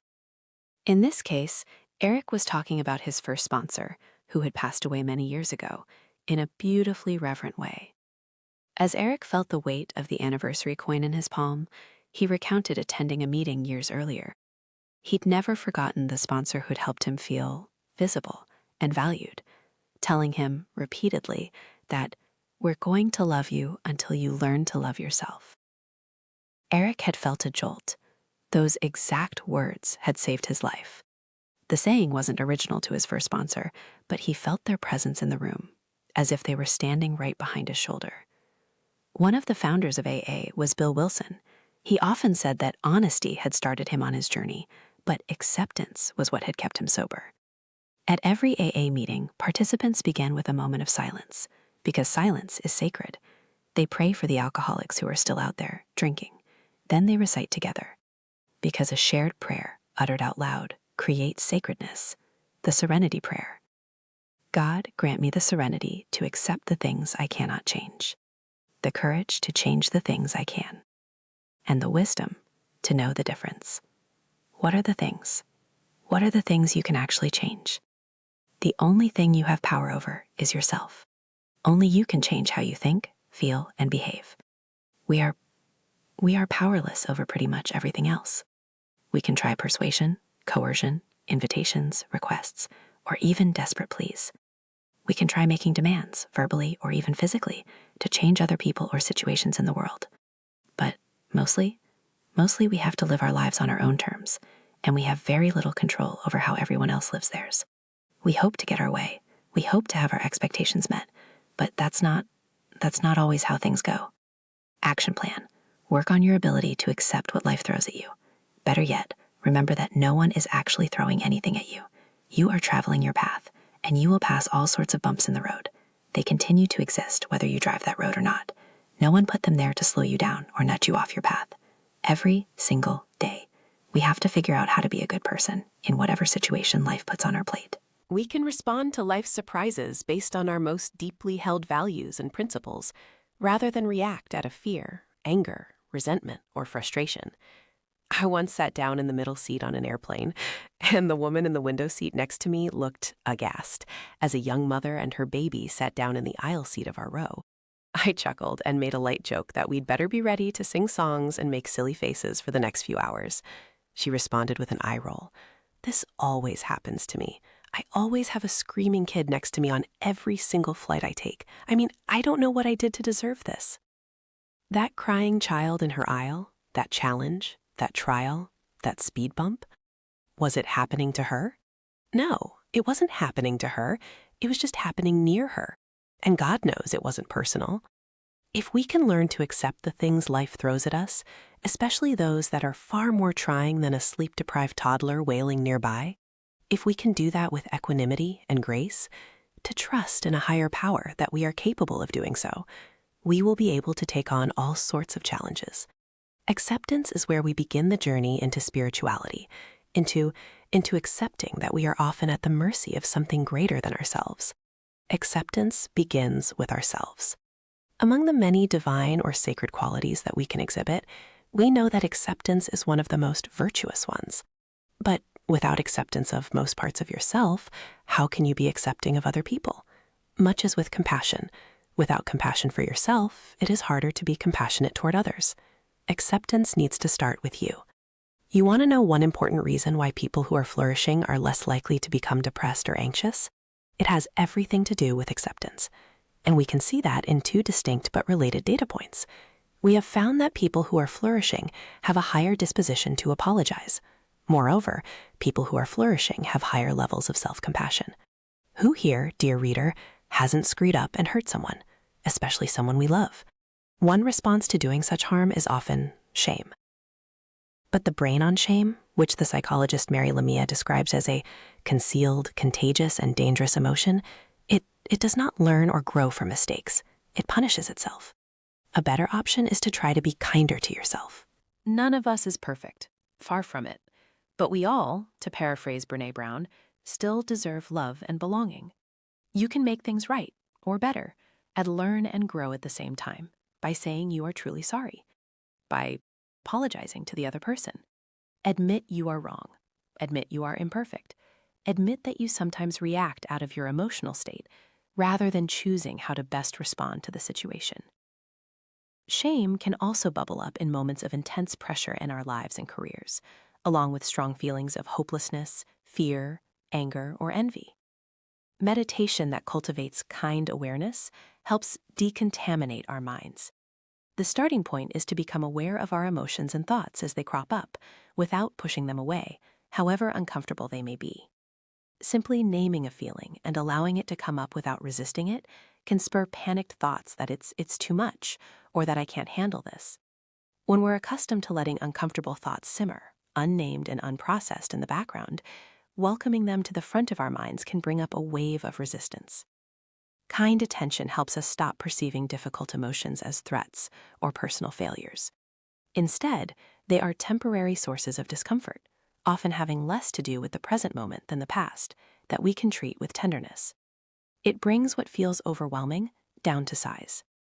By focusing on our in-breaths and out-breaths to ground ourselves, we can let pain and compassion coexist. Our default responses to stress are deeply embedded through years of practice, so it may take a regular, if not daily, meditation practice to undo all that lived experience. As neuroscientists have found, what we practice grows stronger in our brains. If we practice shame, we hide and do not learn from our errors. If we practice self-compassion, that kindness toward ourselves allows us to be vulnerable, to be imperfect, and to do what we all should practice more of, to apologize and grow from our mistakes. This in turn allows us to build new patterns of response, to become more observant and less reactive, and to be more forgiving of others for their own imperfections. Shauna Shapiro, a psychologist who studies compassion, described her own struggle with shame and self-doubt. She found that simply trying to be more compassionate may not be enough. She, like all of us, can be judgmental about her failures at compassion. Shapiro's meditation teacher encouraged her to do the following each morning as she awoke to the gift of one more day of life. Look herself in the mirror, place her hand on her heart, and say, "Good morning, Shauna. I love you." She said she balked at the idea, finding it a bit too cringe-inducing. Rather than doing nothing, though, she chose to start small by simply saying, "Good morning, Shauna." To her surprise, it began to work. She felt more tender, more caring toward herself.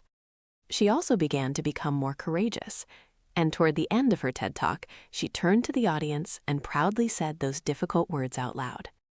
"Good morning, Shauna. I love you." The silence inside. I was on the phone with a surgeon and colleague of mine the other day when she told me a story that stopped me in my tracks.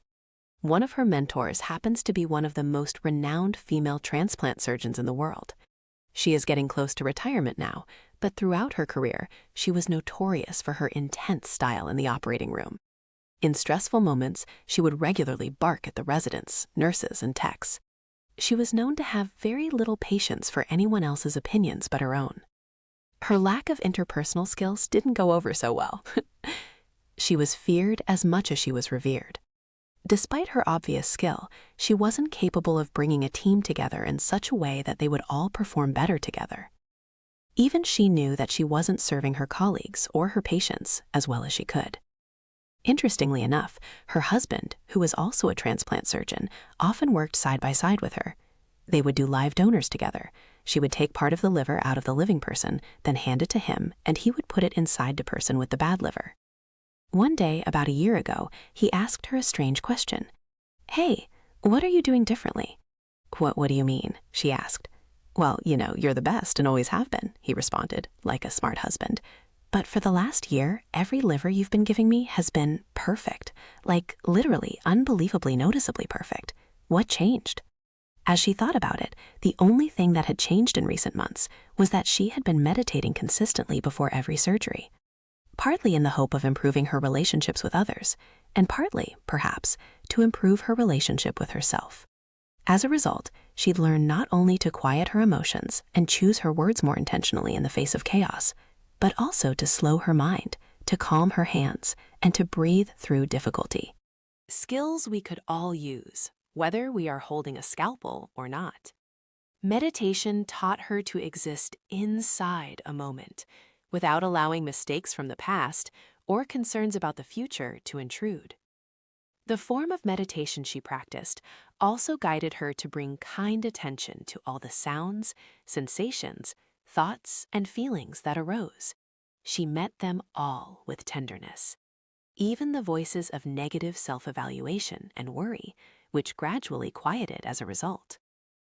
That ability to pay kind attention to the task at hand and nothing else translated into noticeable, measurable improvements in the health and safety of her patients.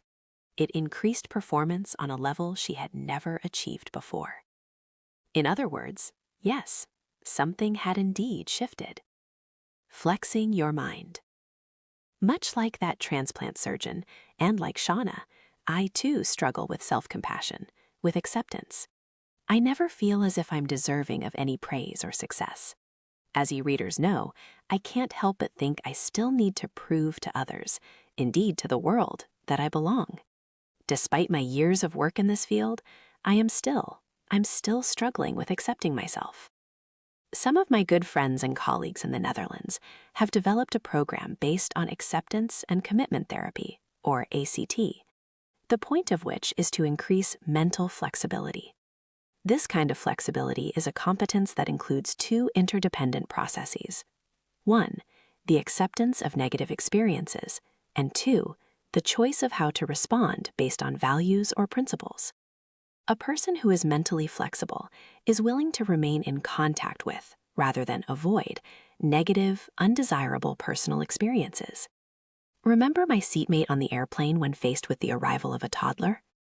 Most of us try to control or avoid such unwanted experiences. Rather than reacting emotionally to negative experiences, the ACT program encourages us to consciously make choices toward unwanted experiences based on our values and goals for creating a good life.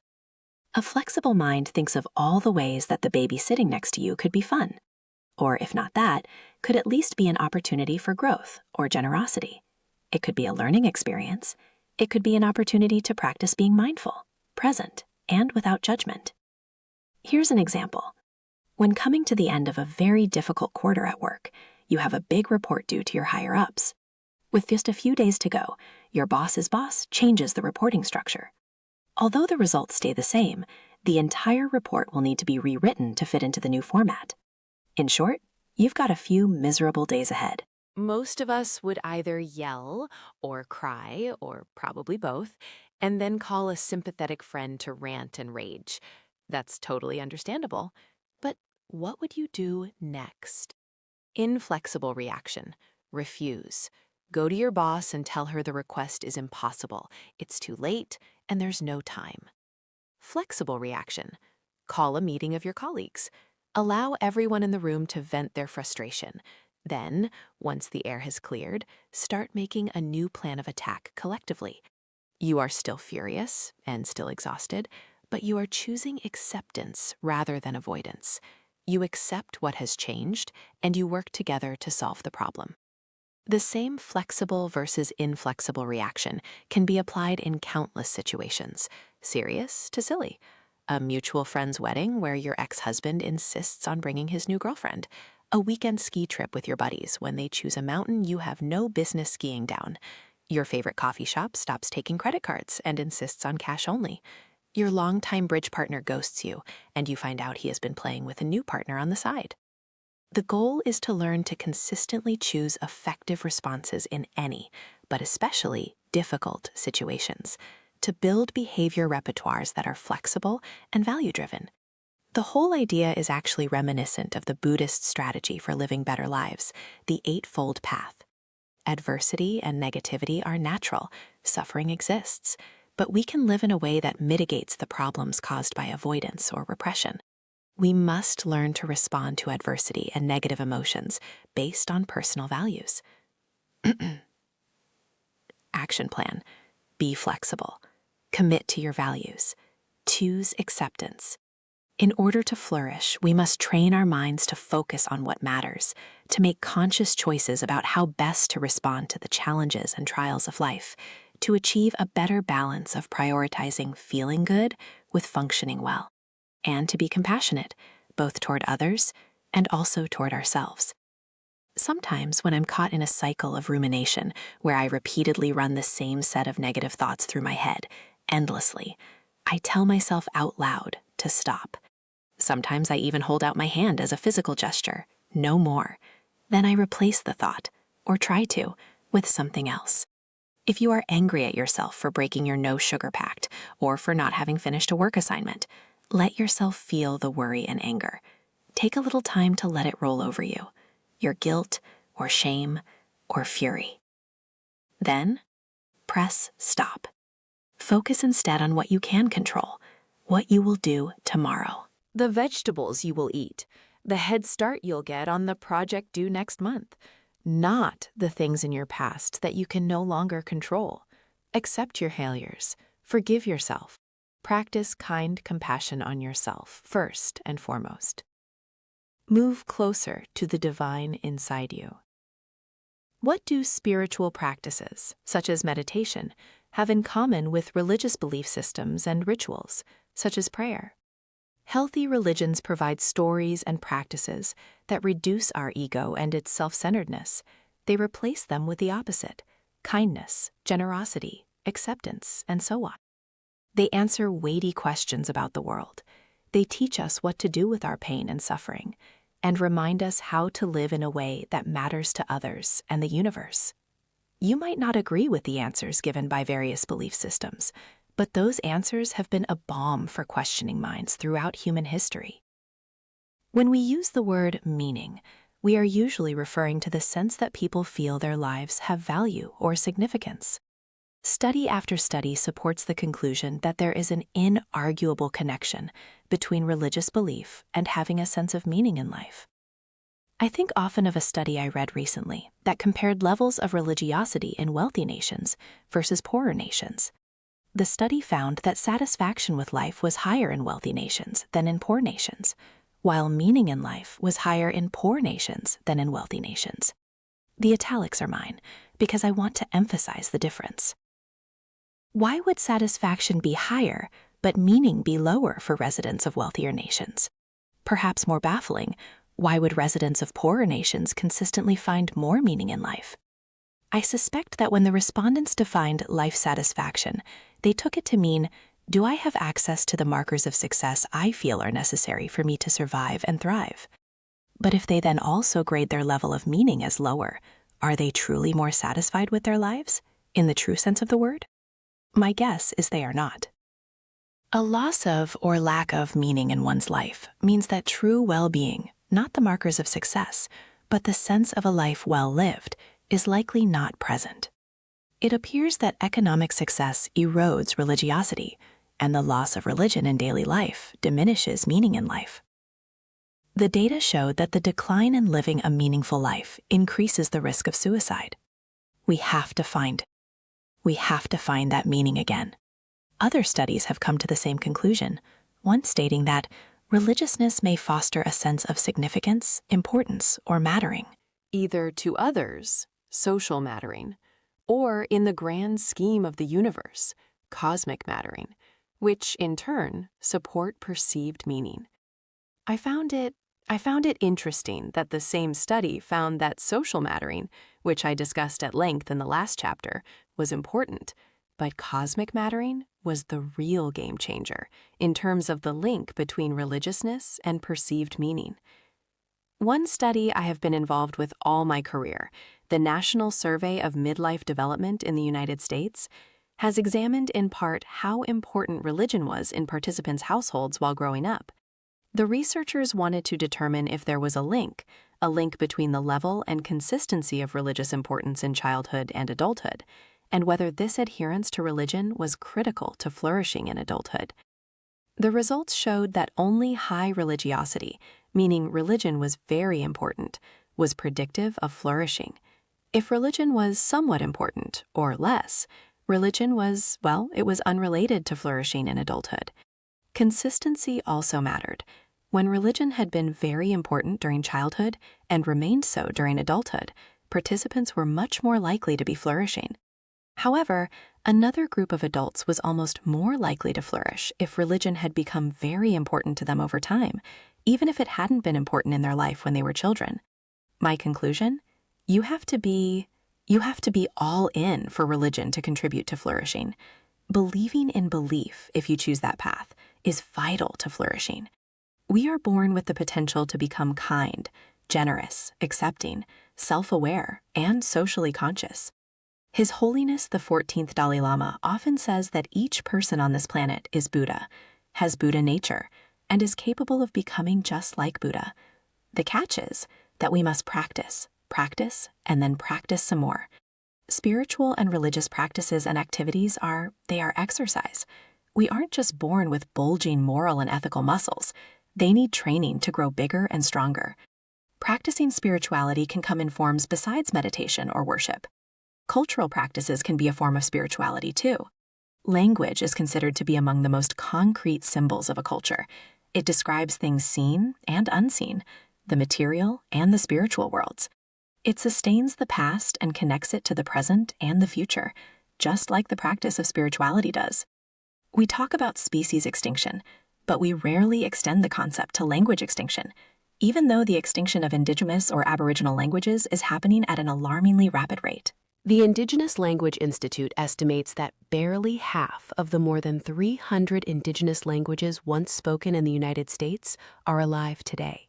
And at the current rate of language loss, only 20 will still be spoken by the year 2050.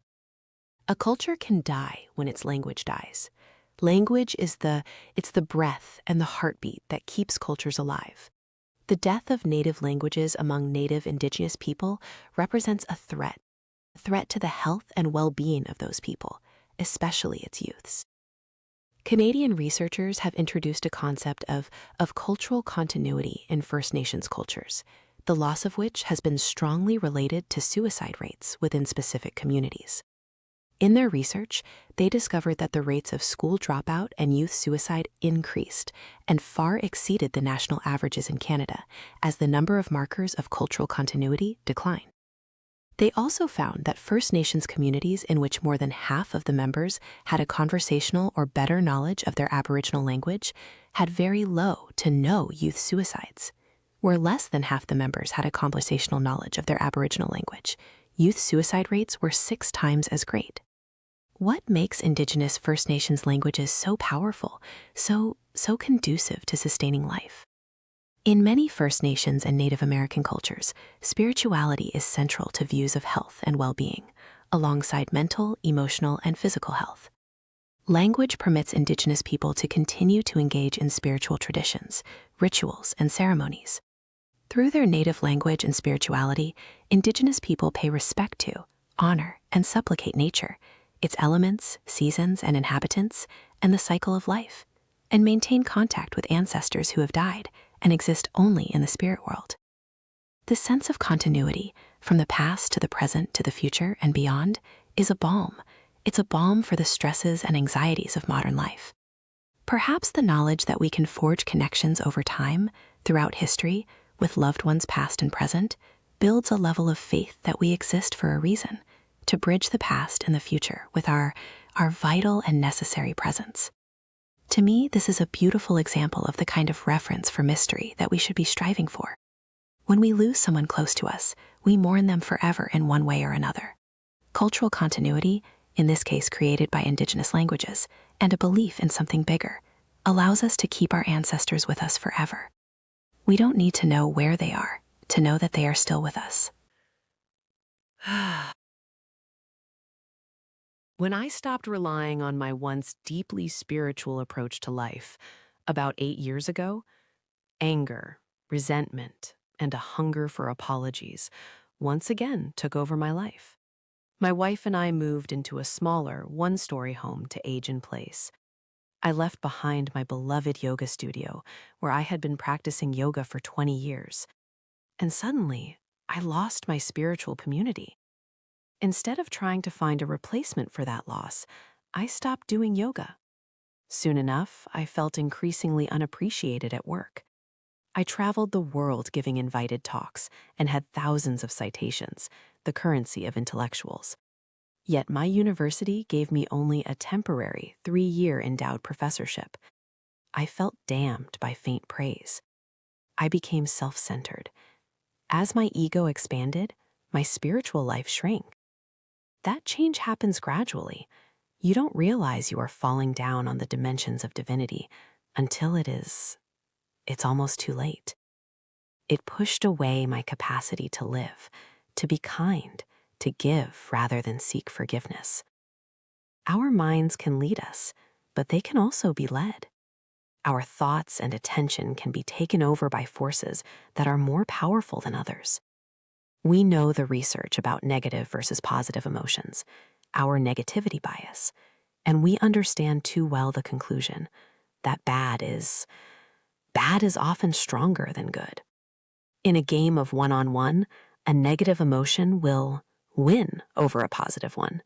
It will be more influential in our memory and in terms of motivation. But believe it or not, we can change this.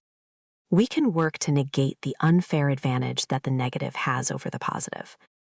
Spiritual and religious practices, when done regularly, strengthen our mind's capacity to lead rather than be led. We can teach ourselves to slow things down. We can choose, again and again, to pay attention to our values and principles. When we strengthen our good intentions, we act in better ways that honor the sacred and divine inside us. The importance of cultivating what Buddhists call right attention cannot be overstated. Right attention leads to right intention. When we honor the best inside us, we honor our higher power, whether that higher power be God, nature, or anything else that is inherently good, bigger and stronger than you are when you are at your weakest. I have spent many years working to overcome the belief that peace is an external condition, that it's created for me, not a quality that I can create for myself and others. I also realize that the dual continua model is everywhere. The absence of violence, chaos, anger, and so on does not mean the presence of peace and serenity. The St. Francis prayer speaks to this point beautifully. It begins by making the point that you are in an instrument, meaning that you are not supposed to act in this world like a passive audience, merely listening. You must create the music you wish to hear. Mahatma Gandhi made that point famous when he asked us to be the change we seek in this world. The prayer then turns immediately to using right attention to create right intention. It isn't about avoiding negative emotions, but instead leaning into those emotions to find something positive on the other side. When you feel hate, sow love. When you are injured, pardon others. When you are in doubt, focus on hope. The prayer then turns our attention to doing for others what we usually seek only for ourselves: to understand rather than be understood, to love rather than be loved. When we give, we receive.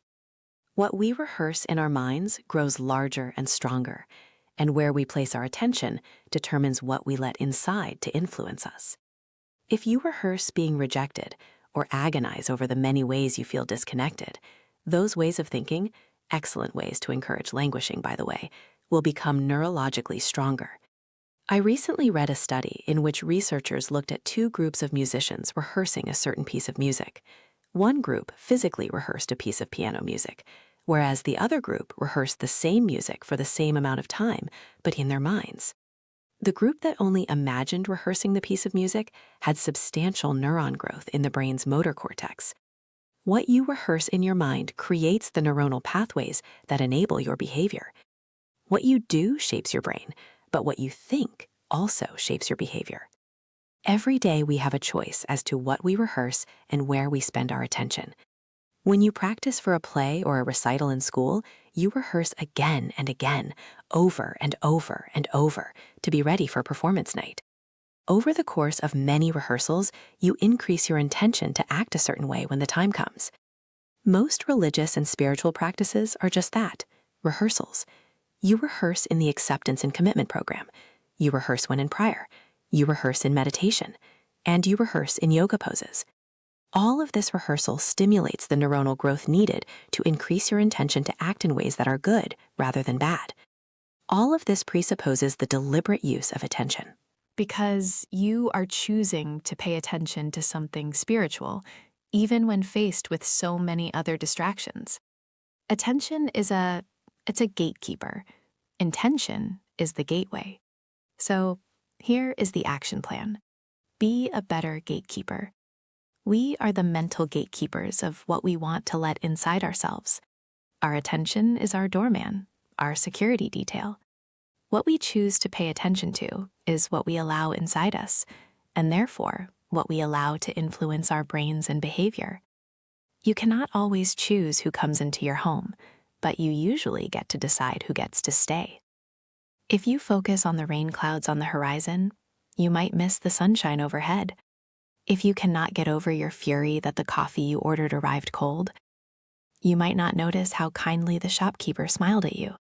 If you are too busy yelling at the driver who just switched lanes without using their blinker, you might forget to sing along to your favorite song playing on the radio.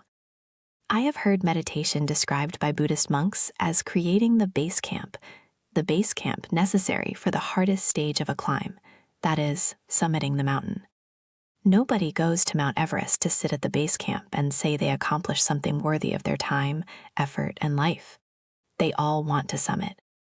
Building a base camp is vital, but we shouldn't be content with hanging out at base camp. Life spent at base camp is a life spent languishing. But life is not for languishing. We live in order to try to reach our own summit. We are meant to aim higher, to flourish. According to contemplative spiritual traditions, where we should begin is by trying to see ourselves and our life more clearly and honestly. We must begin with our mind. Our base camp is a quiet mind, one that remains laser-focused and under control during duress, a place we can always return to in order to recover and regain our strength when the climb becomes too difficult. My base camp happens to be yoga. That is where my mind quiets.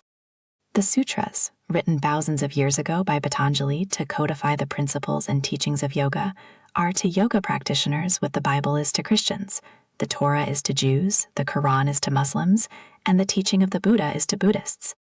In them, Patanjali framed yoga as a means of spiritual development, necessary if one is to overcome many of life's obstacles and adversities. Action plan. Find your base camp, whatever it might be. Seek out a state of relaxed awareness wherever and whenever you can. For me, after a session of yoga, I feel as if I am a wet rag, completely wrung out in the best possible way. I am absolutely relaxed in both my body and my mind. This is not anything like the relaxed feeling you have after that first bourbon you drink after coming home from work. That's relaxed oblivion. Yoga makes you feel relaxed, yet alert, and very aware. Relaxed awareness is how I describe a truly quiet mind. Relaxed awareness is the place where learning dwells. It is the state of mind in which learning can occur. The kind of learning that inspires us to take the next steps toward becoming a better person. It's base camp. From there, we all have a better chance of summiting. In addition to the cessation of a chaotic mind, the sutras of yoga promise changes in one's interpersonal relationships. Yoga practice leads to more than just relaxed awareness. It can lead to a mind that is quieter and less judgmental, not just of others, but also of yourself. Some sutras promise just that yoga practice will lead to a personal transformation. Through cultivation of friendliness, compassion, joy, and indifference to pleasure and pain, the consciousness becomes favorably disposed, serene, and benevolent. When we are at peace and kinder to ourselves, we in turn bring peace and are kind to others. With that quieter mind, you act in better ways toward others and behave differently in tough situations. Difficult situations and people bring up difficult emotions in us. Without thinking, we tend to focus outwardly on what we think is the problem, rather than inwardly on what we can control. A quiet mind does not. It does not fuse with negative emotions. Sometimes when I notice myself getting upset over someone else's behavior, I stop myself and think about my reaction. Why is my reaction automatically to blame and judge someone else for their behavior? I try to take a beat to quiet my mind. After all, my reaction speaks far more to something happening in me than the behavior I'm reacting to. Take a moment to examine what is happening inside you, without blame or judgment. Quiet your inner critic, and work in that moment to accept yourself without judgment. From there, it is far easier to accept others as well.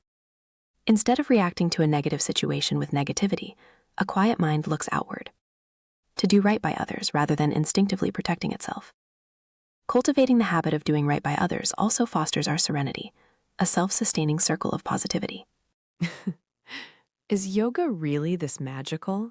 Can it fix us all and make us all flourish? Sadly, no, it's not quite that simple. A national study of people who are regularly attending members of yoga studios found that flourishing was no more common among people who practice yoga than among college students. Encouraging you to get into yoga might be no more useful than nudging you to go off to college, at least when it comes to moving from languishing to flourishing. One large national study of yoga found that a fuller practice of yoga produces more benefits than does a practice devoted only to the poses. People who studied the philosophy of yoga and practiced yoga more regularly reported higher levels of mindfulness, had a healthier diet, meaning that they ate more fruits and vegetables, slept better, and were more likely to be flourishing. A full yoga practice done consistently over time leads to a greater chance of flourishing.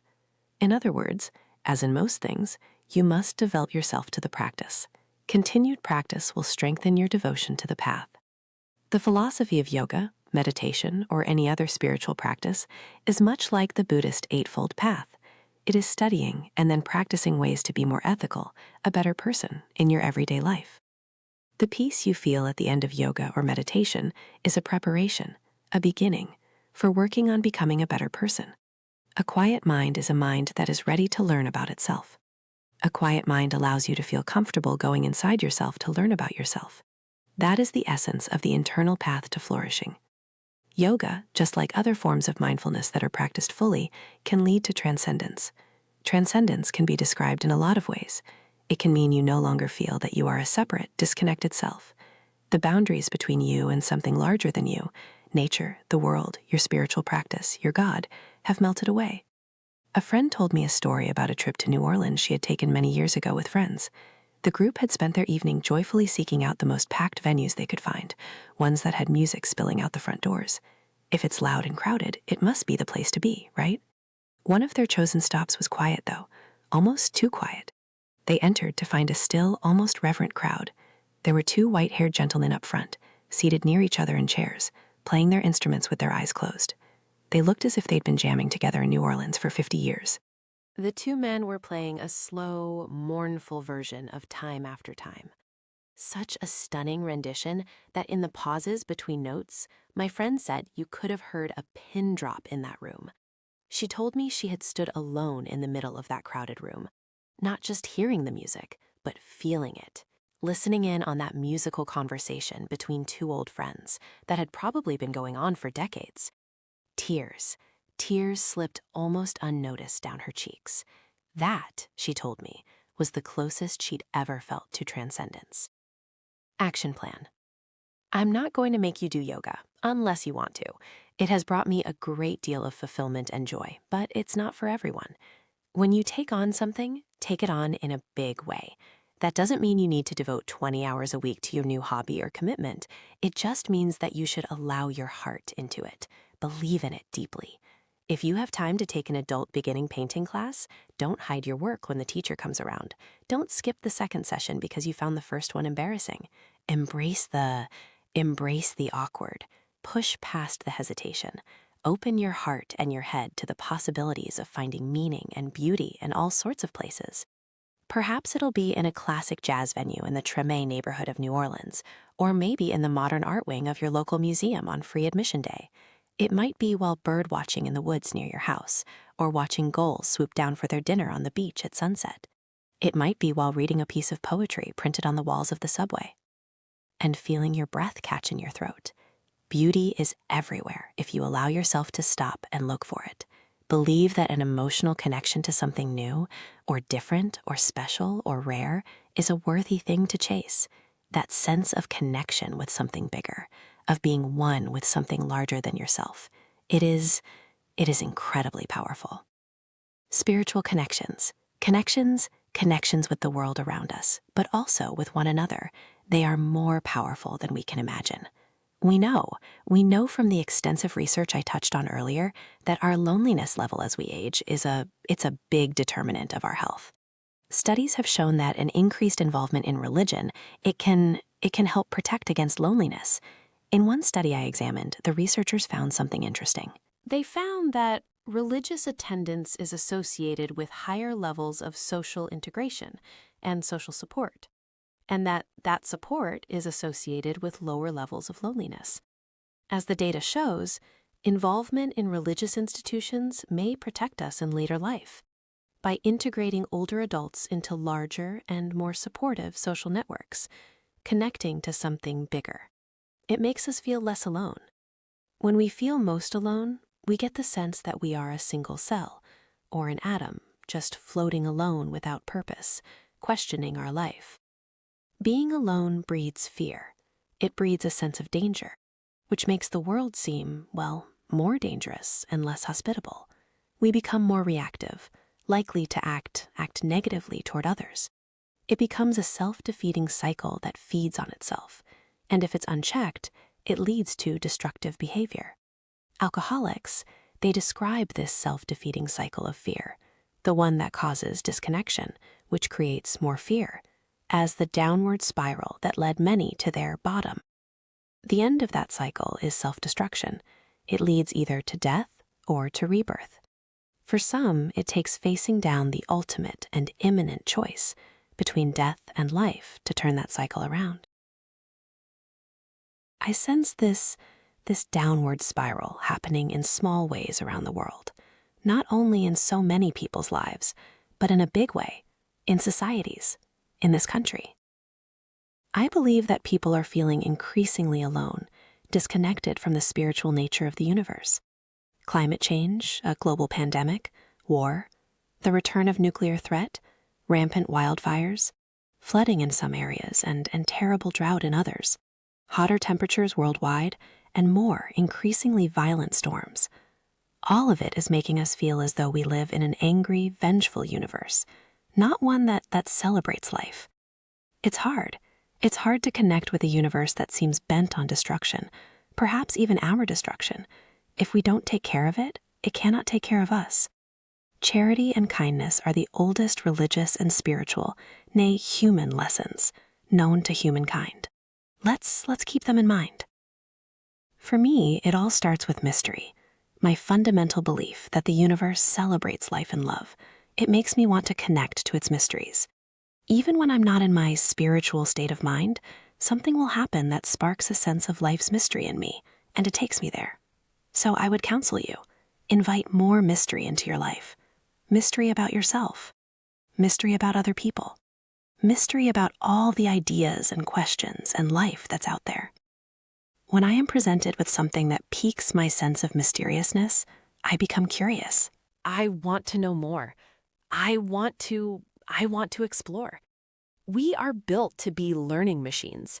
Our bodies have an amazing aerobic capacity for endurance, combined with limbs that carry a mind with them everywhere they go. You can't truly learn about something that you hate and destroy.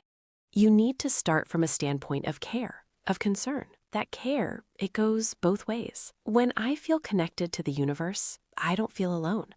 because I sense that I'm walking with a higher power, a universe that is nurtured, healthy, and remains a place where I am secure and safe, and therefore a place I belong. Over the course of my spiritual searching, I have increasingly come to agree with the teachings that say, we are created with the spark of the divine, the sacred, already inside us. We are born with the potential to be good, to become better people. When I practice self-compassion and acceptance, when I adhere to the values I believe in, I honor myself. As I honor myself, I treat other people with the honor they deserve, because they too have divinity in them. I always thought God had to come into me, that I had to invite that higher power in.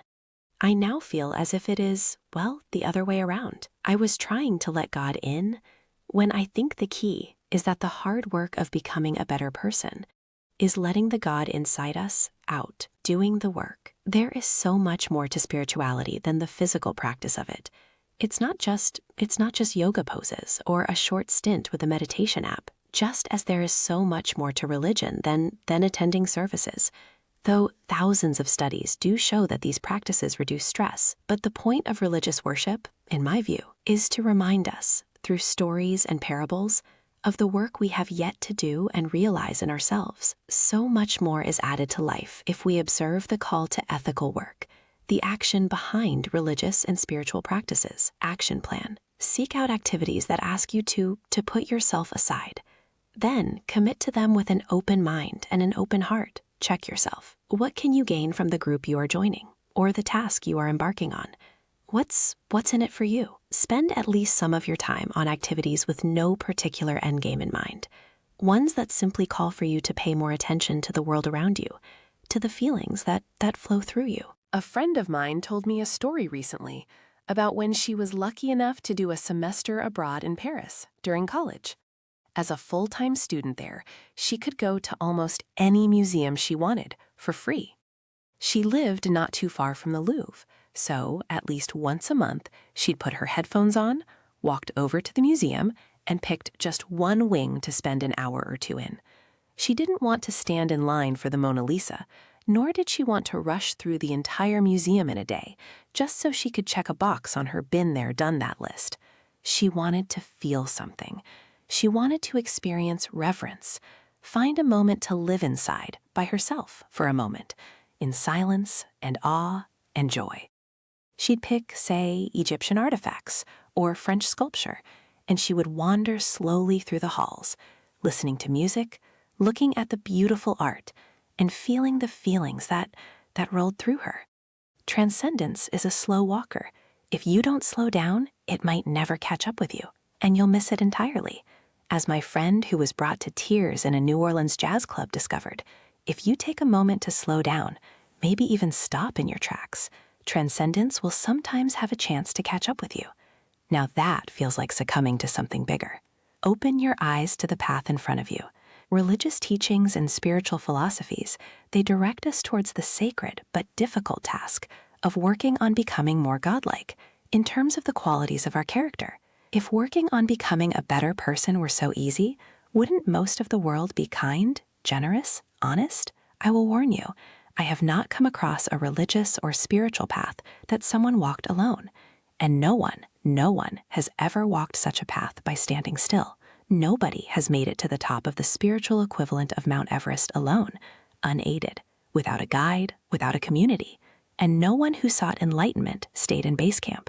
Every Buddhist place of spiritual development has what is called a sangha, a community of others seeking the same end, wanting to practice the same means, knowing they will need help to continue the work and stay on the path, to learn from leaders who have been on that path much longer.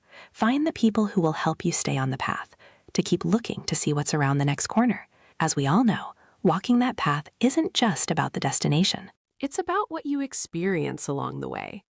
In my seminar on happiness, I show my class a TEDx talk on gratitude by the photographer Louis Schwartzberg. His photographs they're stunning, unforgettable even. But another moment in the talk has stuck with me even longer. He introduces a little girl who talks about basically learning to turn off the TV.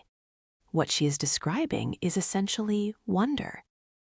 She says, "When I watch TV, It's just some shows that are just pretend. But when you explore, you get more imagination than you already had. And when you get imagination, it makes you want to go deeper in so you can get more and see beautifuler things. Like the path. If it's a path, it can lead to a beach or something, and it could be beautiful. Is there any greater metaphor for life than that? That little girl, a budding Buddha if you ask me, she has cracked the code.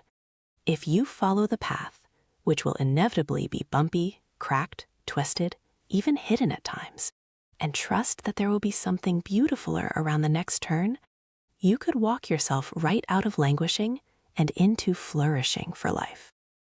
Action plan. Explore the beauty and wonder of life. Finding your purpose, even in the mundane. In the words of Frederick Buechner, your vocation, or purpose, is the place where your deep gladness meets the world's deep need. Sometimes we confuse having a purpose with setting goals. Setting goals gives direction to our lives, it's true. The former can direct us towards success, but the latter directs us towards significance. Unlike goals, which can be achieved, your purpose in life may never be fully achieved or resolved. Identifying and pursuing a calling, it is neither easy, nor is it a one-shot endeavor. The journalist Poe Bronson interviewed more than 900 adults from all walks of life who had found or were searching for a purpose.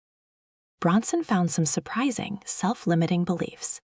Many believed that finding a purpose was, selfish, that it could lead them away from their loved ones, or they believed that searching for their purpose was impractical, that it would bankrupt them rather than enrich their lives. Others believed that a purpose in life is so mysterious, so scarce, that it would take too much time to find. But purpose is not a luxury good.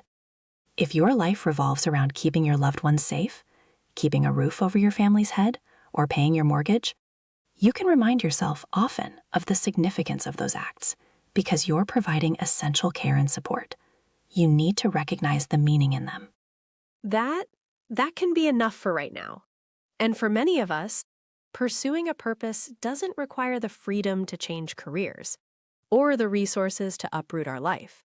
Instead, pursuing a purpose is about having the willingness to do inner work, seeing how our skills and abilities might be able to fill, or perhaps already are filling, an unmet need, small or large.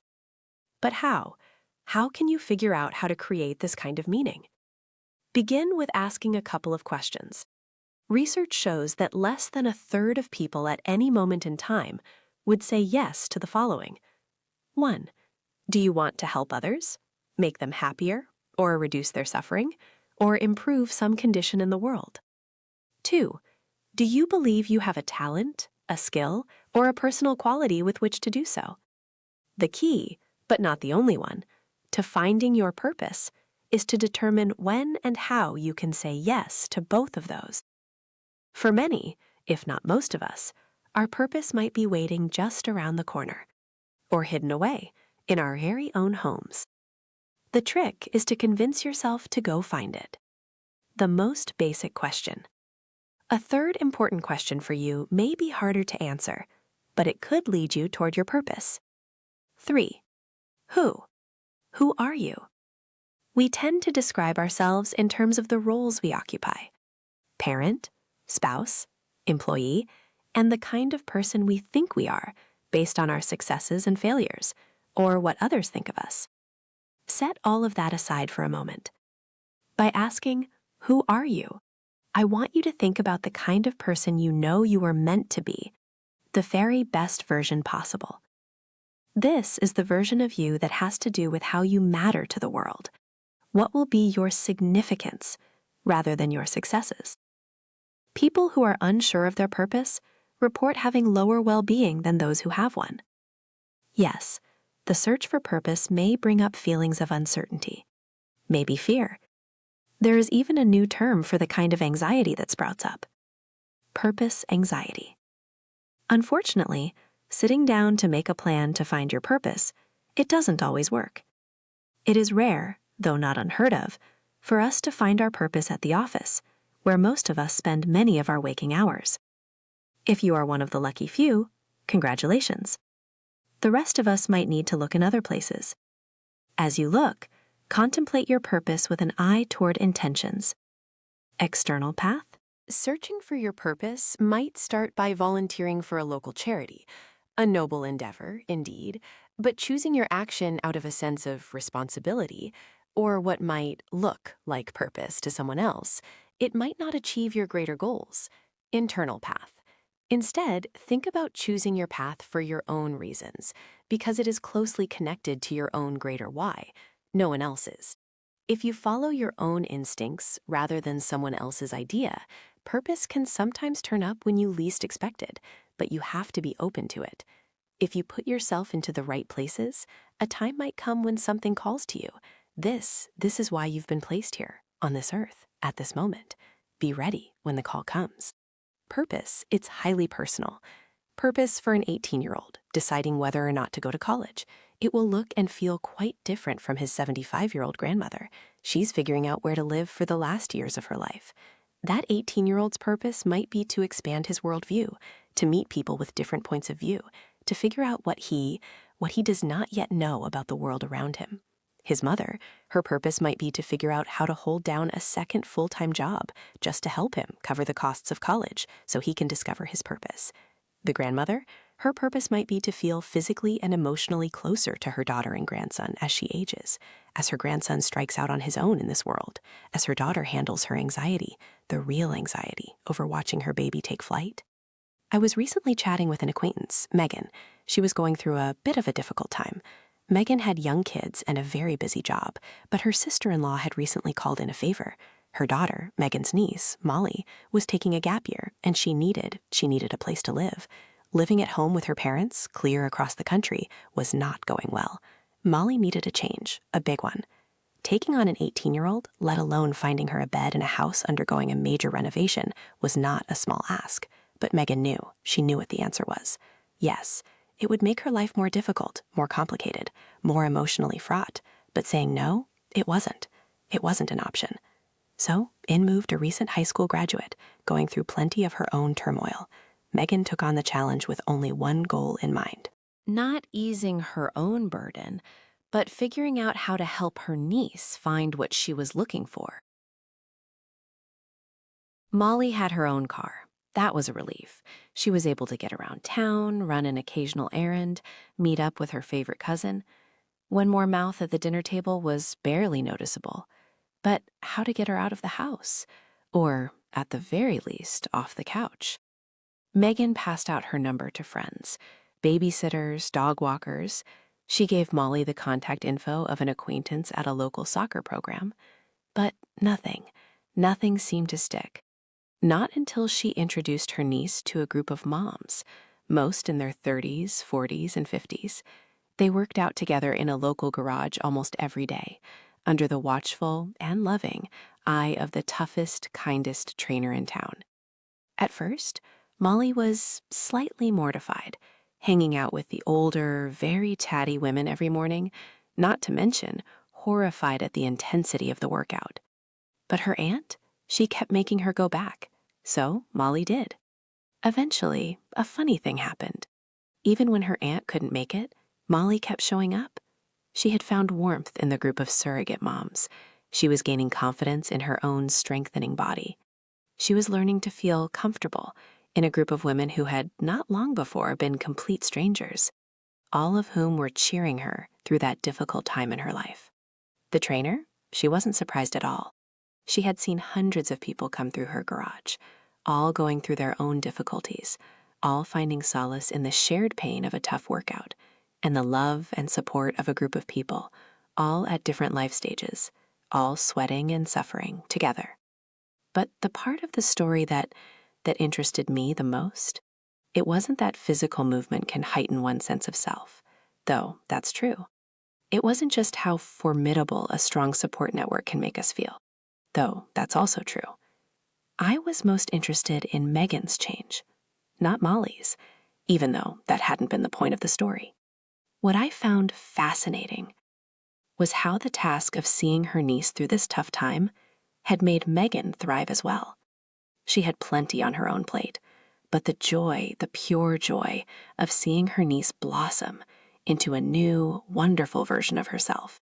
It brought a sense of purpose and wonder to Megan's life, one she had never expected, one she hadn't even realized that she might be running low on. After all, her own kids were just old enough not to need constant care, which was a relief and a sadness all at once. Suddenly, being a surrogate mother to an unexpected 18-year-old and watching all her adult female friends gently mother her niece, it made her understand. Her purpose as a mother wasn't over as soon as her children learned to pack their own school lunches. A new, different version of mothering was just around the corner, just around every corner. There were, she now knew, countless corners ahead to navigate, and maybe, just maybe, she'd know how. Our capacity for self-reflexive thought, our human ability to take ourselves as objects of our own thinking, to reflect on not only our past, but our future actions and lives, it gives us the capacity to find a cognitive sense of purpose, while the absence of purpose can lead to languishing. Research has shown that developing a sense of purpose is linked to numerous benefits. People with a strong sense of purpose report less stress, more positive emotions, fewer daily physical ailments, better overall health. I recently read a fascinating study on resilience in military veterans. The researchers found that a number of traits were predictive of resilience: emotional stability, extroversion, gratitude, altruism, and having purpose in life. The benefits go on and on and on. Memory, executive functioning, even fewer nights spent in hospitals. Our increased desire to find meaning. It stems from the recognition that we have, in both the past and future tenses, important work to perform. When individuals find a purpose for their lives, they discover the sense of aliveness, the sense of mattering to the world. It comes from dedicating some portion of your life to personally and socially important activities. It is this sense of purpose that reduces some of the ambiguity of the future. With a purpose, individuals' futures remain important to them, precisely because they have unfinished business to accomplish. My friend and colleague, the psychologist Carol Riff, she remarked that in psychology, the very definition of maturity emphasizes a clear comprehension of life's purpose, a sense of directedness and intentionality. The psychiatrist Viktor Frankl, who survived the Holocaust, he argued that the sense of purpose is ultimately a product of the will to meaning, a motivation to make our lives meaningful. The question is,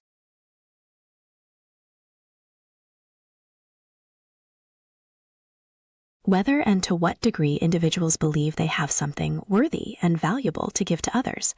Riff views purpose as individualistic, possession of goals, direction, but as a sociologist, I have argued for a conception of human functioning that reflects a simple fact.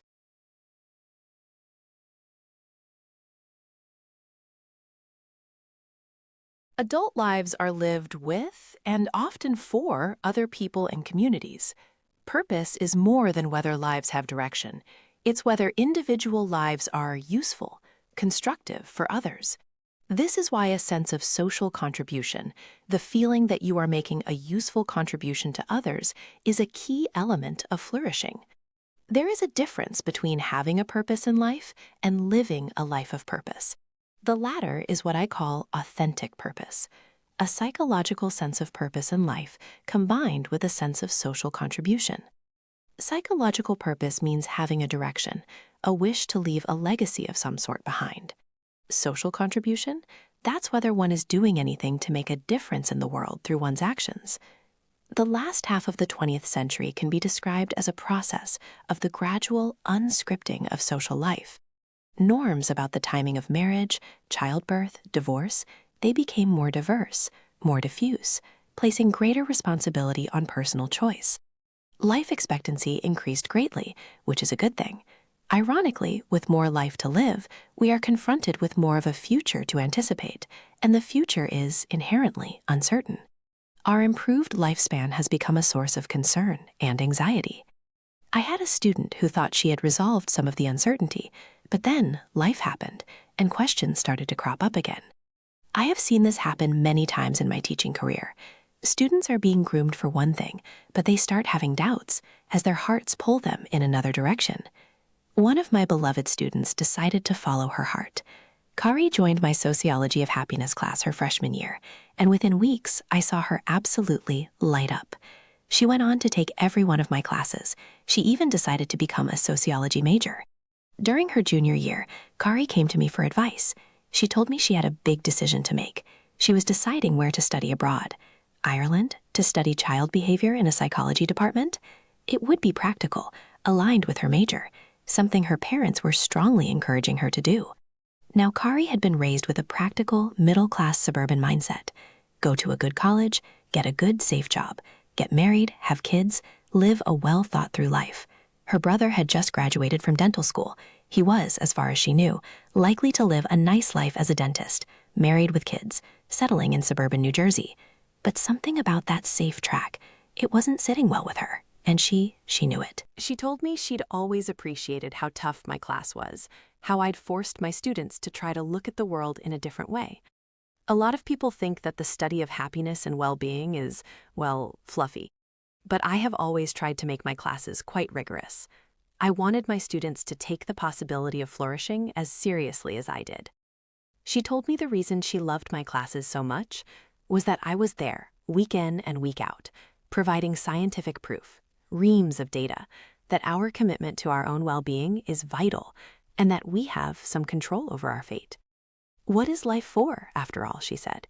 It's not just to feel good, right? Or to feel happy.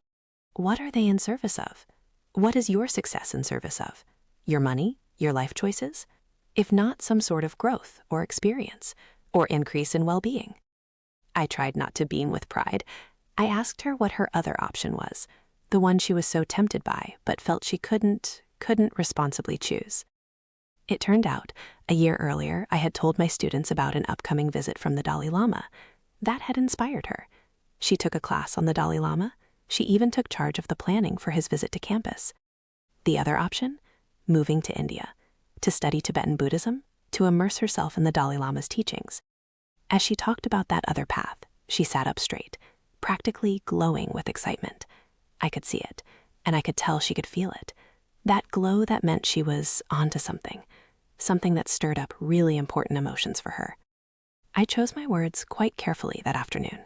I didn't want to push her, but to me, the choice was clear. I told her, "It seems obvious to me that you really want to go to India. Why are you afraid to choose that path?" We talked through her options. She told me I was right. She really did want to go to India. She was sure that everything in her life was leading her there. Her passions were pointing her in the right direction, toward her purpose. Sure enough, she ended up choosing India, which, as she put it, changed the course of her life. To this day, Kari remains obsessed with the idea that following one's passions is what leads to flourishing. As I write, she is working on her first book, Mindset, Well-Being, and Resilience. I am so proud of her. The student has become the teacher. Is it ever too late to find your purpose? We know from research that both psychological purpose and social contribution decline in later adulthood. Why? I agree with the explanation that society lags behind. We aren't offering aging adults outlets and opportunities for meaningful contributions. We call this structural lag. The increase in the healthy lifespan has not been accompanied by changes in social norms. Society's purpose for older adults is to retire, enjoy life, be free and easy. It no longer reflects older adults' search for purpose. We are missing a huge opportunity to benefit from the wisdom of our elders. But the problem doesn't start in our 60s. The decline begins around age 54. Once adults have exited formal education, there is no other institution, besides formal religion, that encourages, let alone helps, them to find a purpose in life. Someone recently told me a story about a good friend, Tanya. Tanya had, after many successful years in a big career, made a momentous decision. Her job in sports television production allowed her to travel all over the country. The NHL playoffs, Monday Night Football, the Olympics. At one point, she was traveling so much, she decided to try to run the stairs at every single NFL stadium she visited.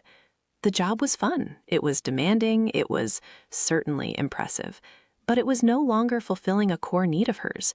It wasn't her anymore, because she wasn't who she used to be. Tanya's children were now grown. Everything around her was changing. She felt it might be time for her to change too. So, at the age of 53, she decided to start her own flower business. Tanya had always loved flowers. She loved bringing color, joy, and beauty to a moment. She'd done so for family and friends for years, but now she wanted to spread her joy a little further. She started small. Within just a few months, she was doing weddings, graduations, building arrangements for restaurant lobbies. Her greatest joy was, as it turned out, being generous to others. That was her purpose, spreading love and sunshine to those around her, making a moment beautiful and unforgettable. The twilight of her first career didn't derail her.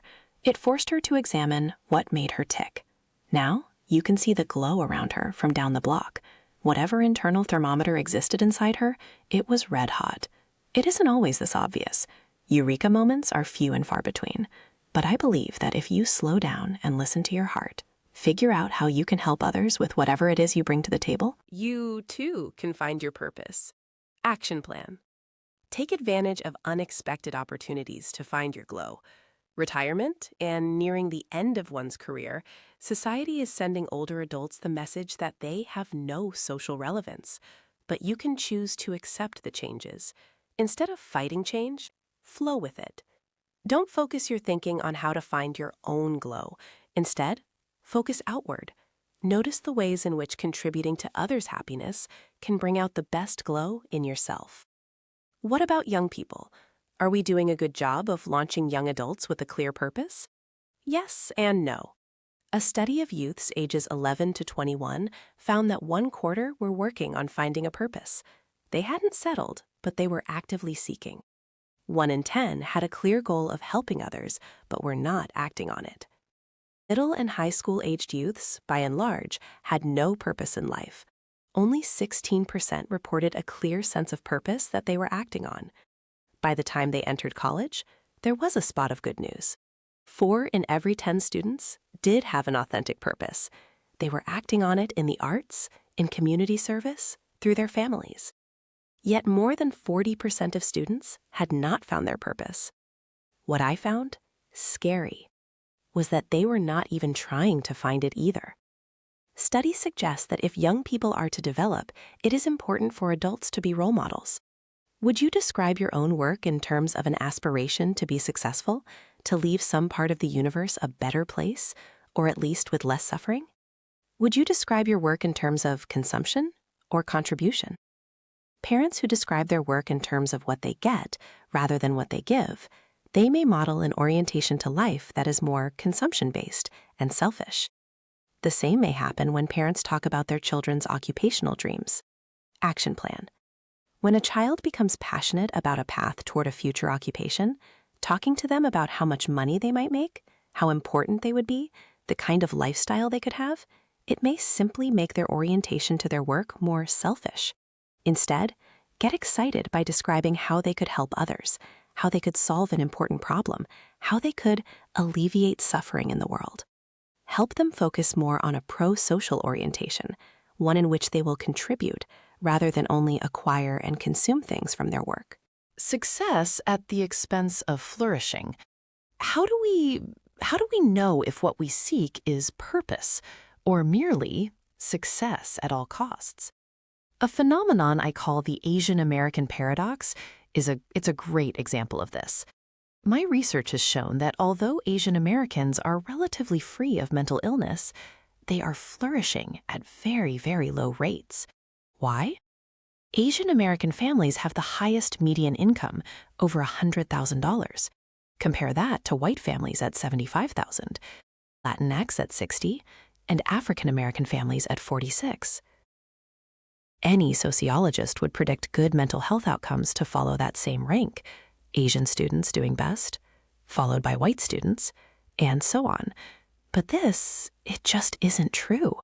Asian American students are languishing at far higher rates than the indicators would suggest. But why? Part of it is the model minority stereotype. It helps and it hinders. The stereotype says they are hardworking, self-sufficient, mentally healthy, successful. And yes, they have higher GPAs and achievement scores, more prestigious colleges, more gifted programs. But the paradox, it's also about cultural values. Achievement is emphasized. Parents exert pressure. They push for high prestige jobs, high social status, high pay. Young people feel they must succeed to honor the family, to honor the sacrifices made. Yet these successful students often describe expectations as extremely high, sometimes unachievable. Their own interests, they're not always reflected in the career path. It's always advanced degrees, doctors, lawyers, bankers, engineers. This relentlessness is the key to success. They believe weaknesses can be changed. Their sense of self is rooted in humility, in a common humanity of imperfection. High effort, grit, it's undeniably a good thing. But when grit is untethered to self-compassion, it sets young people up to suffer without any meaning. Viktor Frankl argued that suffering itself isn't the problem. It's suffering without meaning that's the most harmful. So here is the action plan. Work hard on finding your purpose, but go easier on yourself. Be compassionate, be curious. The practice of self-compassion creates a more balanced life. The journey toward purpose. The last ingredient is action. How can adults help? By being a role model. Think about the activities you shuttle your kids to every week. How many of those involve serving others, contributing to a cause? We get so wrapped up in the mundane details of childhood. What if you swapped in one, just one, overtly pro-social activity? Once they engage, young people get the chance to act on what worries them. The environment, gun safety, mental health. Look at Greta Thunberg. By trying to solve a problem, they pull themselves back from their own lives. They reflect on larger issues. Action plan. Make a plan for a purpose. This isn't the same as searching for one. Searching means you have no idea. Having a plan means you know there's a journey ahead. An apprenticeship, a period of learning. Start the journey, even if it takes a while. And if you don't have a clear purpose, maybe we're asking the wrong question. Ask if they have a plan to develop skills so they can find a way to be useful to the world. Now, work may not be where you find your significance. I knew someone who was miserable at a large mutual fund. The money was good, but analyzing metals and mining brought him no joy. Once he got up the nerve to leave, he joined a startup for clean energy. It was still finance, and it paid nothing at first, but it captured his attention. His old job felt deeply soulless, trying to game the markets to make rich people richer. But this, maybe, just maybe, he was making a difference for the planet in some infinitesimal way. That was something to hold on to when the nights got late. The reality is, we spend the bulk of our lives at work. Research shows people view work in 3 ways: a job, a career, or a calling. A job is just for material benefits, the salary, the perks. Work is a means to an end. A career is about prestige and advancement, higher self-esteem, power, social standing. But a calling? That traditionally meant being called by a higher power to do morally significant work. Today, it means feeling called to live a spiritual life. I was put on this earth to do what I am doing. But look at the data. Only 15% of adults view their work as a calling. Most, 56%, see it as a career. My point is, you will be lucky if work is the place where you find your cause. For the vast majority of us, it's rare for work and purpose to be on the same page. Why? Well, the job market has shifted to service jobs. Lower wages, fewer benefits, less stability. But the overarching system may be the real culprit. Democratic capitalism encourages competition, but it can become dominated by possessive individualism, the singular purpose of accumulating capital quickly, with minimal concern for the impact on society. This happens when trust is weakened, like the 2007 mortgage crisis. The banks were bailed out, but the victims suffered. People lost trust. And when we untether ourselves from moral guidance, we get success without any significance. A purpose found can be a purpose lost. I landed in intensive outpatient treatment as an adult, at the height of my career.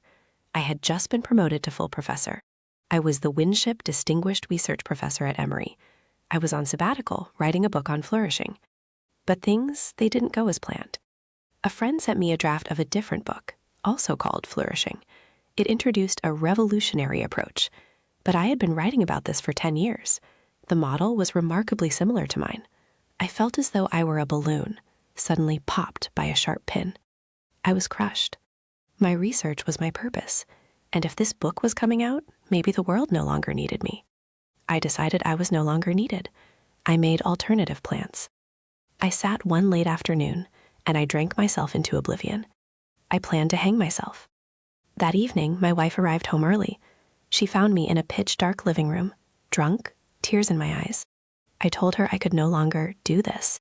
Every fiber of my being was exhausted, gone. The world didn't need me anymore. Then she said the 4 words that saved my life. But I need you. I wish I could write a book as powerful as those 4 words. I told her if this was going to work, I needed serious help. I had to face childhood traumas I thought I'd outrun. Abandonment, abuse, neglect. I thought I had outsmarted my past. But the past, it will define you until you face it down, no matter how many degrees you have. Look over your shoulder, and there it is. I started treatment. The team told me to start small, but I didn't know how to set small goals anymore. They said, start with 1 minute of meditation. 1 minute? I told my therapist, it's pathetic. I resisted. My ego didn't want to submit, but I did as I was told. Resist, relent, a small step forward. Suddenly, weeks had passed. I had made a huge amount of progress just by taking those small steps. My purpose had gotten lost, but I found it again. This book is the testament that I am once again living my purpose. I have tears in my eyes just saying that, because I was so close to not being alive. So start small. Go local. If you don't know where to start, if you are languishing, keep it simple. Accept that you will want to resist. Practice the mantra, resist, relent, resist, relent. Let's start with 3 small acts of kindness. Helping others is an intrinsic part of finding purpose. There was a study on kindness. One group did 3 acts for people. One did 3 acts for the world. One did 3 acts for themselves. After 4 weeks, everyone felt more positive emotions, even the self-kindness group. But self-kindness did not increase flourishing the way the others did. Selfless acts do more than make you feel better. They tap into something deeper. They increase your sense of purpose. Action plan. Start small. This week, make a list of 3 things you can do that reflect kindness toward other people or the world. Then make another list for next week, and the one after that, and the one after that. Set a reminder on your phone. A ping that hits you at least once a day. Something to the effect of, you promised yourself and the world that you would perform an act of kindness today. Write down on a Post-it note the specific acts of kindness you intend to do. Today, tomorrow, and the next day. Put the note on your coffee maker or your bathroom mirror.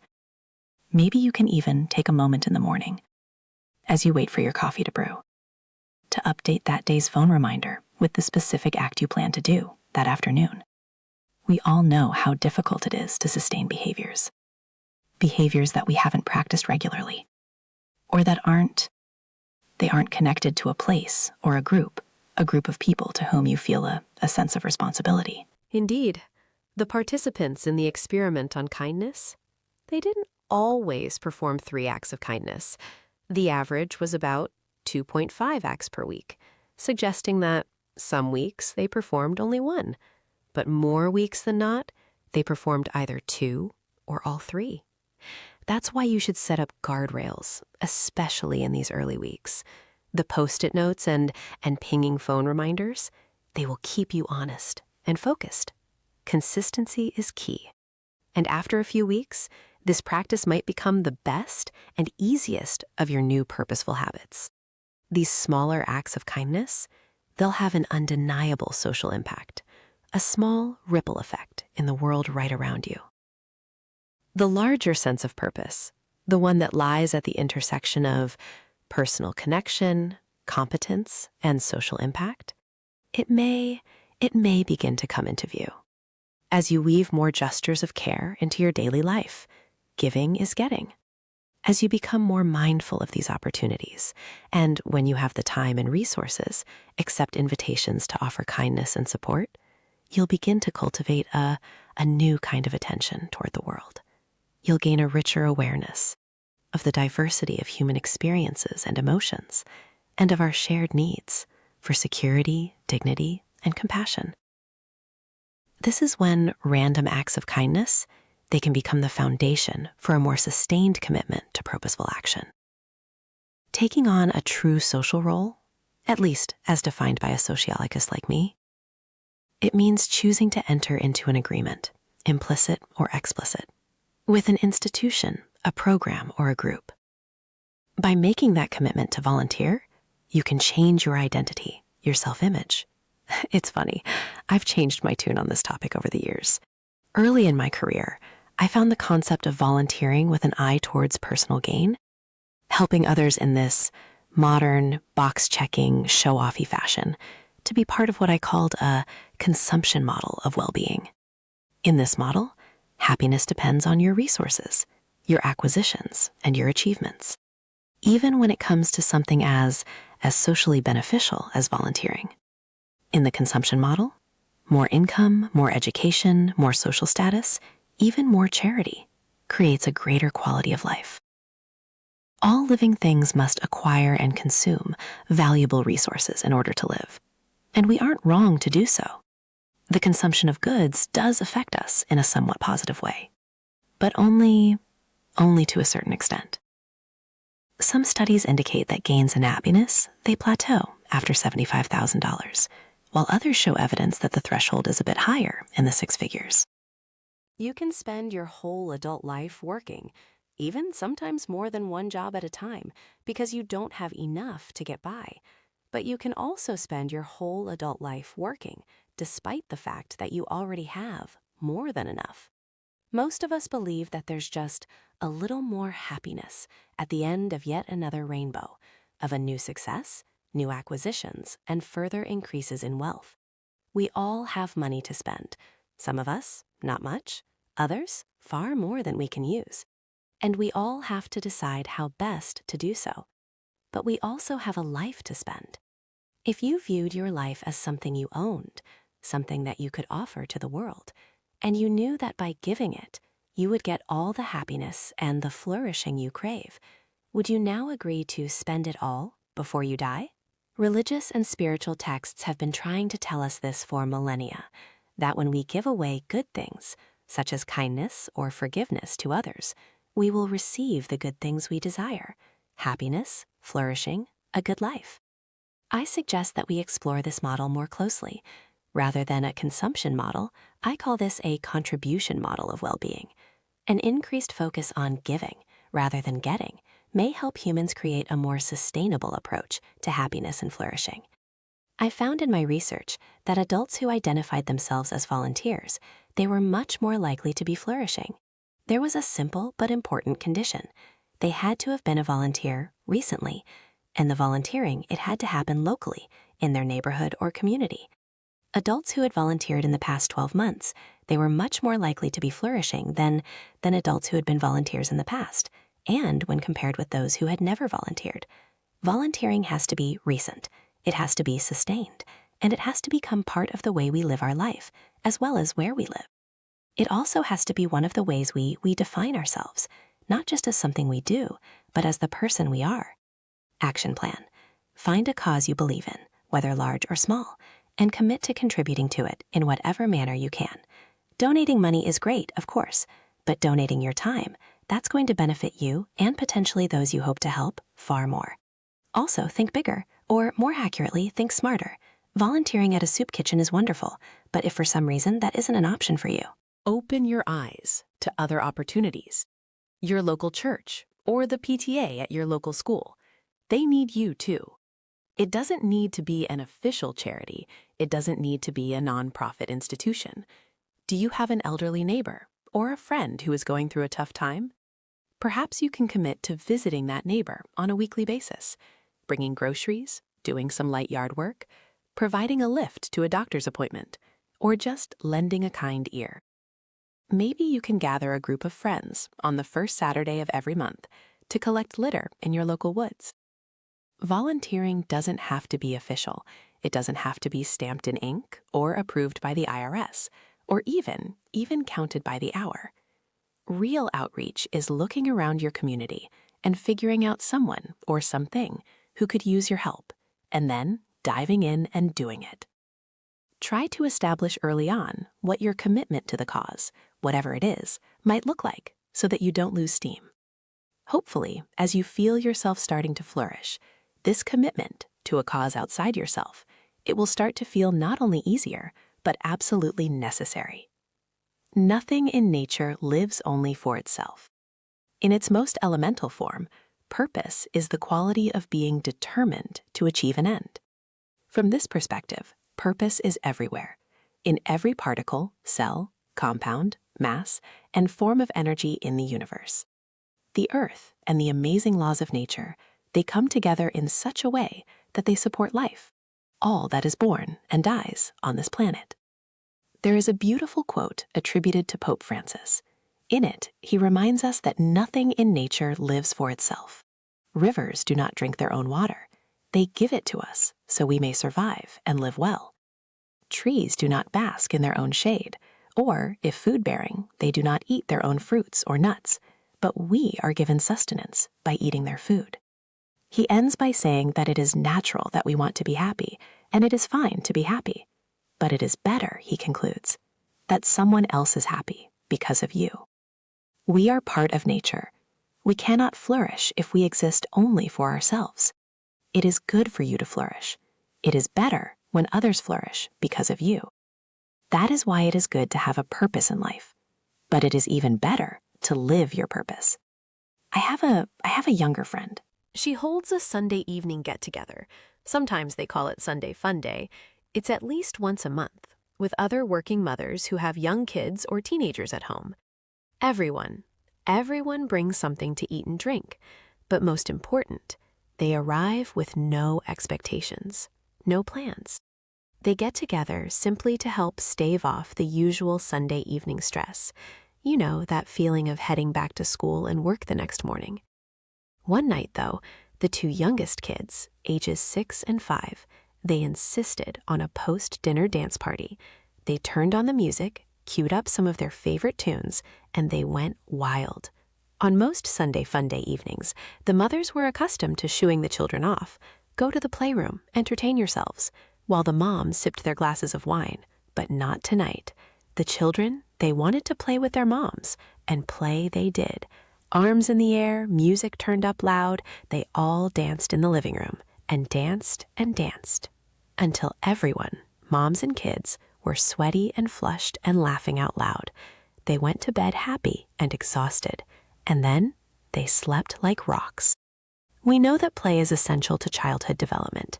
We think that becoming mature means leaving the games behind, not realizing that unstructured fun, it is vital for adults too. It shrinks our egos, it lowers our stress levels, and it boosts our well-being. So what is play? Play is any self-directed activity in which you derive pleasure from the process rather than the outcome. If rules are involved, they should leave room for creativity. These everyday experiences of fun, they don't require equipment, no stadiums, no fields, no rule books. They require nothing but imagination. The only rule is that you derive joy from a moment that might have otherwise passed you by, unremarked on and unremarkable. Every time I mow my lawn, I mentally picture a new pattern I want to draw. My lawn mowing chore, it becomes a form of play. It's called lawn striping, and it's extremely enjoyable to me, which is basically all that matters. Play takes you out of time, even if only for a few minutes. Whether you are working on your calligraphy skills, learning to make latte art, going a little crazy with a charcuterie board, experimenting with clay jewelry, or just driving to the next town to discover a new antique shop. It can involve, but it doesn't require, joining a sports league. I love a board game as much as anyone, but when the rule book is longer than a Tom Clancy novel, I see. I see work in it rather than play. Even tackling a home improvement project, when done playfully, seems to go by faster. Time isn't a factor when I mow my lawn as a lawn artist. I recently read a touching article in the New York Times. A mother was describing her young daughter's grief over the death of her oldest, closest friends, her stuffed animals. She had played with them her whole life.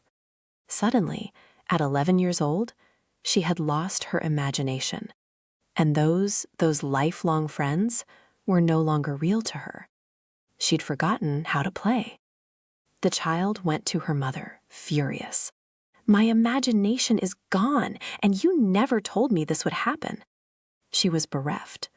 All the conversations and emotions, from friendship to love, the daughter had experienced them with her stuffed animals. And now, they could no longer be experienced. All that remained were memories. She told her mom she was going to give them away, because she said, "I don't know how to play with them anymore." Too often we equate play with fitness, but then we stress out about scheduling fitness. And what could have been play, it becomes part of our to-do checklist instead. Forget the calendars, forget the scoreboards. Playing to finish or playing to win, that is taking the external path. Play for the sake of seeking delight, of letting one's imagination run wild. Enjoying the freedom to roam, that is play. Perhaps, in the end, play is the most selfish of all our flourishing vitamins. And maybe that's why it's so hard for us to do. Do we really have to play? Play researchers, yes, they actually exist. They have been fighting an uphill battle for quite some time. The very definition of play usually includes the fact that it must be optional, not a necessary item on your daily itinerary. Well, you might argue, if it's optional, must we do it? Doesn't the very inclusion of it on our must-do list take the benefits away? Stuart Brown, a psychiatrist and the head of the National Institute for Play, he argues that unstructured fun is essential to our flourishing as adults. Brown reviews evidence that play deprivation during the first 10 years of life, it's linked to a host of poor outcomes: depression, aggression, impulsivity, inflexible thinking, and a lack of meaningful relationships. The list of benefits is lengthy, but I'll emphasize the ones that clearly counter languishing. Play reconnects us with key parts of ourselves. If you still giggle, that child is still alive inside you. Play reconnects us to our imagination. That's a muscle that gets depleted with lack of use. Play helps us approach life with excitement, energy, and humor. It helps us rediscover an appreciation of beauty. It boosts our overall life satisfaction. We're talking about a deeply biological need here, one that evolved because it contributes to our survival. Play as resistance. My good days begin in the amazing quiet of a very early morning. I like to wake up around 4:30 a.m. Everything is pure and possible in the morning. I brew my coffee, sit down at my computer, and start moving around ideas and words. Email is for later. Mornings are sacred. It's playtime. I play by weaving together ideas, concepts, and statistics. This is how I approach my work as a professor, and I love it. Work and life, they can become play. Play and life, they can become work. Having fun is a choice. It's not an imposition. I have a friend who hates vacuuming, but then he figured out that his dog thought the vacuum cleaner was both his mortal enemy and his favorite playmate. Suddenly, his most hated chore became a time to romp around. Another friend, when he takes morning walks, he makes up songs about what he's seeing around him. He hums them under his breath. Anytime someone almost catches him, he can't help but laugh. We can all think of play as an act of resistance. We can use play as a way of protecting our mental health. In a world where we're constantly encouraged to prioritize utilitarian purposes, time, we are told, is money. Our value is defined in terms of billable hours, and any time wasted, it's seen as a loss of opportunity to monetize every last skill we possess. But remember, anxious feelings and joyful ones, they can coexist. So too can work and play. Take a moment, save your work, shut off your screen for a second, and fly a paper airplane into a coworker's cubicle. Build a tiny scavenger hunt for your favorite colleague. Send her on a search for her favorite chocolate bar. Even a mid-morning trip to the coffee shop. Yes, you want extra whipped cream. That is a moment to take back for yourself. Stop thinking of it as a caffeine break to improve your afternoon productivity. Think of it instead as a pause you are taking for yourself to let your mind unwind and feel free. Changing your expectations of a moment, it changes everything. If you want to take the fun out of anything, call it work. Make it something you have to do. I have seen people turn family vacations into work. The scheduling, the strict itinerary, the joy-sucking determination to have the best time. Try to adopt a play mindset for everything, from vacuuming to mowing the lawn. Take your required daily tasks, the ones that feel like a slog, and flip them upside down. Plating your dinner as if you were a contestant on Top Chef. Bonus points. Practicing your non-existent drumming skills with wooden spoons on the counter. Do it. Change your day mindset to a play mindset. Play it's protective. It's a microcosm of childhood, a protective shell like a butterfly's chrysalis. It safeguards children from the slings and arrows of life. But what happens when you are born into conditions of adversity, poverty, racism? Can play create resilience? I think back to my own childhood. When the violence and abuse started, I think I stopped playing entirely until I managed to escape that home. For me, school was no place for play either. The classrooms were a nightmare for me. Rows of desks, very little movement, a lot of time spent listening and doing workbooks alone. I often ended up in detention, writing hundreds of sentences on the board. I will not, over and over and over again. But then, when I was 8, we moved. I was placed in what was called an open classroom, and for the first time ever, I blossomed. My grades were nearly perfect. I jumped ahead 2 years in my reading. Why? Because that instruction model, it was self-initiated. It encouraged the child's initiative. It promoted self-expression through creativity, music, and movement. It encouraged play. And the results of studies on this they are devastating. Kids in direct instruction classrooms, the ones with planned lessons and workbooks, they often fell victim to very bad outcomes. Higher dropout rates, more arrests, unemployment. But the kids lucky enough to be instructed with a play-forward mentality, by and large, they were able to become successful adults. By age 27, they were more likely to own a home. They were earning a good living. They were not high school dropouts. Prevention, it worked. Giving children some self-direction and allowing them to play in an enriched environment, it made a world of difference. It interrupted the cycle of poverty. Play is no laughing matter, especially when it has been shown to help build a brighter future for our kids. Why do we stop playing? As kids grow up, they start to lose the sense that play is necessary, that it's age-appropriate and vital. They engage less in pure play and participate more in games. Both play and games socialize children in how to cooperate and how to coordinate their activities if they want the activity to continue.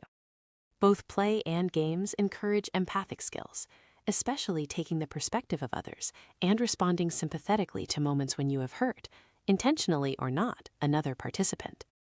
But games, like grades in school, begin the process of encouraging external motivation, doing things because of the possible desirable outcome, and discouraging internal motivation, doing something simply because you enjoy it.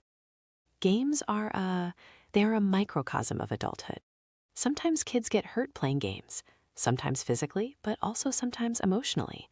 Sometimes the pain or hurt caused by games is psychological or social. because kids can feel ashamed of their performance, especially in publicly watched games. I feel heartbroken every time I watch a kid slinking off a playing field, head held low with shame, staring at the ground, tears in their eyes. In games, children begin to understand that their self-worth is contingent. It is sometimes earned based on the quality of their performance, not their effort. Their sense of self is based entirely on outcomes, rather than inputs. In a sense, games are by definition distinct from play. Games have clear outcomes and anoint winners and losers. She or he who amasses the most points or gets to the destination fastest wins. Between the beginning and ending of a game are predetermined rules. Despite all this, games can qualify as play if they are played the right way. Some games are designed to provide entertainment over competition, emphasizing an enjoyment of the process and more imagination-building experimentation. Certain video games, for example, are more about world building than about mission domination, making it easier to lose yourself in the little moments of beauty or amazement without having to worry about the endgame or point totals. The philosophy professor C. Thi Nguyen, an expert on games, he has written that party games, such as Cards Against Humanity, are designed for arbitrariness, skilllessness, and intentional chaos. Instead of playing with an eye toward point totals and win-loss columns, the social practice of a game like this one requires that they be played with a spirit of levity. In this way, play and games can overlap. I recently watched a wonderful movie called Pinball: The Man Who Saved the Game. I learned that pinball was once illegal in many cities because it was considered a game of chance rather than skill, and therefore was considered a form of gambling targeted at children. As it turned out, pinball machines were actually created to help Americans feel a sense of accomplishment and happiness during a very difficult period of our nation's history, the Great Depression. One of the creators of the pinball machine was, apparently, decades ahead of happiness researchers, because back then, he decided to design the game around the goal of building skills, not merely accruing points and chasing wins. In the movie, the architect of the pinball machine raised the question, what makes a game good? His answer, a game is good when it provides people with a sense of accomplishment, has causes and effects, which means it requires the player to use and develop skills in order to accomplish goals, and makes people feel that what they do matters. According to designers of successful games, from pinball machines to modern multi-million player video games, that is what makes people happy and makes them want to keep coming back to the game. You need to have a sense of accomplishment, to experience being the cause of outcomes that you want to accomplish, to feel that your presence matters. In this way, games can offer you all the benefits of play. We all want to know that what we are doing matters. What a wonderful, wonderful metaphor for life. Forgetting how to play too soon. As a professor, I always try to practice the philosophy that, if both my students and I are not having fun at least some of the time, I'm not doing my job correctly.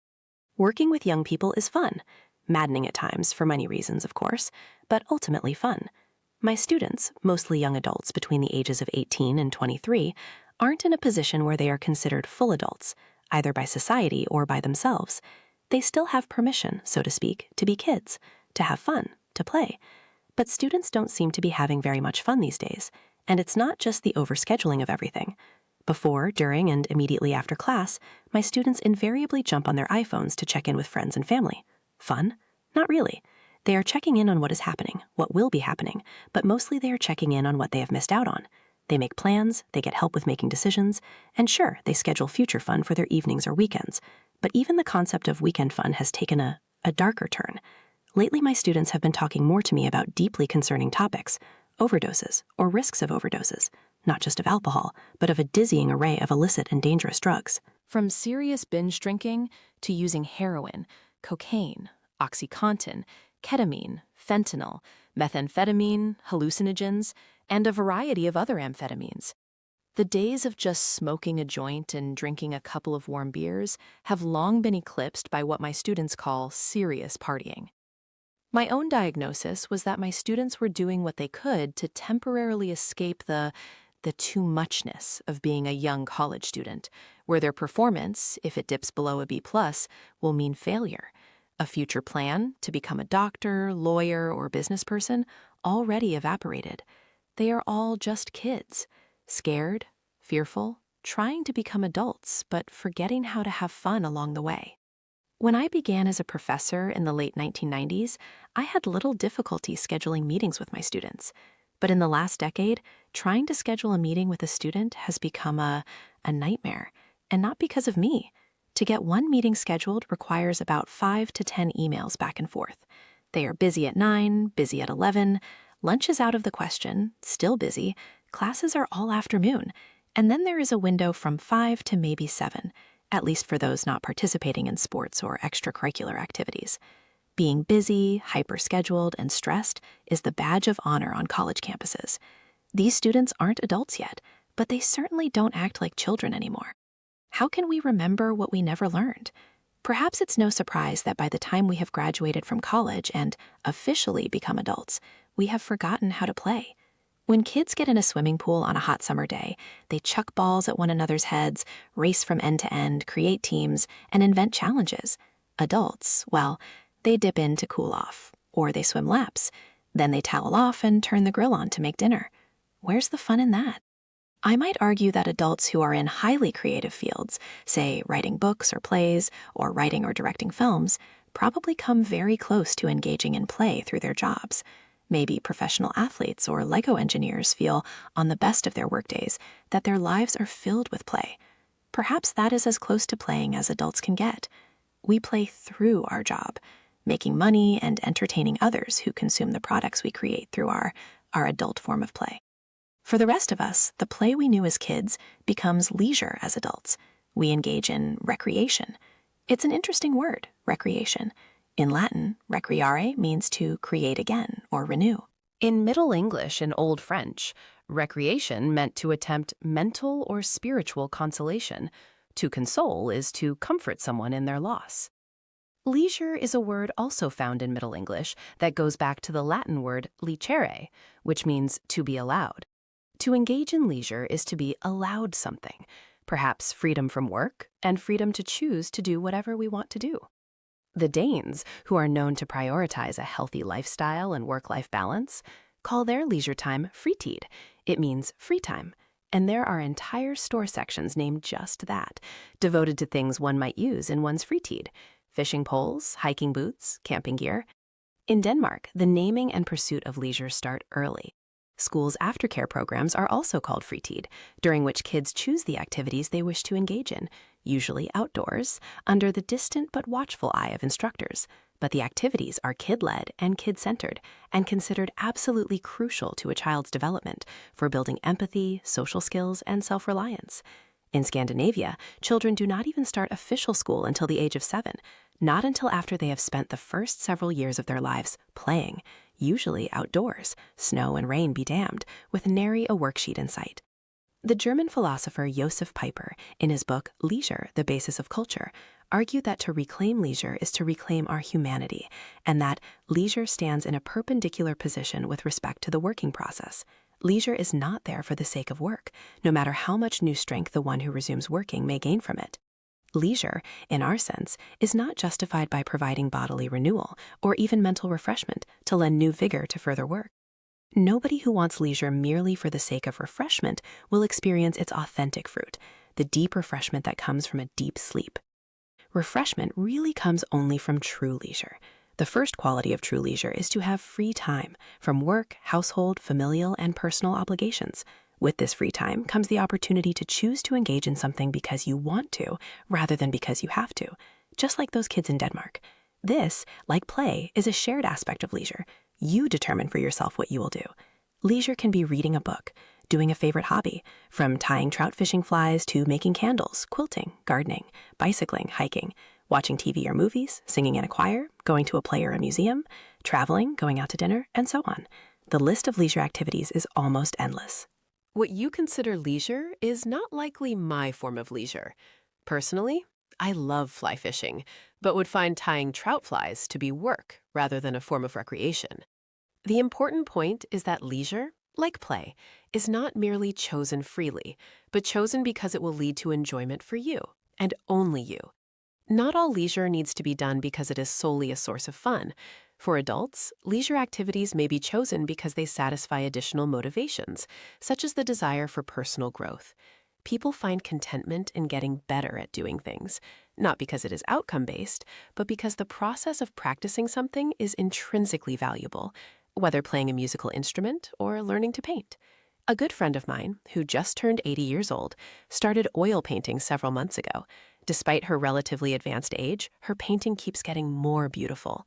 It takes concentration, hours sitting still, amazing dexterity, flexibility, arm strength, and patience.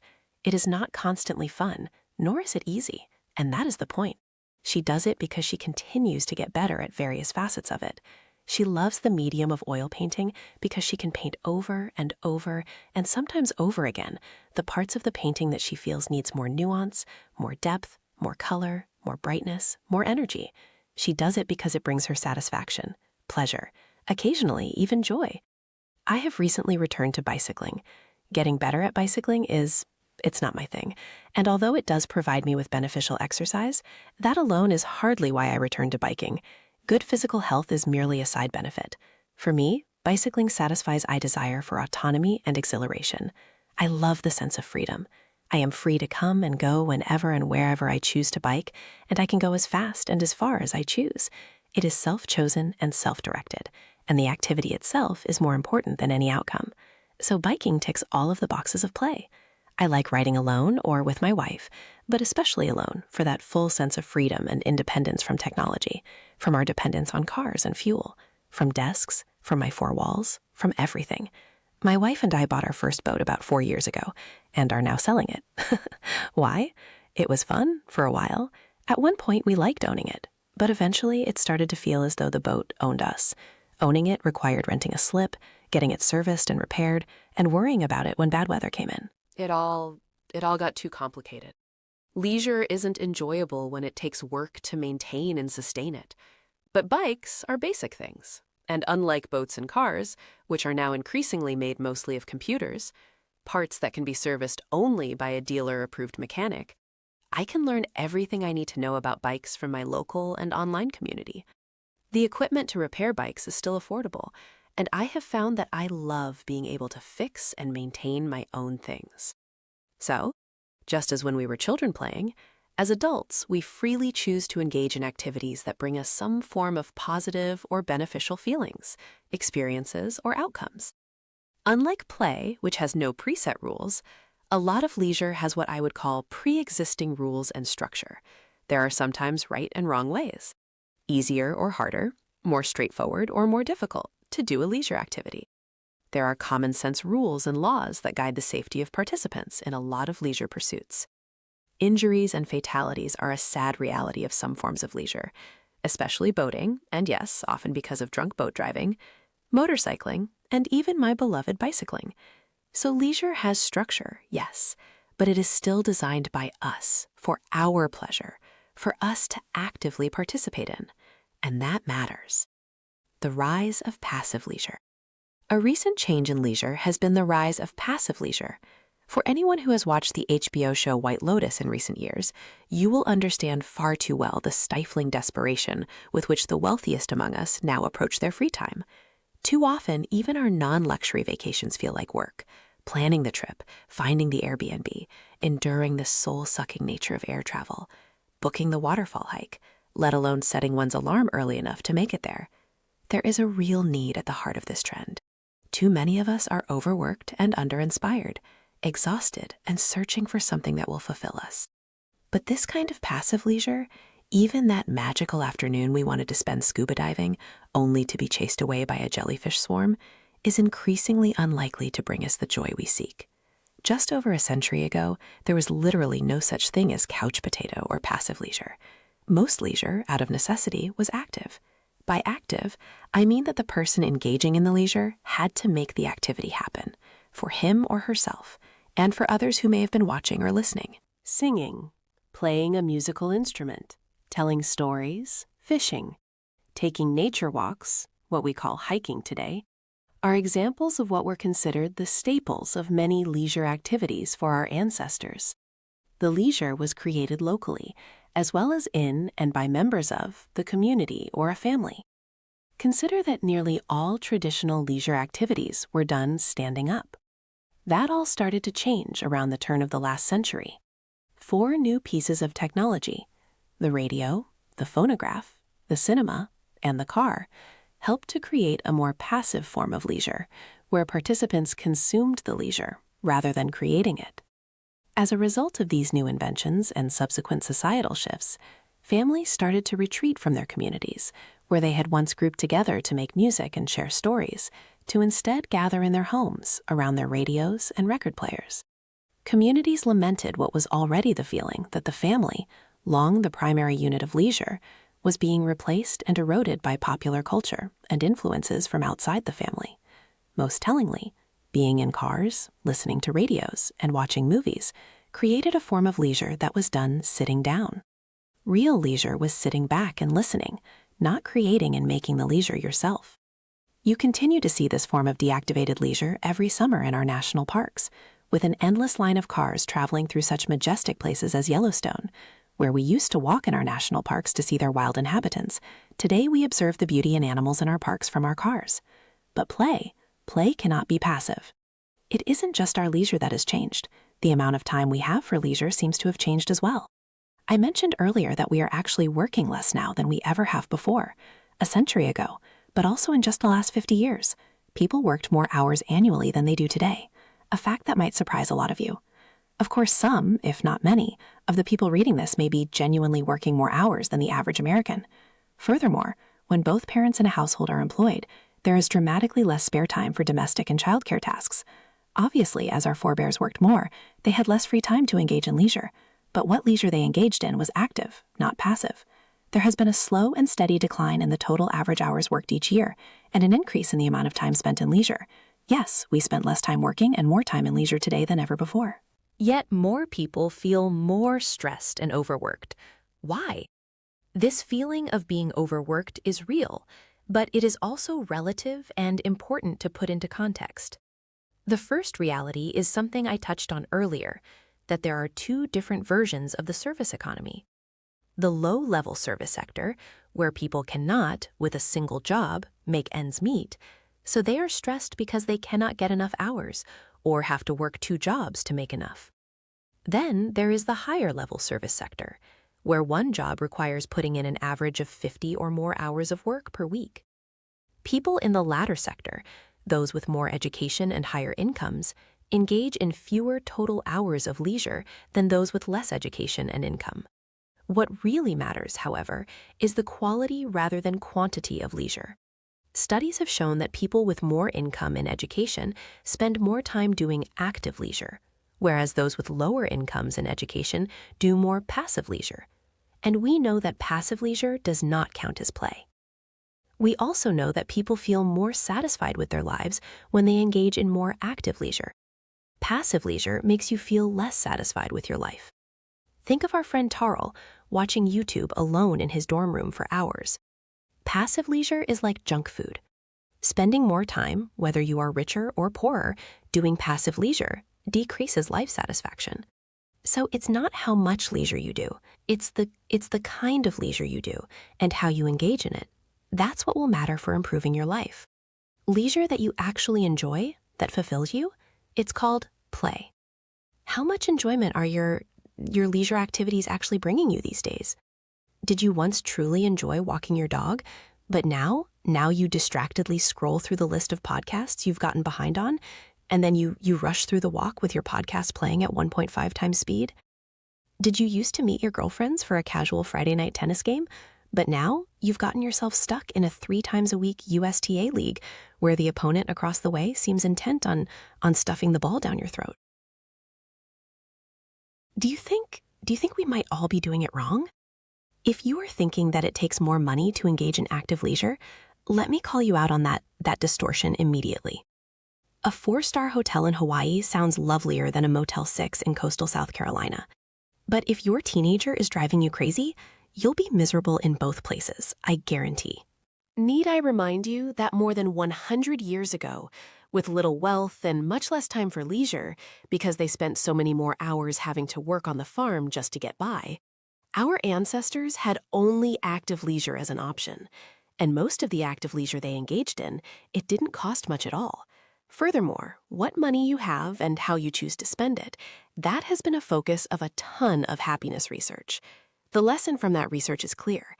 It is not how much money you have that counts. It is what you spend it on that matters.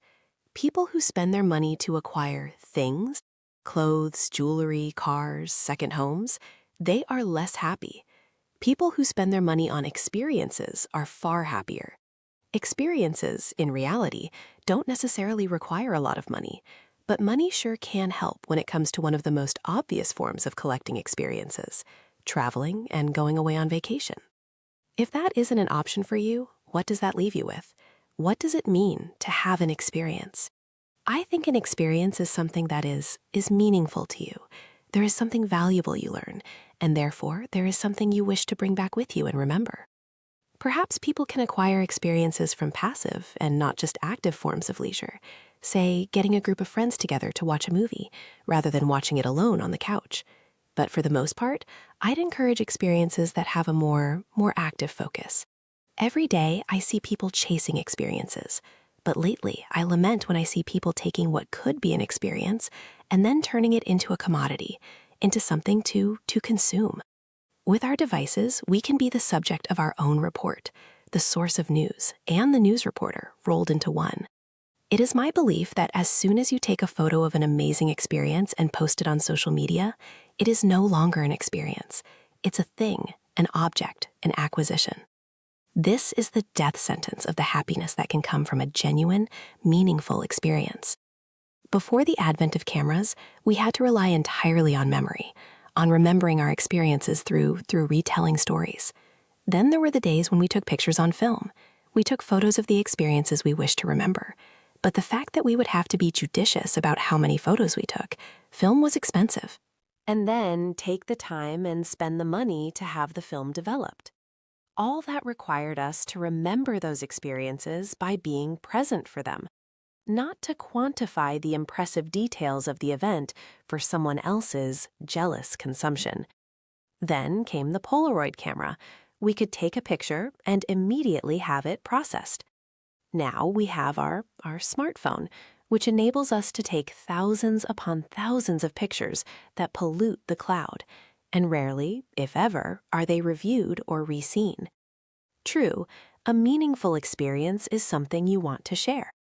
But in the past, our experiences were told and retold through stories, during gatherings of friends and families, at reunions, birthday parties, and other occasions. Experiences make our lives meaningful when we share them in a way that gives them genuine respect, through storytelling, not posting carefully posed photos and waiting to see how many people like them. A friend of mine was recently at a birthday party that exemplified this shift. She told me that a group of friends, old and new, had traveled to a beautiful destination to celebrate a beloved friend's 30th birthday party. But the weekend, which was filled with amazing experiences designed to bring everyone joy, had turned into a 72-hour-long influencer event, as several of the attendees tried to capture every aspect of the event in the most beautiful, shareable way. Without realizing it, the would-be influencers ruined some of the joy of the weekend for everyone else, who wished to engage with one another in a meaningful way, face-to-face, in person, not manage their images back home with endless, carefully curated photo shoots of an enviable event. It was, she told me, a tragic loss, turning a happy reunion into a commodity designed for social media consumption, rather than meaning and joy and connection, and, dare I say it, play. It is not as though you cannot record your experiences without losing their meaning, but the way we consume our leisure now makes me think we have forgotten why we are participating in activities in the first place. Is it to tell the world, most of whom don't care a bit, what we are doing at that moment? Or is it to have an experience that is so meaningful that you alone must remember it? Because then you are cherishing it for what it is, a gift.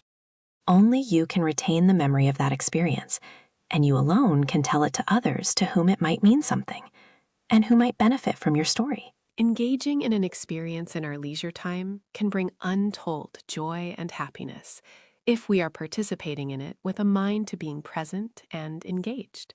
I recently watched a young boy fish in a glassy lake. He'd woken his mom up early that day, begging and begging for her to take him fishing, his all-time favorite activity. Over the hours I witnessed his efforts, he didn't catch a single fish. He threw out his line again and again. His dad joked to me that they don't call it fishing in their family, they call it casting. But his joy was apparent on his face, and it was completely untethered from the number of fish he came home with. 0. He was entirely present. No camera, no counting. Take a lesson from him. Don't let your smartphone and your obsession with social media likes remove all the joy from your joy. Okay? After my grandparents adopted me, I played as a child. And I played because it was fun. I wanted to have fun. What I didn't realize was how much I learned about myself, others, and nature through play. Play helped me grow up into a better person. As an adult, I want to have fun, but I also want to enjoy life. As a child, I didn't understand some important lessons I learned later on. Without cloudy days, we do not appreciate the sunny ones. It's the same with play and fun. Without work and responsibilities, we do not appreciate the fun and freedom of unadulterated play. You can't have the good without the bad. As adults, no matter how much we do leisure, how good it makes us feel, it is a reminder in and of itself that it is ephemeral. We are seeking an escape from the most dominating forces in our lives, work and responsibilities. But in taking time for ourselves, we are reminded of what many of us do not get from our work: fun, autonomy, a sense of personal growth, curiosity, exploration, discovery, and the sense of contributing to something larger than ourselves. When it comes to leisure, we are trying to recreate the feelings, the unbridled joy, the sense of discovery, the enviable autonomy we felt when we played as kids. But the fact is that, as adults, we can never play, truly play, wildly and freely and imaginatively, without being seen as acting odd. This sense of boundaries or restrictions reminds us that we can no longer go back to what was a once-in-a-lifetime thing, being a child. Leisure, in this sense, is a respite not merely from work, but from what lurks in all adults' minds, our sense of our own mortality. But this respite is a reminder, indeed a siren call, for us to awaken to our chance to flourish, if we only listen to what the moments that seem difficult and dark are trying to illuminate. Let's remind ourselves as adults that, despite our sense of our own mortality, play is not dead to us. We may not get to play, indeed we may not want to play, as we did as children. Play, with its make-believe fantasy, no outcomes and no winners or losers, it's pretty hard to recapture. But we can recreate and reclaim some of the most important parts of play as an adult as well. Action plan. Here are some things to do to get the most out of your leisure. 1. Increase your active leisure and decrease your passive leisure. Don't watch golf on TV. Go find a local public course and try your hand at it yourself. If there's a movie you're dying to watch, don't do it solo. Instead, invite friends over and make an event of it, with themed snacks, maybe a costume requirement, and a designated time to discuss the film afterward as a group. Go for a hike in the woods. Not because you think you should exercise more, but because you want to bask in the glory of unbound nature. Join a pickleball league. Not because you want to win every game, but because you want to laugh at yourself and your new friends as you try. 2. Collect experiences rather than things, unless the things mean something to you. Things that remind you of your journey through life, that are so important that they take a prominent place in your home, those are worth acquiring. They're for you, and often are an experience in and of themselves. If you find yourself saving up for a bigger TV, a fancy handbag, or a luxury car, try to think if there might be a better way to spend that cash. Instead of buying a bigger TV, can you set aside money for a movie theater date night once a month, popcorn included? Instead of buying that handbag, can you spend a weekend away with some friends, catching up face-to-face with your phone stashed in your backpacks instead of the palms of your hands? 3. Enjoyment is not the same as fun, not even close. Have more fun. Laugh more. Go find other people who make you laugh more. Let your giggles turn into a full-blown laughing fit. Be silly. Have dance parties. Jump off a rope swing into a lake and scream when you hit the cold water. Throw a frisbee. Join a trivia team at the local pub. Sing loudly in the shower. Start a food fight. Point at rainbows. Wear obnoxiously colorful socks to your next big work meeting. Go rock climbing. Chase a butterfly. Say yes next time you're invited to karaoke. Then get up on stage and sing. Ride a roller coaster. Do cartwheels. In my class on happiness, I tell my students to listen to a wonderful episode of the This American Life podcast. It's called The Show of Delights. The show description states the following. In these dark, combative times, we attempt the most radical counter-programming we could imagine, a show made up entirely of stories about delight. In it, they quote a wonderful line from the poet and professor Ross Gay. To achieve humanity, we must share delight. When I heard that, I thought of mirror neurons. Mirror neurons are the amazing neurons that enable us to mirror someone else's feelings. If they're doing something and we're watching, we can essentially feel what they are feeling. In Gay's book, The Book of Delights, he shared some of those sometimes mundane, sometimes rare, moments of jewel-like delight, the kinds I wanted my students to contemplate.